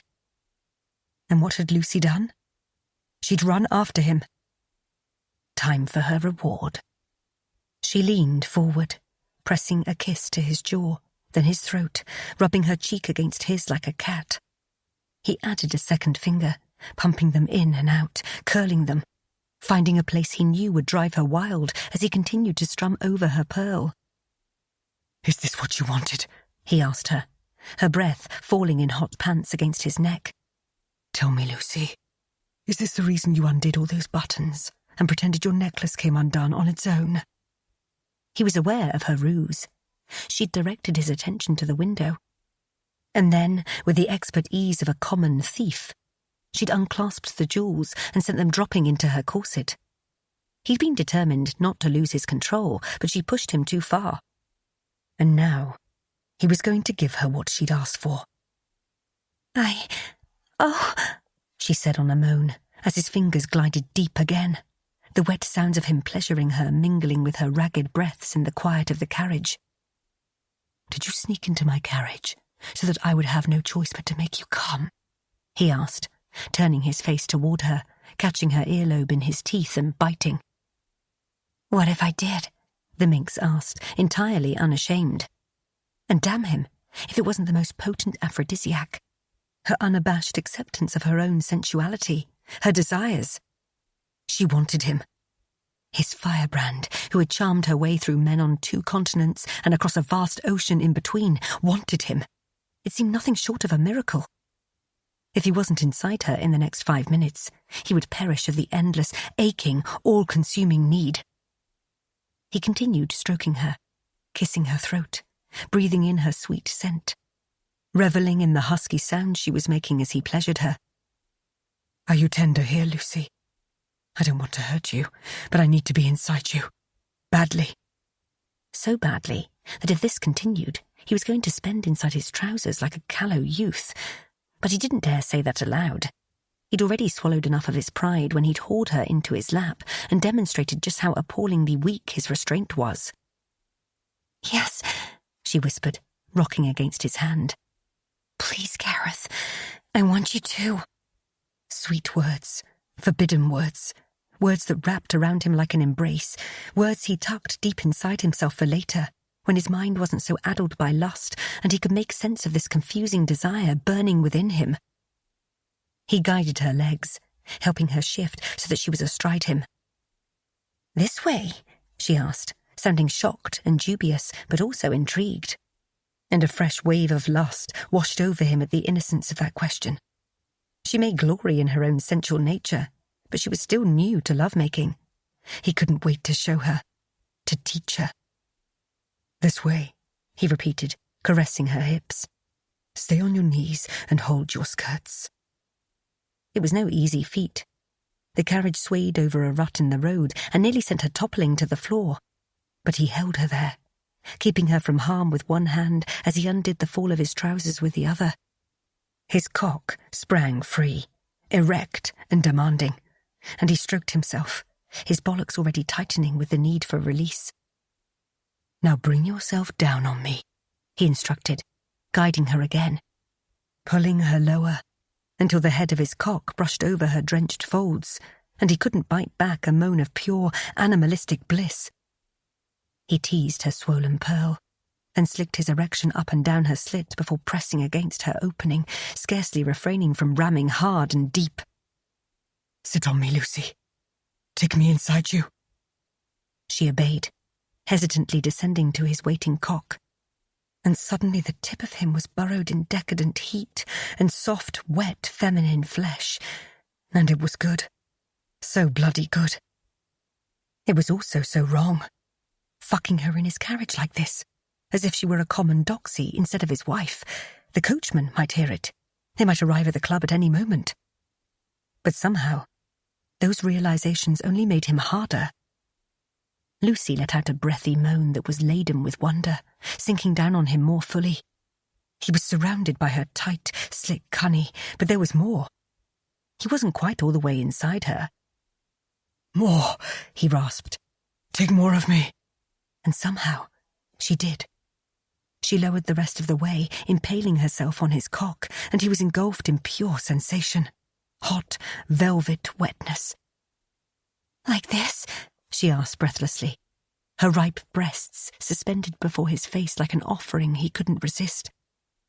He removed his hands from under her skirts and used it to tug at her bodice, at her corset, pulling it down until one creamy breast emerged, the pink nipple at its peak, hard and waiting for his mouth. Gareth bent his head, sucking before withdrawing. "Just like that, sweetheart," he managed to say. "Only you'll need to move." "Yes," she agreed raggedly. "Show me how." "Ride me." Clamping his hands back on her waist, he instructed her how to move, helping her to find a rhythm that drove them both wild.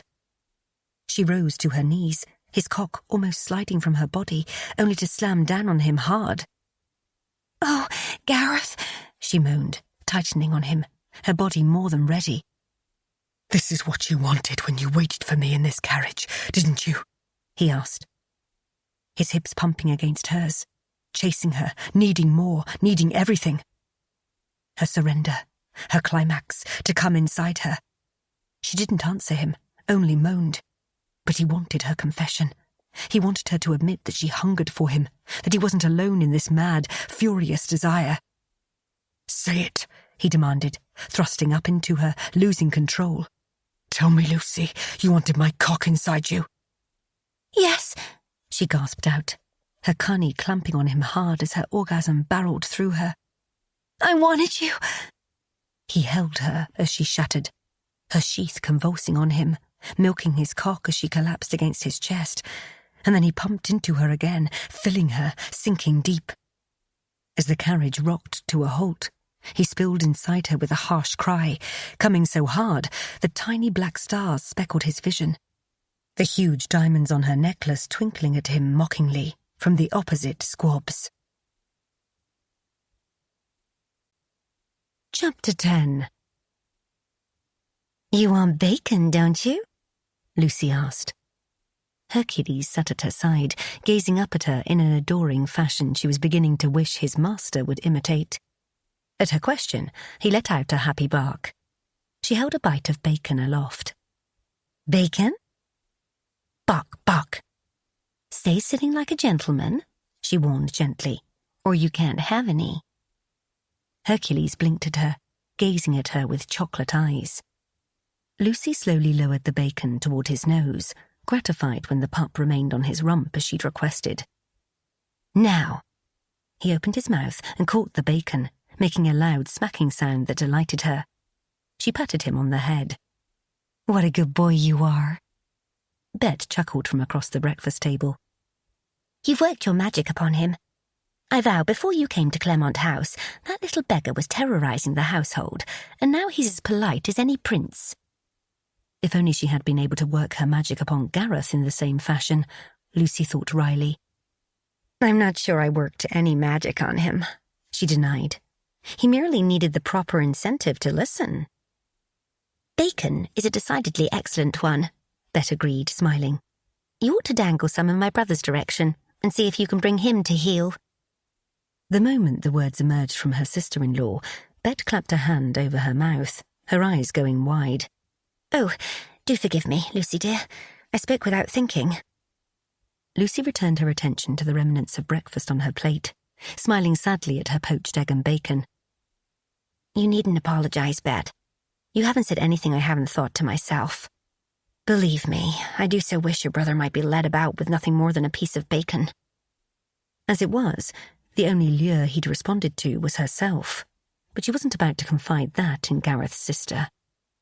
And while she was pleased to find one vulnerability lurking beneath her husband's frigid exterior, and although she enjoyed their lovemaking far more than she would have imagined possible, she'd also come to realize, a month into their marriage, that it wasn't sufficient. She didn't want to be ignored unless she seduced her husband.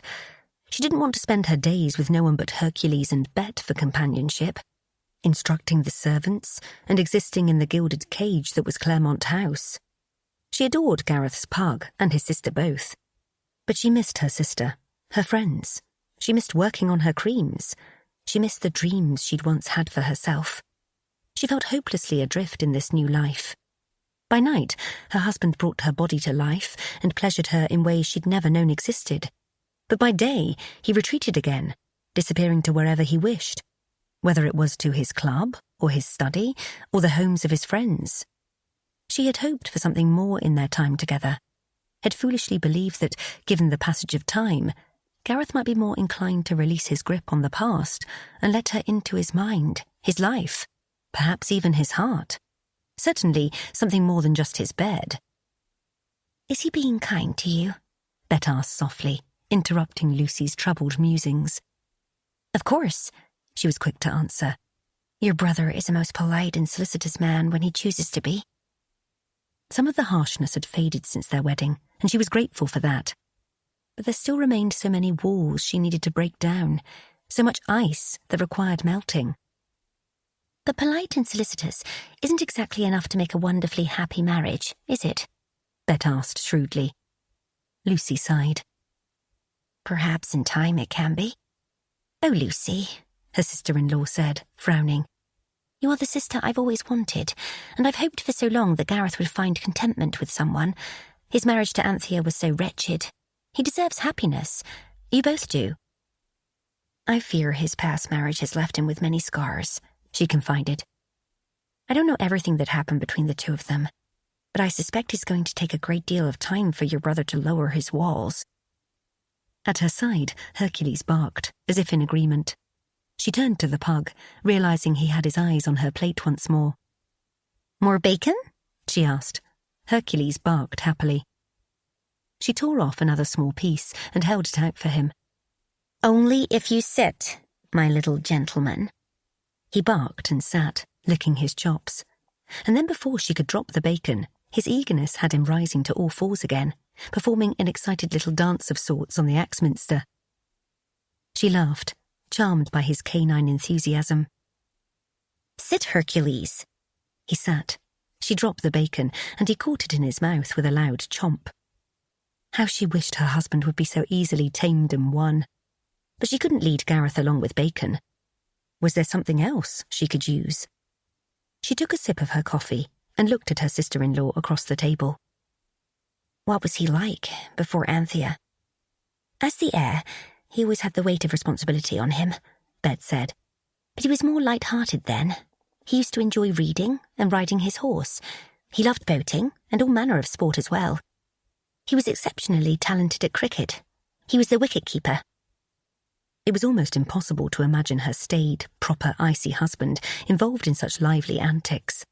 But she rather enjoyed the glimpse into the man he must have been once, before his marriage had left him jaded and reserved. Could he be that man again? As if he had heard her question, Hercules barked. "Can you hear my thoughts, or are you hungry for more bacon?" she asked him. At the mentioning of his new favourite dish, he gave another yip. Lucy chuckled and offered him a bite. She was spoiling the hound, and she knew it. But if she couldn't bring her husband to eat out of her hand, then she might as well settle for this adorable dog. Tending to the sweet pug certainly wasn't a hardship. "So that's where you are." At the sound of her husband's voice at her back, Lucy whirled in her chair. Hercules trotted happily to him, his tongue lolling, something resembling a lopsided smile on his furry face. Solemnly, Gareth bent to give his dog a sound scratch behind his ears. The pug's curled tail wagged enthusiastically, and Lucy couldn't help but to think she knew the feeling too well. She, too, loved any hint of attention her husband bestowed upon her, however trifling. Good heavens, she was little better than the dog, content for a pat here or there, relegated to whatever bits of affection he chose to scatter in her direction. So like her relationship with her father. The thought was sobering. "I thought you had left for the day," Lucy told him. After all, his tendency to disappear had become a daily affair. Each time she held out hope that something had changed and he'd lowered his walls even the slightest bit for her, she woke to breakfast with no one save Bet and Hercules for company yet again. "Not today," her husband said mysteriously. "I'm in my study. Hercules was with me for a time, but when I looked at his bed, he was gone. I had a suspicion I might find him here with you. Mrs. Parr tells me you've been spoiling the scamp. Something about feeding him too much bacon." Lucy bit her lip, certain her guilt was written on her face. "Only a few scraps here and there," she evaded. All three just now in rather hasty succession, but he didn't need to know that. From the opposite end of the table, Bet was chortling into her tea, enjoying their tableau far too much. "He's been getting rounder about the middle," Gareth said, straightening to his full height again and staring down his nose at her. For a wild moment, Lucy wondered what he would do if she scooped up a spoonful of poached egg and hurled it at him, just like she'd done with Madeline when they'd been girls. Their food fights had been legendary until their nurse had grown tired of cleaning up after them and had complained to Mother, who had been horrified to know her daughters had been waging war in the nursery with aspics and pies and creams. But she stifled that childish urge, leaving her spoon where it rested. "Perhaps he is in need of more fresh air and restorative walks," she suggested brightly. "Has it ever occurred to you that he grows weary of being a prisoner within these walls?"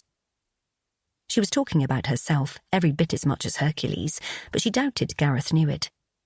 Theirs was a customary aristocratic marriage, perfectly polite. It was only in the bedchamber that the manacles of propriety fell away, or the carriage, or the music room. Once in the small walled gardens when no one else had been about. She had ridden him to her heart's content on a stone bench, and the next day her knees had ached terribly. It had been worth the pain.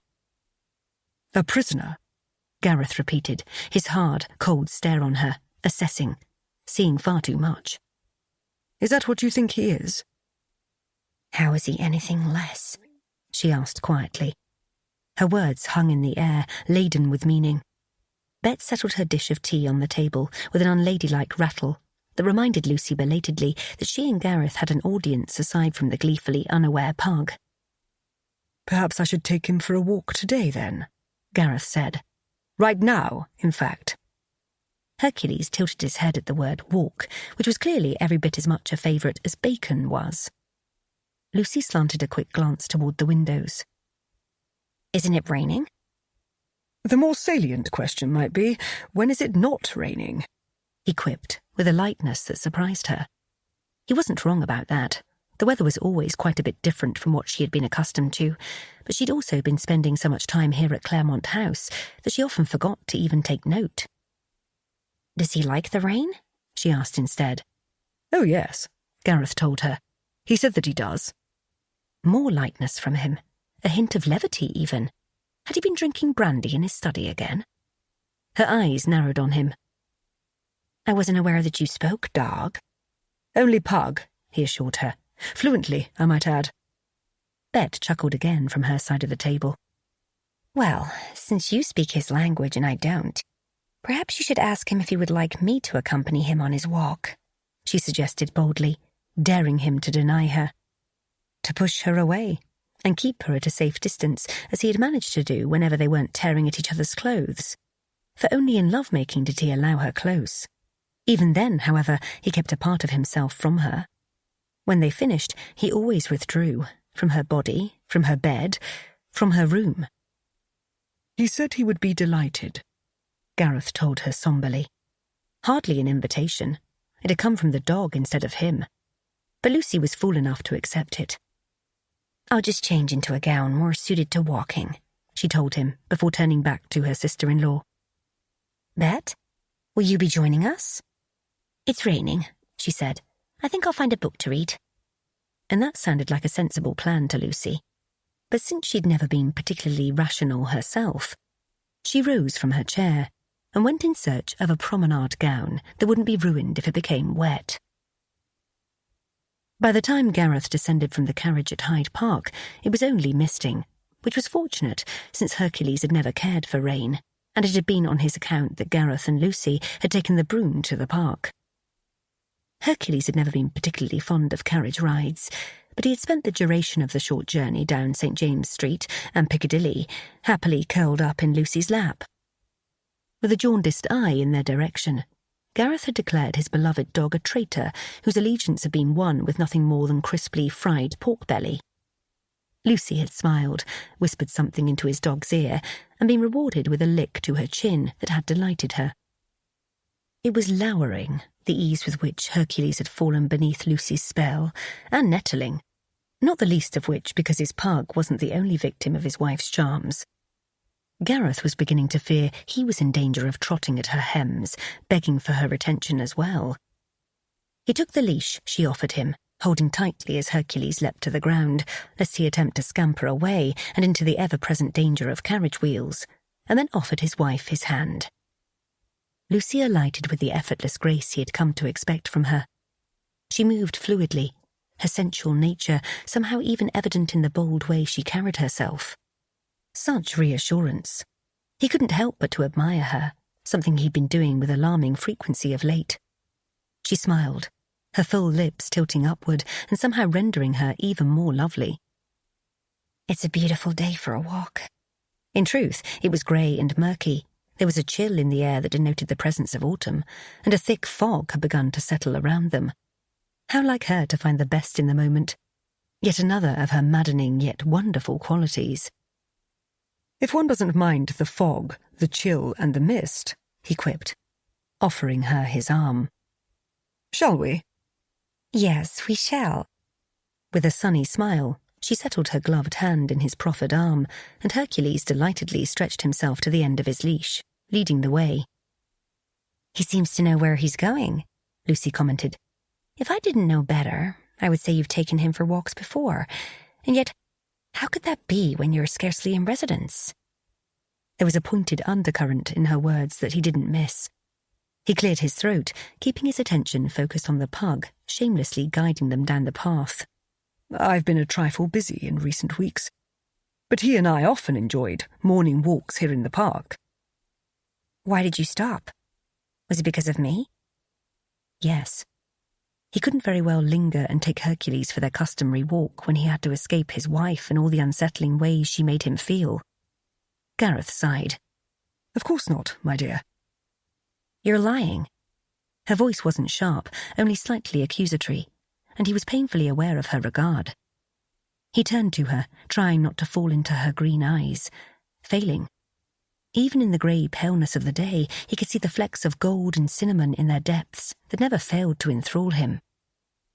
Naturally, some aspects of my daily routine have altered since our marriage, he said non-committally, and then promptly tripped over a stone, quite ruining the effect of his manufactured calm. Oh dear, Lucy exclaimed, her fingers tightening on his arm. You nearly fell. I'm perfectly fine, he ground out, irritated with himself. Irritated with her. Irritated with his damned traitorous pug. Hercules glanced back at him in superior fashion, as if to crow, I have 4 legs to look after, and still manage to walk with grace. Et tu, Brute? He muttered beneath his breath at his former best friend. Hercules licked his nose and turned around, carrying on with his walk. It wasn't my intention to overset you, Lucy said quietly at his side as they continued. Christ, what must she think of him? Their marriage existed in the bedchamber alone, when he was free to surrender to the dark desire burning through him. He didn't know how the hell to be a husband by day, a husband to her. He'd been one before, but his previous marriage had been vastly different from this one. It hadn't, he was beginning to realise, been a true marriage at all. He'd spent his years married to Anthea in a perpetual misery, unable to be the husband she needed, while she gradually became an invalid, increasingly dependent upon the laudanum that soothed her, but ultimately had killed her. The notion of falling into that same trap of agony in his second marriage made him ill. He couldn't bear to endure it again. It was far preferable to feel nothing at all.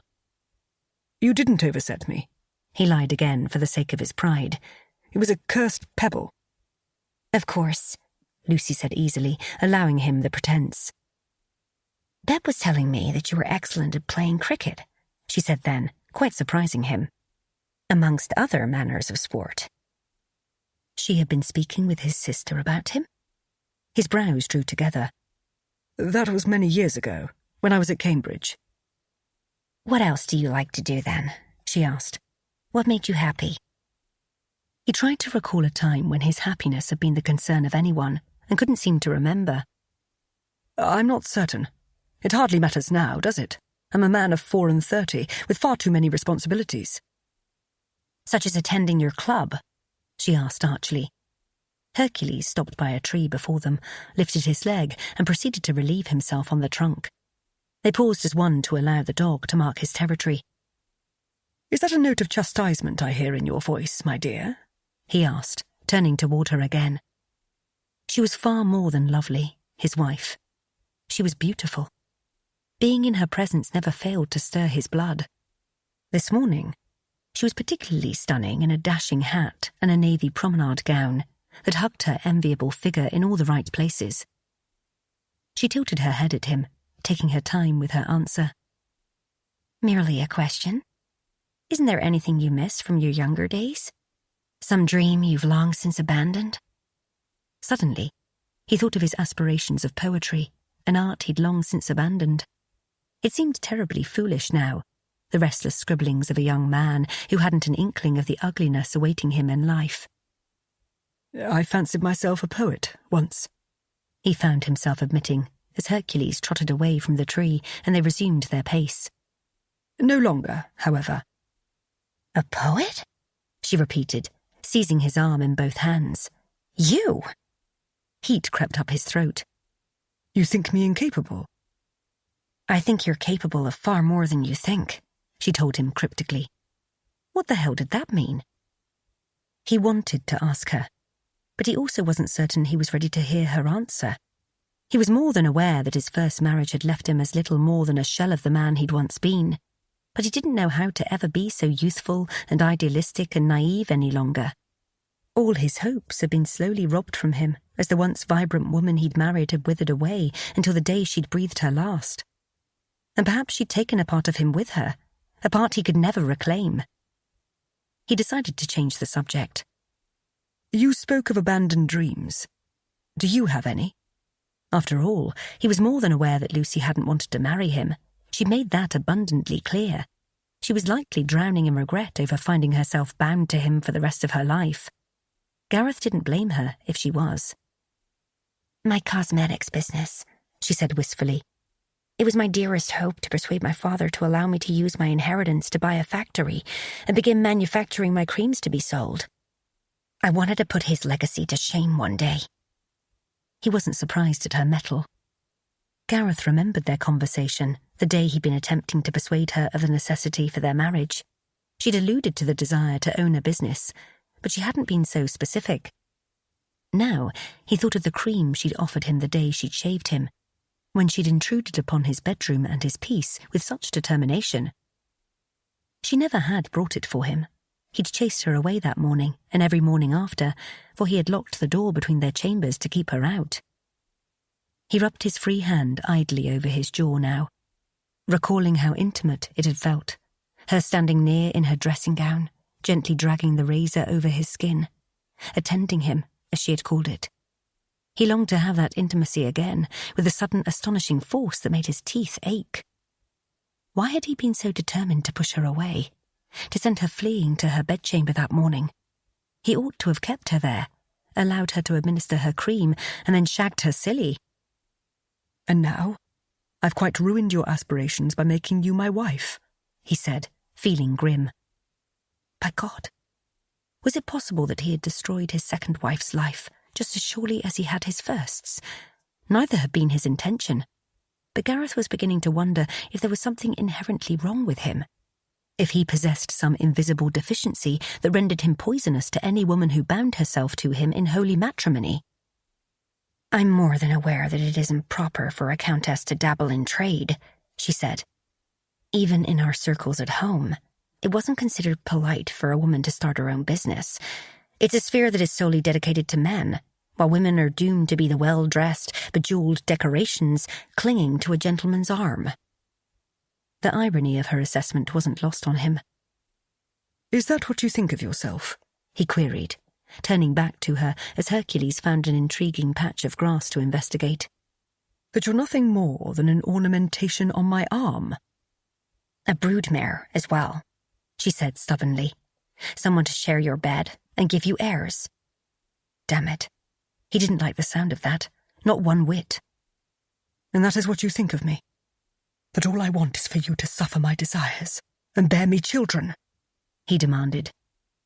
Gareth kept his voice low, aware of the passers-by around them. It wasn't the sort of discussion one ought to have in public, and yet he couldn't seem to help himself. I don't suffer them, she said. You needn't fear that. Your first wife and I are nothing alike in that sense. He knew that and was bloody glad of it, but she hadn't answered his question. Do you think I want nothing more from you than to give me heirs? To have no aspirations of your own? He repeated. I'm not sure what I meant to think, Gareth, she returned. The cheerful smile she'd kept pinned to her lips from the moment they'd left the carriage, fading for the first time. You remain very much a stranger to me. I scarcely see you, unless it's when you exercise your husbandly rights. Jesus, he gritted. Don't call it that. What would you have me call it then? She countered. Fornication? Making the beast with two backs? Engaging in sexual congress? A proper matron in black bombazine passed them, her expression properly scandalized. Lower your voice, madam, Gareth warned. You'll cause a scene. We can't have a scene, can we? Lucy's voice was bitter as she averted her gaze to Hercules, and they resumed walking. It's far more comfortable to pretend we have no feelings at all, isn't it? That we have no emotions trapped inside. That we're nothing better than living blocks of ice, doomed to pass each other in the night like ships. If you want to start a cosmetics business, you should do so, he told her hoarsely, meaning those words. He didn't care if all London looked down their noses at them. He wanted, quite desperately, for Lucy to be content. He wanted to give her things he didn't know how to give her. But surely he could offer her that much, the freedom to pursue the dream she'd abandoned. I don't fool myself into believing my father ever would have allowed it, she said sadly. Like Mother, He was quite intent upon settling me with an aristocratic husband. Not for my own sake, mind you, but for his. He thinks he'll be able to lord it over the upper 10,000 that his daughter has married an earl. Gareth suddenly hated himself for the role he had unintentionally played in giving her parents what they so desperately wanted, without a thought for what she had wanted. That hadn't been his intention. Everything between them had happened with such unprecedented swiftness, and the intensity of his reaction to her had been unlike anything he'd experienced previously. As a man who had been stripped of nearly everything in life he'd once valued, he'd still placed heavy importance upon his sense of honour, and that had propelled him forward, with little thought for the rest.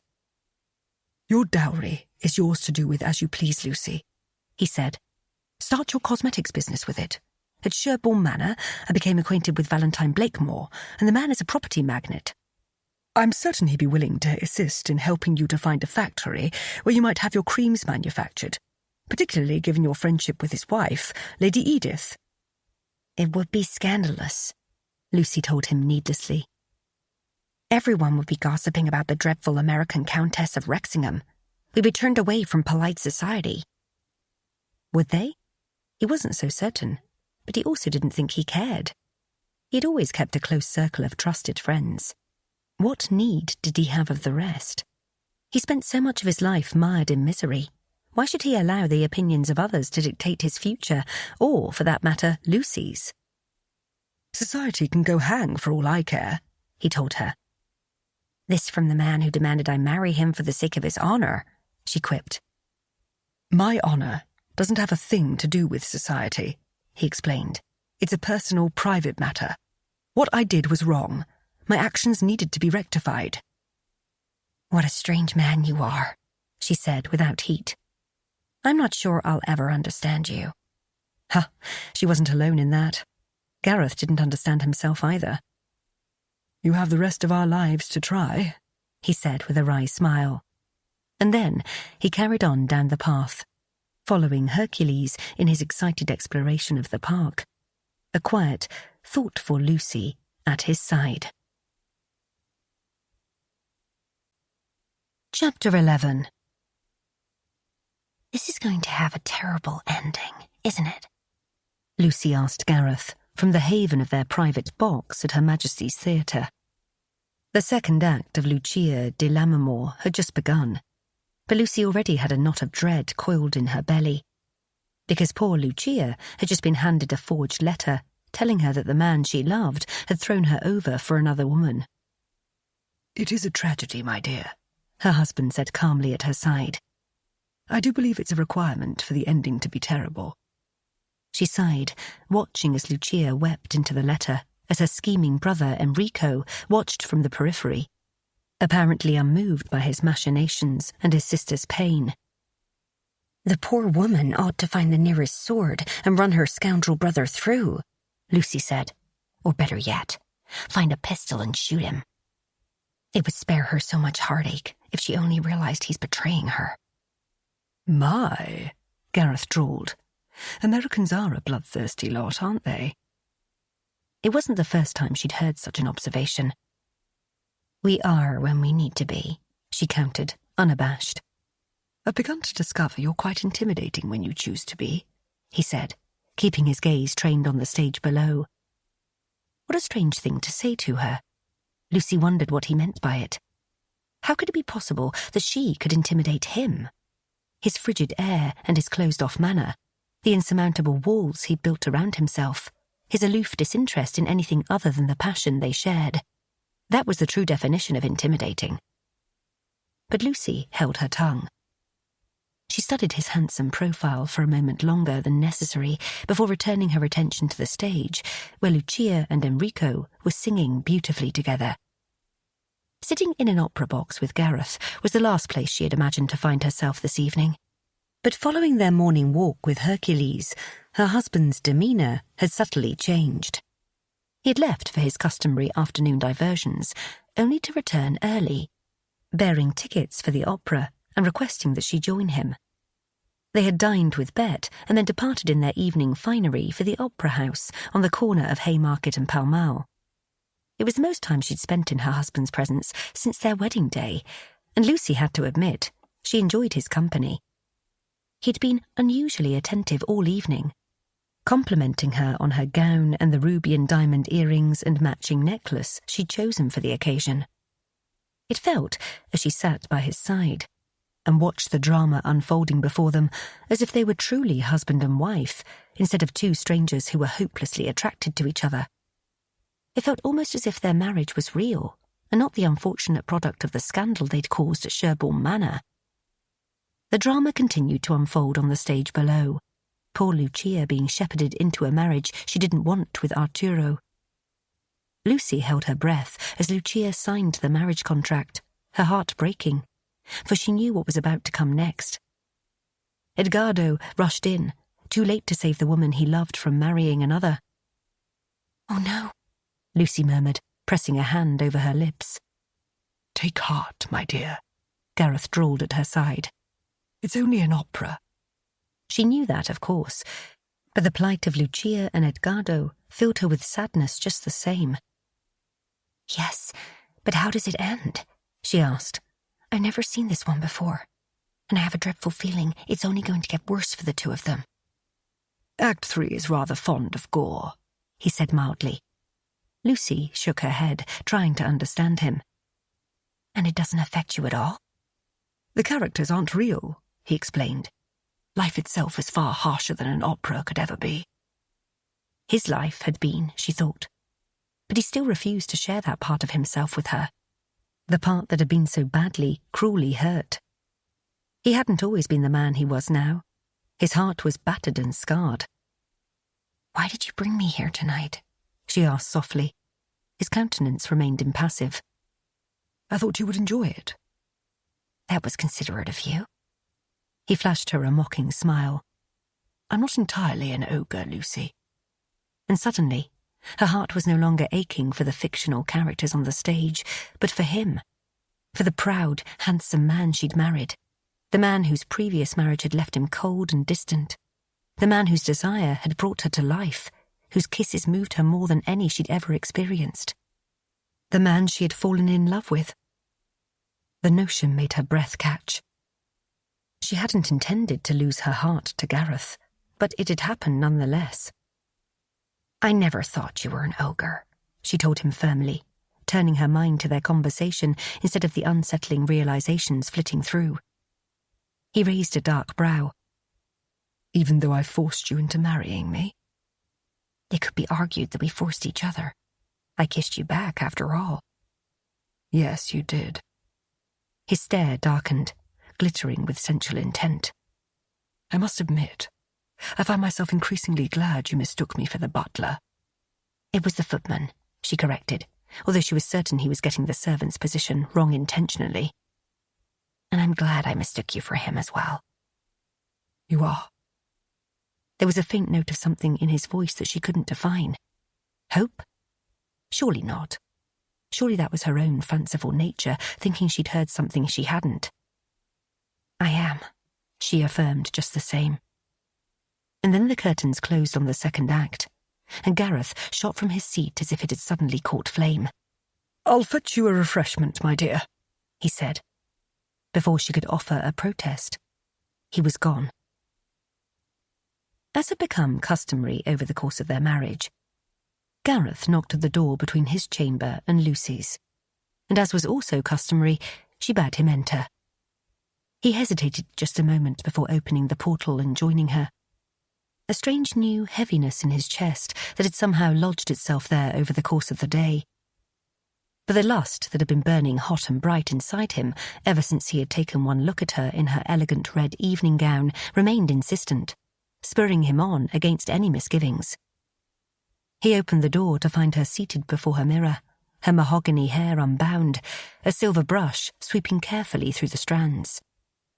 She smiled at him over her shoulder in welcome, and it shouldn't have been sultry, shouldn't have made his prick rise to attention, the simple gesture. And yet it was, and it did. "Hello," she said softly. "Good evening," he returned, stiffly formal. Despite the weeks that had passed, he was still painfully unfamiliar with a wife who welcomed him into her chamber, into her bed. He couldn't shake the notion that she was like a butterfly, and that if he made any sudden moves, she might flit away into the sky, never to return. His inability to be a proper husband to her frustrated him. Likely, he would make Lucy miserable eventually. The brilliance in her eyes would diminish, just as Anthea's had done. She would look at him with shadows and sadness in her emerald gaze. He would be a disappointment, just as he had been before. I was just brushing my hair for the evening while I awaited you, Lucy said brightly. Allow me, he said, crossing the chamber to her and reaching for the ornate handle of the brush. She relinquished it, her expression one of surprise. Thank you. He inclined his head, meeting her gaze in the mirror as he ran the brush through her silken hair. You shaved me. It's only fair that I return the favour somehow. Lucy smiled, then bit her lip. Gareth stilled. Did I hurt you? Not at all, she reassured him. He resumed brushing. What troubled you then? I was only thinking of your displeasure with me that day for my intrusion and wondering... Her words trailed away. Wondering what? He prodded. It doesn't matter. It matters to me. They engaged in a staring match in the mirror, until she finally relented with a small sigh. I was wondering if it would ever be different between us. If you would ever look at me with welcome when I knock at your door, instead of looking at me as if I'm an intruder who doesn't belong here. If you would ever leave it unlocked in the morning. Hell. Gareth's fingers tightened on the handle of the brush, the decorations adorning it cutting into his skin. Of course you belong here. You're my wife. It hasn't felt that way, she said quietly. He knew he was to blame for that, and he hated the hurt lacing her voice. Hated knowing he was the cause of it. It seemed he was doomed to repeat the mistakes of his past. Gareth placed the brush on the tray before her, where her lady's maid had assembled her toilette. Perhaps I should leave you to your rest this evening. Is that your answer to unhappiness? Lucy asked sharply. To simply retreat? And pretend as if it doesn't exist? If that is what you did with your first wife, little wonder your marriage was so miserable. He stared at her reflection, everything within him seizing. She wasn't wrong. He had been retreating from her ever since their wedding day. It hadn't occurred to him that it had been what he had done with Anthea as well, albeit for different reasons. Separating himself had been necessary because she'd been withering away, and the greater her sickness became, the stronger her hatred and resentment of Gareth. He despised seeing her in her sick room, propped up by pillows, gaunt and pale, refusing to permit anyone to open the curtains or the windows and allow in light and fresh air. She'd been dying slowly, and he had seen it, had known it, and yet he'd been helpless to do anything to stop it. Gareth, Lucy said, rising from her chair and whirling to face him. I didn't mean that. I rather think you did, he said, amazed at the calmness of his voice, given the riot inside him.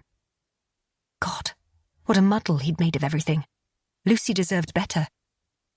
Forgive me, she entreated, reaching for him. Please. I don't have much gentleness in me at the moment, Lucy, he warned. Her hand settled on his forearm anyway, her touch light and yet searing him through his shirt sleeve. I'm not sure you ever had gentleness in you. Stay, please. Don't go. Don't leave me alone tonight. He shouldn't listen to her, and he knew it. There was something brutal rising within him, something feral and raw and overwhelming. It was more than desire, more than his regrets over the past and present. It was a conflagration threatening to burn him alive. You don't want me to stay, he rasped. Not like this. It's better if I go. You're always walking away from me, Gareth.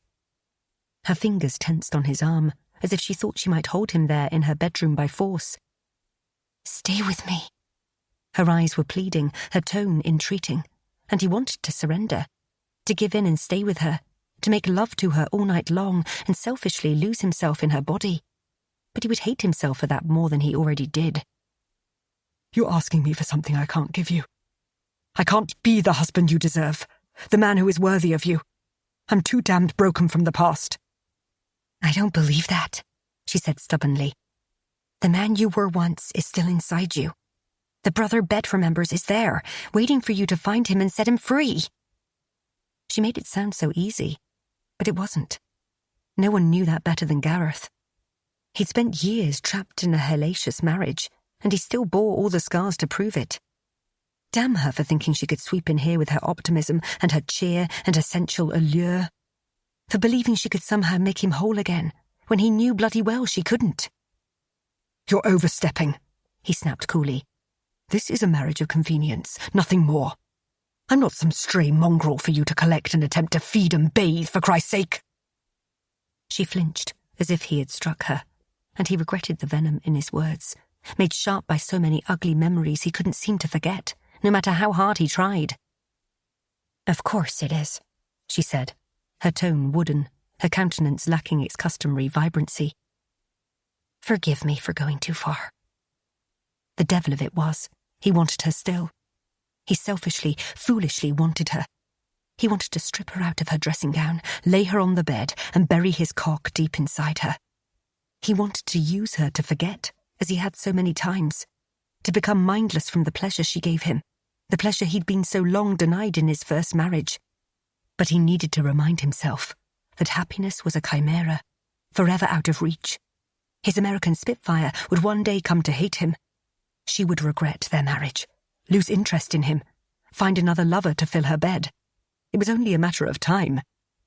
It had been a mistake to spend so much time with her today. He could see that now. He'd given her false hope where none should dwell. I married you because I had no other choice, he said, forcing himself to be cruel. You do best to remember it. Her chin went up in stubborn defiance, but he didn't miss her sudden pallor. Of course, my lord. How could I forget? I threw myself at you like the wanton hoyden I am, and you had no choice but to save my reputation with your benevolence. Her tone, like her words, were as sharp as a blade. He continued anyway, desperate to put some distance between them, to make her see the futility of her optimism. It is a duty I bear in the name of my title, he said coldly. After you give me children, you'll be free to pursue life as you wish, without me to weigh you down. I expect you shall be far more content then. Are you suggesting that I should take lovers after I've given you your heir? She asked, sounding hurt. He inclined his head. The practice is quite customary in aristocratic marriages. And is that how your last marriage was conducted? No, he bit out. Anthea never gave me an heir, as you know. He had tried at the beginning of their marriage, but Anthea had been far more interested in opium than him. Throughout the course of their marriage, that had never changed, although many other things had. Perhaps I should lie on the bed now and let you have your way with me so that we can both carry on with this marriage of convenience and forget it ever happened, Lucy suggested acidly. The sooner you get your broodmare pregnant, the better. It was the second time she had referred to herself thusly in the span of one day. He hadn't liked it the first time, and he most certainly didn't like it now. Even if he was responsible for her feeling that way, it was necessary, he told himself. The sooner she accepted the truth of their union, the better it would be for the both of them. Just look at how dreadfully awry today had gone. He'd caused her pain. He would only cause her more. Don't call yourself that, he said curtly. Why shouldn't I? Her elegant fingers moved to the buttons fastening her dressing gown, plucking one free of its moorings, then another. This is what I am meant to be. This is a marriage of convenience, one you very much regret entering, and one you've made more than clear exists for one reason alone. More buttons came undone. She was furious with him, he realized, twin patches of pink on her high cheekbones. She looked nothing short of glorious, like a vengeful goddess, descended among mortals to wreak havoc upon men, upon him specifically. He should have been satisfied that he'd rebuilt the crumbling wall between them. He should be returning to his chamber, leaving her to stew in her outrage. But he was transfixed by the sight of her undoing those blasted buttons. He couldn't move, couldn't breathe. Longing slammed into him with the force of a locomotive, not just for her body, but for her. For her tenderness, her smiles, her laughter, her cheer, her undying persistence. For everything that was Lucy. It was bigger than he was, sudden and intense, terrifying. He tamped it down, banishing the unwanted emotions. This isn't what I intended tonight, he said thickly. Then what did you intend, Gareth? To crush my heart beneath your heel with your callousness? If so, you've succeeded. Her fingers were trembling, he realized, and she paused on a button that was stubbornly refusing to be freed. With a feminine howl of pure frustration, she tore at the remaining buttons, sending them raining over the carpets in dull thuds, rolling across the floor like tiny pearl recriminations. She was naked under that blasted robe de chambre, naked and beautiful. Her full, luscious breasts, the nip of her waist, her lush hips, the curve of her legs, her creamy throat, and hard nipples all on display. She held out her hands, unashamed. Here I am. Take me. Not like this, he growled, belatedly recalling her words. Her heart? What did that mean? He wasn't sure he wanted to know. She reached for him, took one of his hands in hers, thrust it crudely between her legs. This is what you want, isn't it? Only this and nothing more? Have it then. Have it and be gone. To his shame, he allowed his hand to linger for longer than he should have, spurred by the sleek heat of her sex. She was wet. Even in her anger, she wanted him, and the knowledge made him long to do everything she demanded, to bend her over the bed and sink his cock inside her, to take her roughly from behind, to cup her breasts as he fucked her, pinch her nipples and bite her shoulder, to do everything that kept him awake at night, long into the hours of darkness. Damn it, no. He came to his senses, withdrawing from her. You're overset. Get some rest, my dear. I'll see you in the morning. With great difficulty, and summoning every speck of restraint he possessed, Gareth turned away from her, leaving her there, alone and naked and angry, his vengeful American goddess. The wife he hadn't wanted, and yet the wife he couldn't seem to get enough of. The door had scarcely closed at his back before he heard a frustrated cry from her bedchamber, and the undeniable thud of some poor, inanimate object striking it. Chapter 12. All the gowns, Lady Wrexingham. Lucy pinned a false smile to her lips for the sake of her lady's maid. I wish you wouldn't call me that. Do you think you might call me Lucy instead? The sweet-natured English lady's maid she had hired to replace her American maid blinked at her, looking horrified. It wouldn't be proper, my lady. Lucy sighed. Of course it wouldn't be proper. Even if she didn't feel like a true wife, she was the Countess of Wrexingham, for better or for worse, for richer or for poorer, etc. Well, she might have Gareth's title, but he could take his marriage a convenience, and his frigid, heartless self, and the walls he built, and he could stuff them in his ear. All the gowns, she told her lady's maid. Please see that everything that belongs to me is packed and delivered to Mrs. Chartrand at number 8 Lark Square. I'll take a trunk with me this morning, but anything that doesn't fit in the carriage will have to follow. I'll send my mother's carriage to fetch the rest. Everything, my lady? The lady's maid repeated hesitantly. Yes, she said firmly. Everything. Because after Gareth had left her last night, she had crawled miserably into her lonely bed and cried herself to sleep. But before slumber had claimed her, she had made a decision. She was leaving him. She didn't know all the particulars of marriage law, but she was reasonably certain she could obtain a divorce, if not in England, then at home in New York City. It was simple. Her husband didn't want her. He didn't love her. Gareth had made it clear on numerous occasions, but she had been too stubborn and foolish to listen. But when he had walked away from her instead of staying, instead of fighting with her, fighting for her, she had known she couldn't continue ignoring the truth. She had fallen in love with an icy man who was incapable of caring for her in return, and if she remained here, he would only continue crushing her heart, day by day, minute by minute, hour by hour, until eventually nothing would remain. As you wish, Lady Wrexingham, her lady's maid said, sounding subdued. Thank you, Lucy said, a quaver in her voice, but she would not cry. She had wept enough tears last night. Today, she had vowed, she would be strong.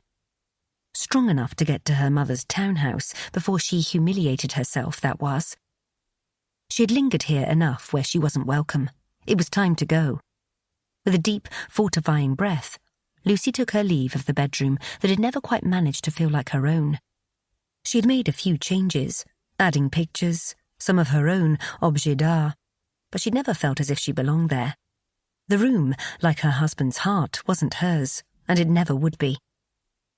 Clenching her jaw against a stinging rush of tears that threatened to fall, she descended the curved staircase she had traversed without thought so many times. This time felt different, knowing it would be her last. Her heart ached at the thought of never seeing Gareth again, never touching him, kissing him, never being held in his arms. But the choice had been his, and he had made it with cruel finality. How she would miss him, and Bet, and Hercules too. Her little life here at Claremont House had begun to feel comfortable. Too comfortable, likely. Perhaps she just wasn't meant for happiness. Or perhaps she was meant to start her cosmetics business, just as she had longed to do. She reached the bottom of the stairs to find her sister-in-law bustling toward her, a worried expression on her lovely face. "Good morning, Bet," Lucy said, trying to keep her voice from trembling. "Good morning," Bet greeted, frowning. "Hercules and I missed you at breakfast."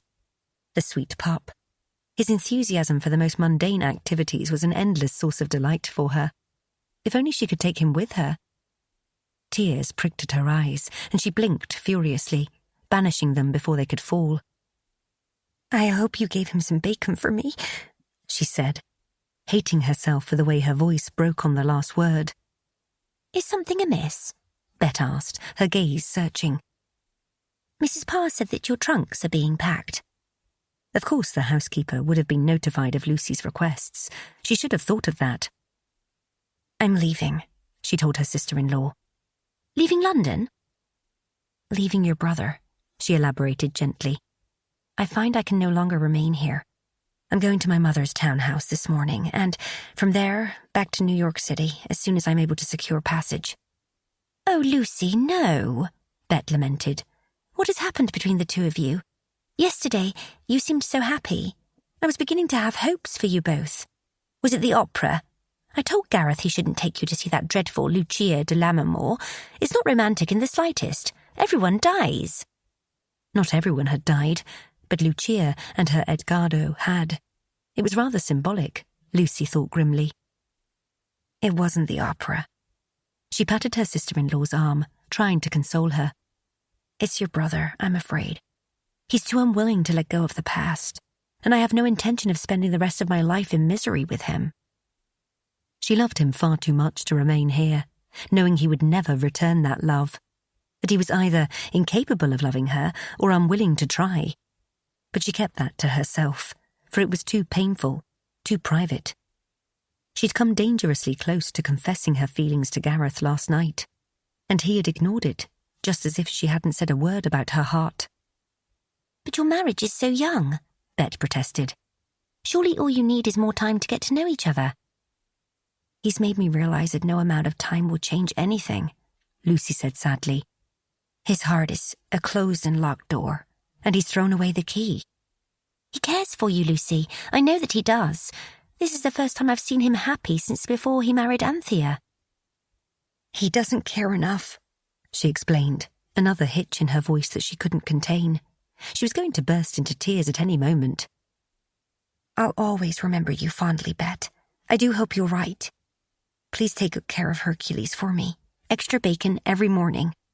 And please, also take care of your brother." She swallowed hard against a lump rising in her throat. "He wouldn't want you to leave," her sister-in-law said, clutching at her arm. "Please, Lucy."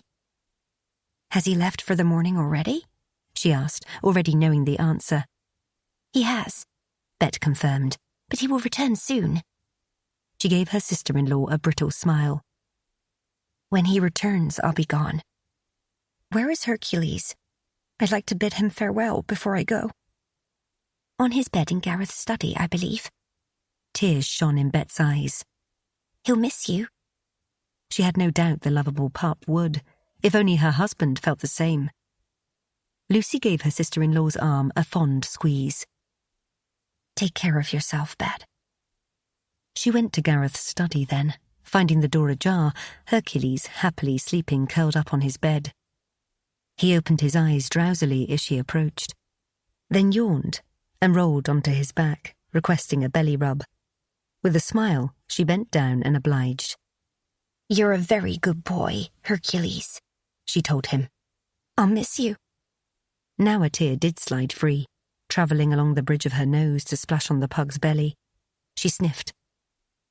"Be good to your papa for me." Hercules yawned again, then made a happy snuffling sound and closed his eyes. She supposed that was his answer. Holding back the torrent of tears that threatened to fall, she left her husband's study for the last time. Gareth returned to her house in turmoil. He'd scarcely taken off his hat and coat when a distraught Bet nearly barreled into him, Hercules trotting at her heels. "Is something wrong?" he asked, frowning. He had awoken in a grim mood following his row with Lucy the night before. Determined to make amends with her, he had set out after an early breakfast for a meeting with Valentine Blakemore to discuss properties he might lease for Lucy's cosmetics business. Not because he was feeling guilty about his poor treatment of her, although in truth he was, but rather because he wanted to make her happy.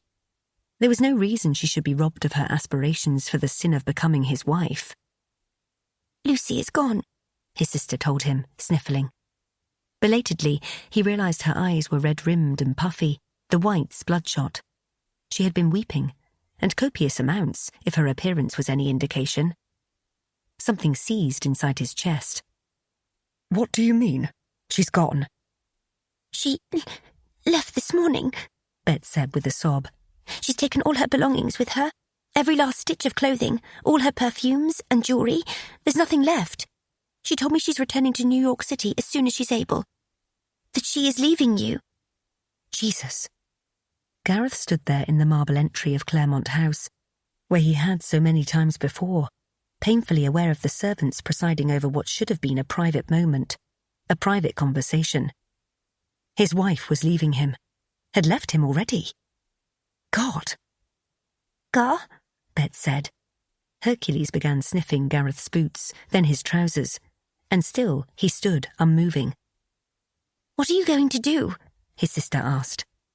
That was an excellent question. He didn't have the slightest notion, other than that he couldn't do nothing. He had to do something. He needed Lucy.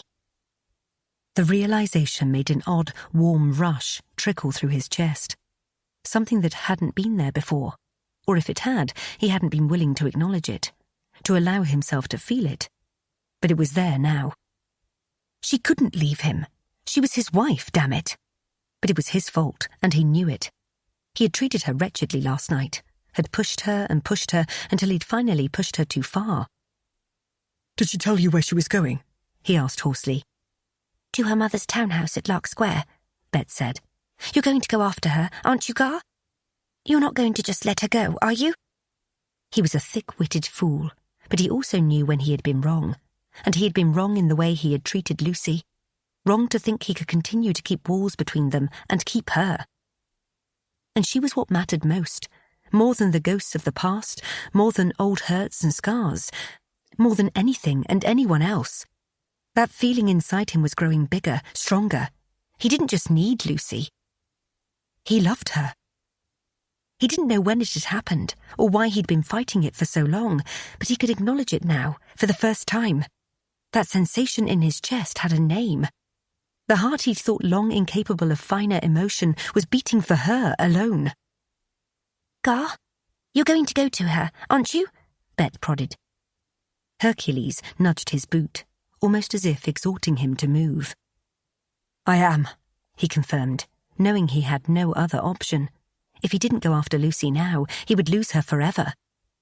Gareth turned to his butler, who was hovering nearby, attempting to act as if he hadn't overheard the conversation. "Have my carriage brought round again, if you please."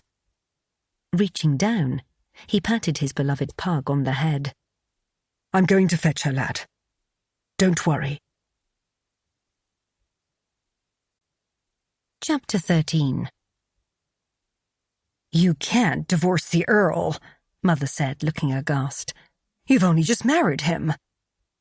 Lucy should have known her mother wouldn't be pleased to return from her social jaunts to discover that her daughter had once more installed herself in the Lark Square townhouse, where she'd spent much of her time in England. "I married him over a month ago," Lucy corrected, holding her head high and doing her best not to start weeping again. "Scarcely any time at all," her mother snapped, frowning. "Enough time for me to know that I don't want to spend the rest of my life with a man who is incapable of loving me," she corrected. They were seated in the formal sitting room that her mother had often reserved for guests. But then, Lucy supposed, the chamber choice had likely been Mother's way of reminding her that she was a guest here, no longer a resident. If only Madeline were here instead of off with her own husband. Her beloved sister would have given their mother an earful on her behalf, she knew. But Madeline was in love and deliriously happy, which was precisely what she deserved, even if Lucy was bitter that such marital bliss had eluded her. "Do you have any idea of the scandal it will cause back in New York if word were to spread that you have deserted the Earl of Wrexingham after only 1 month of marriage?" Mother asked. "I'll never again be able to show my face in society, to say nothing of how furious your father will be. He spent a fortune on making every detail of your wedding perfect." "Perfect for you," she couldn't help pointing out.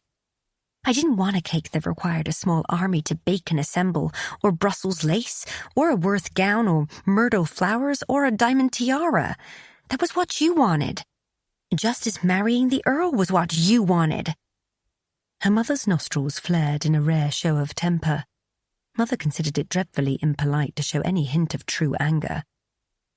"Have you forgotten that your own reckless actions prompted your marriage? I'll not be blamed for your hoydom ways. If you were unhappy with the Earl, you might have thought about it before you threw yourself into his arms and did whatever else it was that the Marchioness of Featherstone saw you doing." "Kissing him, Mother." She couldn't resist elaborating. "I was kissing him." "Good heavens, I was trying to spare us both the shame of saying it aloud," her mother said with a delicate shudder. "You mustn't speak of it again, but it bears repeating that you should have considered what you were doing very carefully before doing it. Now you have to live with your decisions." "I'm not going back to him," she denied vehemently. "He's made it more than clear that we have nothing more than a marriage of convenience, and that I mean nothing to him. I'm a means to an end. He married me to satisfy his honor, but all he wants is his heir and spare." "That is how these things are done, my dear," Mother told her. "It's so much more civil than most marriages. I had 5 children before your father was gracious enough to take his attentions elsewhere." Lucy had 2 other siblings who had been born after her, one a boy and the other a girl. Neither of them had survived infancy, William Jr. dying shortly after birth, and Phoebe claimed by a fever just short of her first birthday. Their losses were a part of her, and she would forever mourn them. This was the first time she'd ever heard her mother speak of all her siblings in such a manner, and it was certainly the first time she had heard her mother speak of her intimate relationship with her father. "Are you saying Father has a mistress?" she asked, feeling vaguely ill. "I'm saying it isn't my concern," her mother said brightly. "Mr. Chartrand is content to conduct his affairs as he pleases, and I am content to do the same. It's why I've chosen to remain in London while he returned to New York City." Lucy had foolishly supposed the reason had been the marriages her daughter had made. Now, she saw her mother clearly for possibly the first time, and she didn't like the picture before her. "That isn't the sort of marriage I want for myself," she said quietly. She loved Gareth, loved him enough to leave him, because if she didn't, her love for him would ultimately destroy her. "It isn't always our decision, the sort of marriage we have," her mother returned sternly. "You've married the Earl, and you must accept it. You can't stay here. I'll not shelter you from your husband. You belong at his side, in his home." Defeat washed over her. "Don't you see? I don't belong there. I never did. All I need is a roof over my head until I can arrange for passage back to New York City. Then I'll be gone, and you'll never need to worry about me again." "You make me sound heartless, my dear. I'm only acting in your best interest." "Are you?" Lucy rose to her feet, fury making her incapable of remaining seated. "Or are you acting in your own best interest? Because I must say, that it seems the latter is what you've been doing for my whole life. You knew neither Madeline nor I wanted to marry an English aristocrat. Coming to England was your dream, not ours. Entering this society, my marrying an earl, it was what you wanted. All I have ever wanted is what's best for you, Lucy, her mother said, her lower lip quivering as if she were going to burst into tears. How dare you suggest otherwise? I've been a wonderful mother to you. You've had only the best of everything. Except her mother's love. Lucy didn't say that, however. If you won't allow me to stay with you, then I'll take a room at a hotel, she told her mother. I'm not going to stay in an unhappy marriage just to spare you the shame in your social circle. I deserve better. Head held high, Lucy swept from the room. She didn't make it far before she realised she had dismissed the coachman, sending him and the landau back to Claremont House, which meant she was going to have to beg her mother for the use of her carriage. That rather ruined the effect of her grand exit, she thought grimly, still quivering with outrage. She would simply walk to a hotel. It was only noon. She had plenty of daylight to guide her, and the leaden skies had yet to deliver the promised rain. With any luck, she wouldn't even be wet. She could send a porter at the hotel for her trunks. Lucy retrieved her wrap and other effects before leaving her mother's townhouse. The wind possessed a slight chill, but she would find warmth if she kept moving. Determined, she proceeded down the pavements, trying her utmost to keep her composure. The day had decidedly not gone as she had hoped it would. Surely it would get better. Caught up in her misery, she didn't recognise the landau until it drew alongside her and slowed. The door flew open, and Gareth leapt out. Lucy! She stopped, heart thudding. She hadn't expected him to even notice she had gone until he returned that evening from wherever he had been. But he was here now, standing on the pavements before her, looking unfairly handsome. "What are you doing here?" she asked sharply, afraid she would cry and truly humiliate herself. Bet told me you were going to your mother's, he explained, his blue gaze roving over her face. That you've left me. The raw hurt in his voice was new. She was accustomed to icy self-possession from him, but she refused to allow herself to hope for any emotion from him other than anger. "You made yourself clear last night," she told him evenly, holding his gaze without flinching. "I made the only decision left to me." What the devil are you doing on the street? Heat crept up her neck. My mother refused to offer me shelter until I can book passage back to New York City. I decided to walk to the nearest hotel. No, he bit out. Yes, she countered. No, you're not walking to a hotel, and no, you're not leaving me. He took her arm in a firm but gentle hold, staying her when she would have continued. Exasperation rose. Yes, Gareth, I am. Come inside the carriage with me, he said, his voice gentling, losing some of its severity. Please, he added, when she remained stubbornly planted on the pavements, refusing to do what he wanted. Why? She demanded, searching his countenance for some hint of what he was feeling. Give me one reason that I should go anywhere with you. Because you're my wife, he told her steadily. And because if you don't come with me, I'll get down on my knees in the midst of Lark Square and make a complete arse of myself by begging you. He would beg? No, what was she thinking? She shook her head. Those reasons aren't good enough. Because I can't lose you, damn it, he blurted. You're the one bit of sunshine in my life aside from my damned hound and my sister.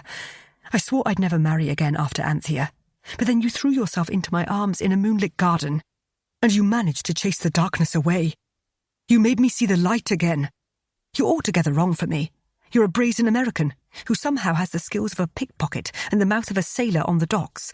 You're bold and sensual and scandalous, and you are kind to my sister and endlessly patient with me, and even my dog likes you more than he likes me. His voice was hoarse with pure emotion by the time he reached the end of his soliloquy. Even the customary mask of indifference he wore had slipped to reveal the true man beneath, and what she saw made hope swell inside her for the first time that day.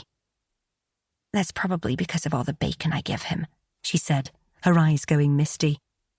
It's because you're you, Lucy, Gareth said. Because you're like the brightest star in the night sky, twinkling and gleaming, more brilliant than all the rest.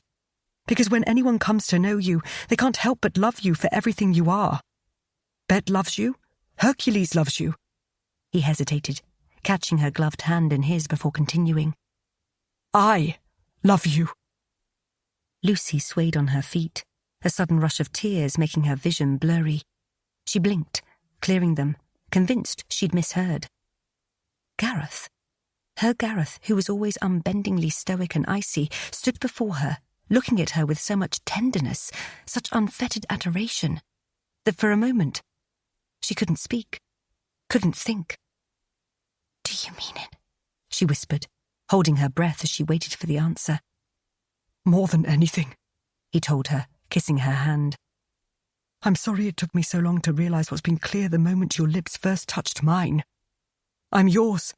My heart belongs to you. I don't want a marriage of convenience or a broodmare. I want you, my wild, beautiful firebrand. I want your love, your companionship, your kisses, your touch, your everything. I know I don't deserve it. I don't deserve you. But I promise you that I'll do all that I can to earn your love, to earn having you at my side." She squeezed his hand, overcome with emotion. And that was when the sky finally released its vengeance, a sudden deluge pouring down on them. It was cold and pelting, but she didn't care. Didn't care that carriages were passing by them, curious stares peering out the windows. Didn't care that the wind stirred up, whipping at her skirts and making her shiver. That the rain pouring down her face was mingling with her tears. Because this time, the tears she was shedding were tears of happiness instead of sorrow. "Tell me again," she begged. "That you love me, I mean." "I love you, Lucy," he said without hesitation, the rain lashing at his handsome face and soaking his hat and coat. But he stood there with her, holding her, looking at her with so much love that neither the cold rain nor the potential for scandal mattered. Gareth loved her. He loved her so much that he had finally made himself vulnerable, had at last allowed himself to feel. His ice had melted. The walls he'd erected around his heart had crumbled at last. And he was hers. The past couldn't hurt them any longer. Her future awaited her, and it wasn't in New York City. It was here in London with the man she'd accidentally kissed one night in the gardens. The best mistake she'd ever made. "Good," she said simply. "Because I love you too. Now let's get out of the rain and go home where we belong." Epilogue. Lucy, Countess of Wrexingham, had possessed a great deal of good fortune in her life, but at the moment, standing in the marble entry hall of Claremont House, she was most concerned with her best bit of good luck. Her husband and her daughter, and, at their feet, Hercules. Fanny clapped her pudgy hands delightedly from her perch in Gareth's arms. "Mama!" she cried with the sweet exuberance of a small child. Hercules trotted happily towards her, his nails clicking on the marble floor in a familiar and beloved rhythm. "Darling," her husband greeted her, smiling at her in welcome, his countenance so much softer and relaxed than it had once been. "How was your meeting with Mr. Bellingham?" "I'm pleased to say that he has decided to begin selling my cream in his department store," she announced, grinning and unable to contain her excitement. She was thrilled that the owner of Bellingham & Co., one of London's oldest and most prestigious department stores, had agreed to offer her cream in their fragrance and toiletries department. He had also settled upon a selection of brushes, soaps and fragrances her cosmetics company manufactured.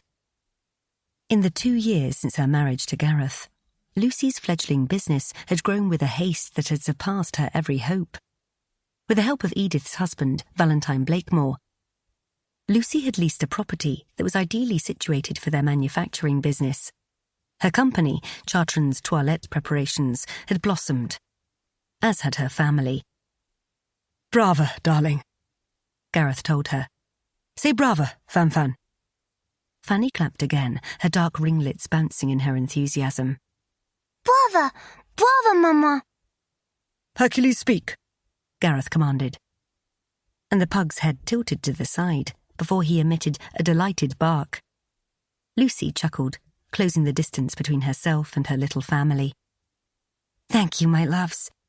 She gave Hercules a loving scratch on the head before wrapping her arms around her husband and daughter. I'm the luckiest woman in all London. She dropped a kiss on her daughter's soft cheek, and then another on her husband's. The prickle of his stubble, an abrasion on her lips that was every bit as welcome as the scent of her newly formulated after-shaving balm on his skin. I have a feeling luck didn't have a thing to do with it, Gareth said, smiling down at her, handsome and utterly at ease. I'm so proud of you, Lucy. You've worked hard to build your cosmetics business.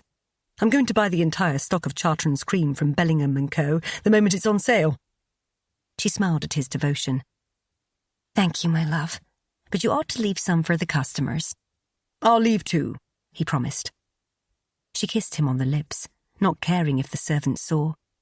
Fanny clapped, interrupting the moment with a delighted, Mama, Papa. Lucy and Gareth laughed, ending the kiss before it could truly begin. We have an audience, Mama, her husband reminded her. How could I forget that the youngest member of the Ladies' Suffrage Society is always watching? She teased, ruffling Fanny's glossy curls. Always, Gareth said, smiling back at her, so much love and joy shining in his eyes that she had to blink away the tears rising in hers. I wouldn't have it any other way, darling. Nor would I, she said. Gareth nearly swallowed his tongue when he saw his wife that evening in their bedroom. Not her room.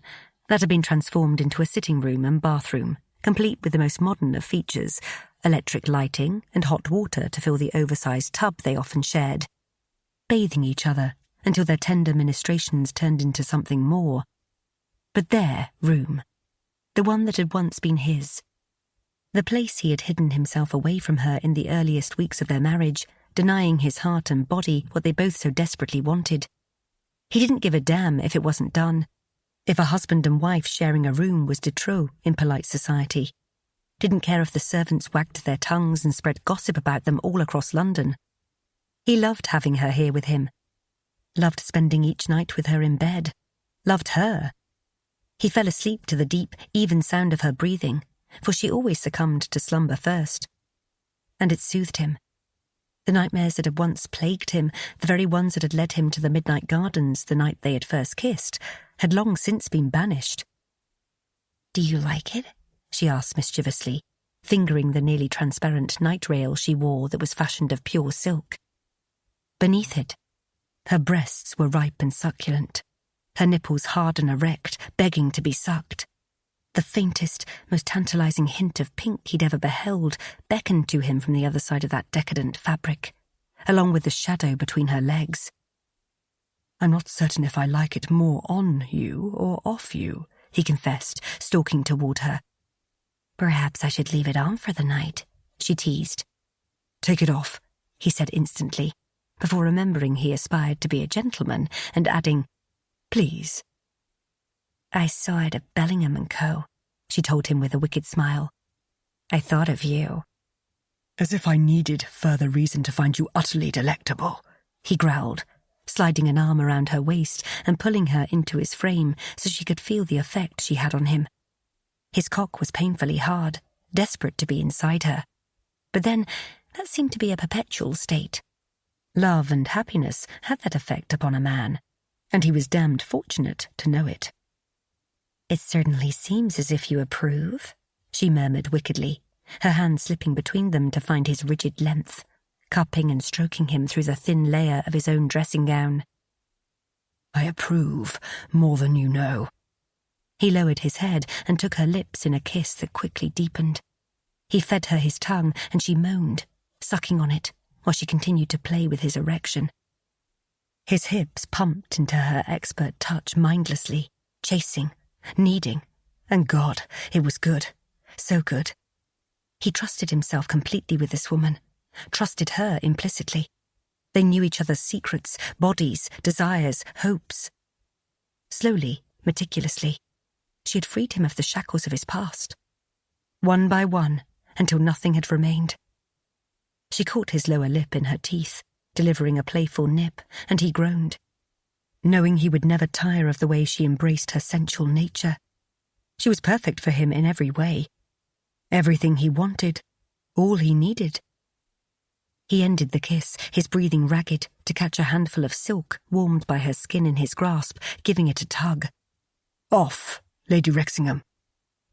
"As my lord wishes," she told him with a minx's smile, and then she relinquished her hold on his cock to grasp twin fists of silk and haul the night rail over her head. It sailed through the air and landed on the Axminster behind her with a soft whoosh of sound. She was naked. Naked and beautiful. A fierce sense of possession shot through Gareth, searing him. He took her sweet lips with his, kissing her, holding her, and guided her backward, leading her to their bed. When the backs of her knees finally hit the edge of the mattress, he paused, helping her to climb into the high tester before joining her. She looked perfect. She looked like his, lying there, all cream and pink loveliness, so feminine and curved and tempting. "I want to lick you," he told her, overwhelmed with desire, not bothering with anything fanciful or practiced, just pure, unadulterated need. "Yes," she murmured, lying on her back, reclining amongst the many pillows and spreading her legs in invitation. He didn't need further prodding. Gareth joined her on the bed, kissing and caressing up her soft, well-curved legs and along her inner thighs, savouring each patch of silken skin, each soft sigh that emitted from her lush, pink lips. He splayed his hands, nudging her legs further apart. Glistening folds beckoned, and he dipped his head, helpless to do anything but spoil her with his mouth, his tongue. He sucked her bud, then licked up and down her seam until he found her entrance, teasing her with short parries until he finally plunged deep. The taste of her was decadent and musky. He lapped at her, revelling in her husky sounds of desire, the way her fingers sifted through his hair, grasping handfuls and tugging when he applied greater pressure. He wanted her undone, wanted her to lose control, to reach her pinnacle from nothing more than his lips and tongue and teeth, and she was gratifyingly close, so close, already hovering on that tender precipice. A little nibble, a lick followed by a suck, and then again until she was coming, gasping beneath him, her hips undulating, seeking, needing. He stayed with her, laving her pearl, licking up and down her slit, filling her again with his tongue as she moaned and shuddered, caught helplessly in the grip of her own restless desire. Finally, when he couldn't withstand another moment of sensual torture, of waiting, of not being deep inside her where he most longed to be, he tore his mouth from her cunny, leveraging his larger body over hers. He braced himself on his forearms, grasping his painfully ready cock, dragging it over her drenched folds to coat himself in her dew. "I love you," he told her, and then he pushed forward, sliding inside her wet heat. She surrounded him, pulling him deeper, and he found the tip of one perfect breast, sucking hard as she gasped and writhed, driving him on with breathy pants and low moans of pleasure. "I love you so much," she gasped as he thrust again, harder this time, to the hilt, their hip bones pressed intimately against each other, her nipple hard and greedy in his mouth as he suckled. He found a rhythm that had them both on the edge, pumping in and out of her until they were gasping for breath, but he wanted more, deeper. He withdrew entirely and then turned her onto her stomach, positioning her on her knees with her bottom in the air, and then he slid into her again, the angle impossibly good. So good that he almost came instantly. Gritting his teeth, he struggled to temper his desire, to last.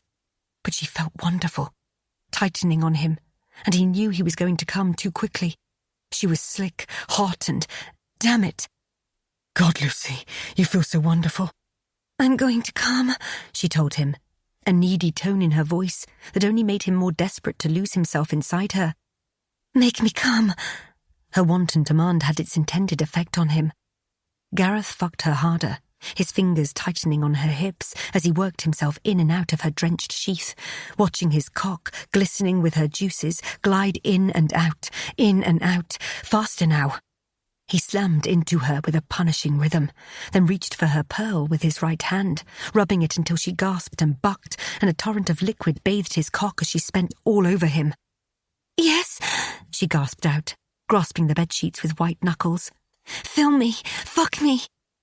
She knew he had a particular weakness for her saying filthy things to him, and this time was no different.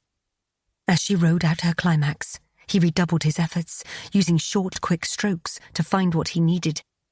Ecstasy exploded from the base of his spine, his bollocks contracting as he spilled inside her, filling her with his seed until he was spent and collapsed against her back, breathing hard, his cock still buried deep inside her. "Again," she pleaded, wiggling her hips and bringing his deflating prick back to attention. "Jesus," he muttered. "You'll kill me, woman." "I hope not," she murmured, glancing at him over her bare shoulder, her mahogany hair a wild tangle around her face. "Our children need their father." His heart was pounding so loudly from the force of his release that he was sure he'd misheard her. "We've only the one," he pointed out, withdrawing and rolling to his back at her side, sated and utterly spent. "For the moment," Lucy said with a secretive air. His head jerked toward hers. "Lucy, are you?" She smiled, the happiness wreathing her face making her even more beautiful than she already was. "Pregnant? Yes, I am. It's early, but our family is about to grow again." "I've just... Damn it," he cursed, raking a hand through his hair. "I didn't hurt you, did I? Did I take you too roughly? I should have taken more care." "Hush," she interrupted, pressing a finger over his lips. "Not another word. You ought to know by now that I'm an American, and we're as healthy as horses. Everything you did was perfect." She removed her finger and kissed him soundly before lifting her head and meeting his gaze. "And I expect you to do it again in approximately 15 minutes. Gareth bit out a laugh. "Ah, my American firebrand. What would I do without you?" "You'd be lost," she said fondly. "Yes," he agreed, pulling her against his side where she belonged.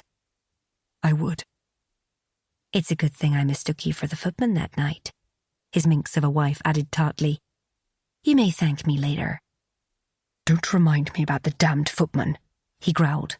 "Reginald can go to the devil. You're mine and I'm keeping you." The bastard's name had been Robert. Gareth would never forget it. But he also took great delight in calling him by the wrong name.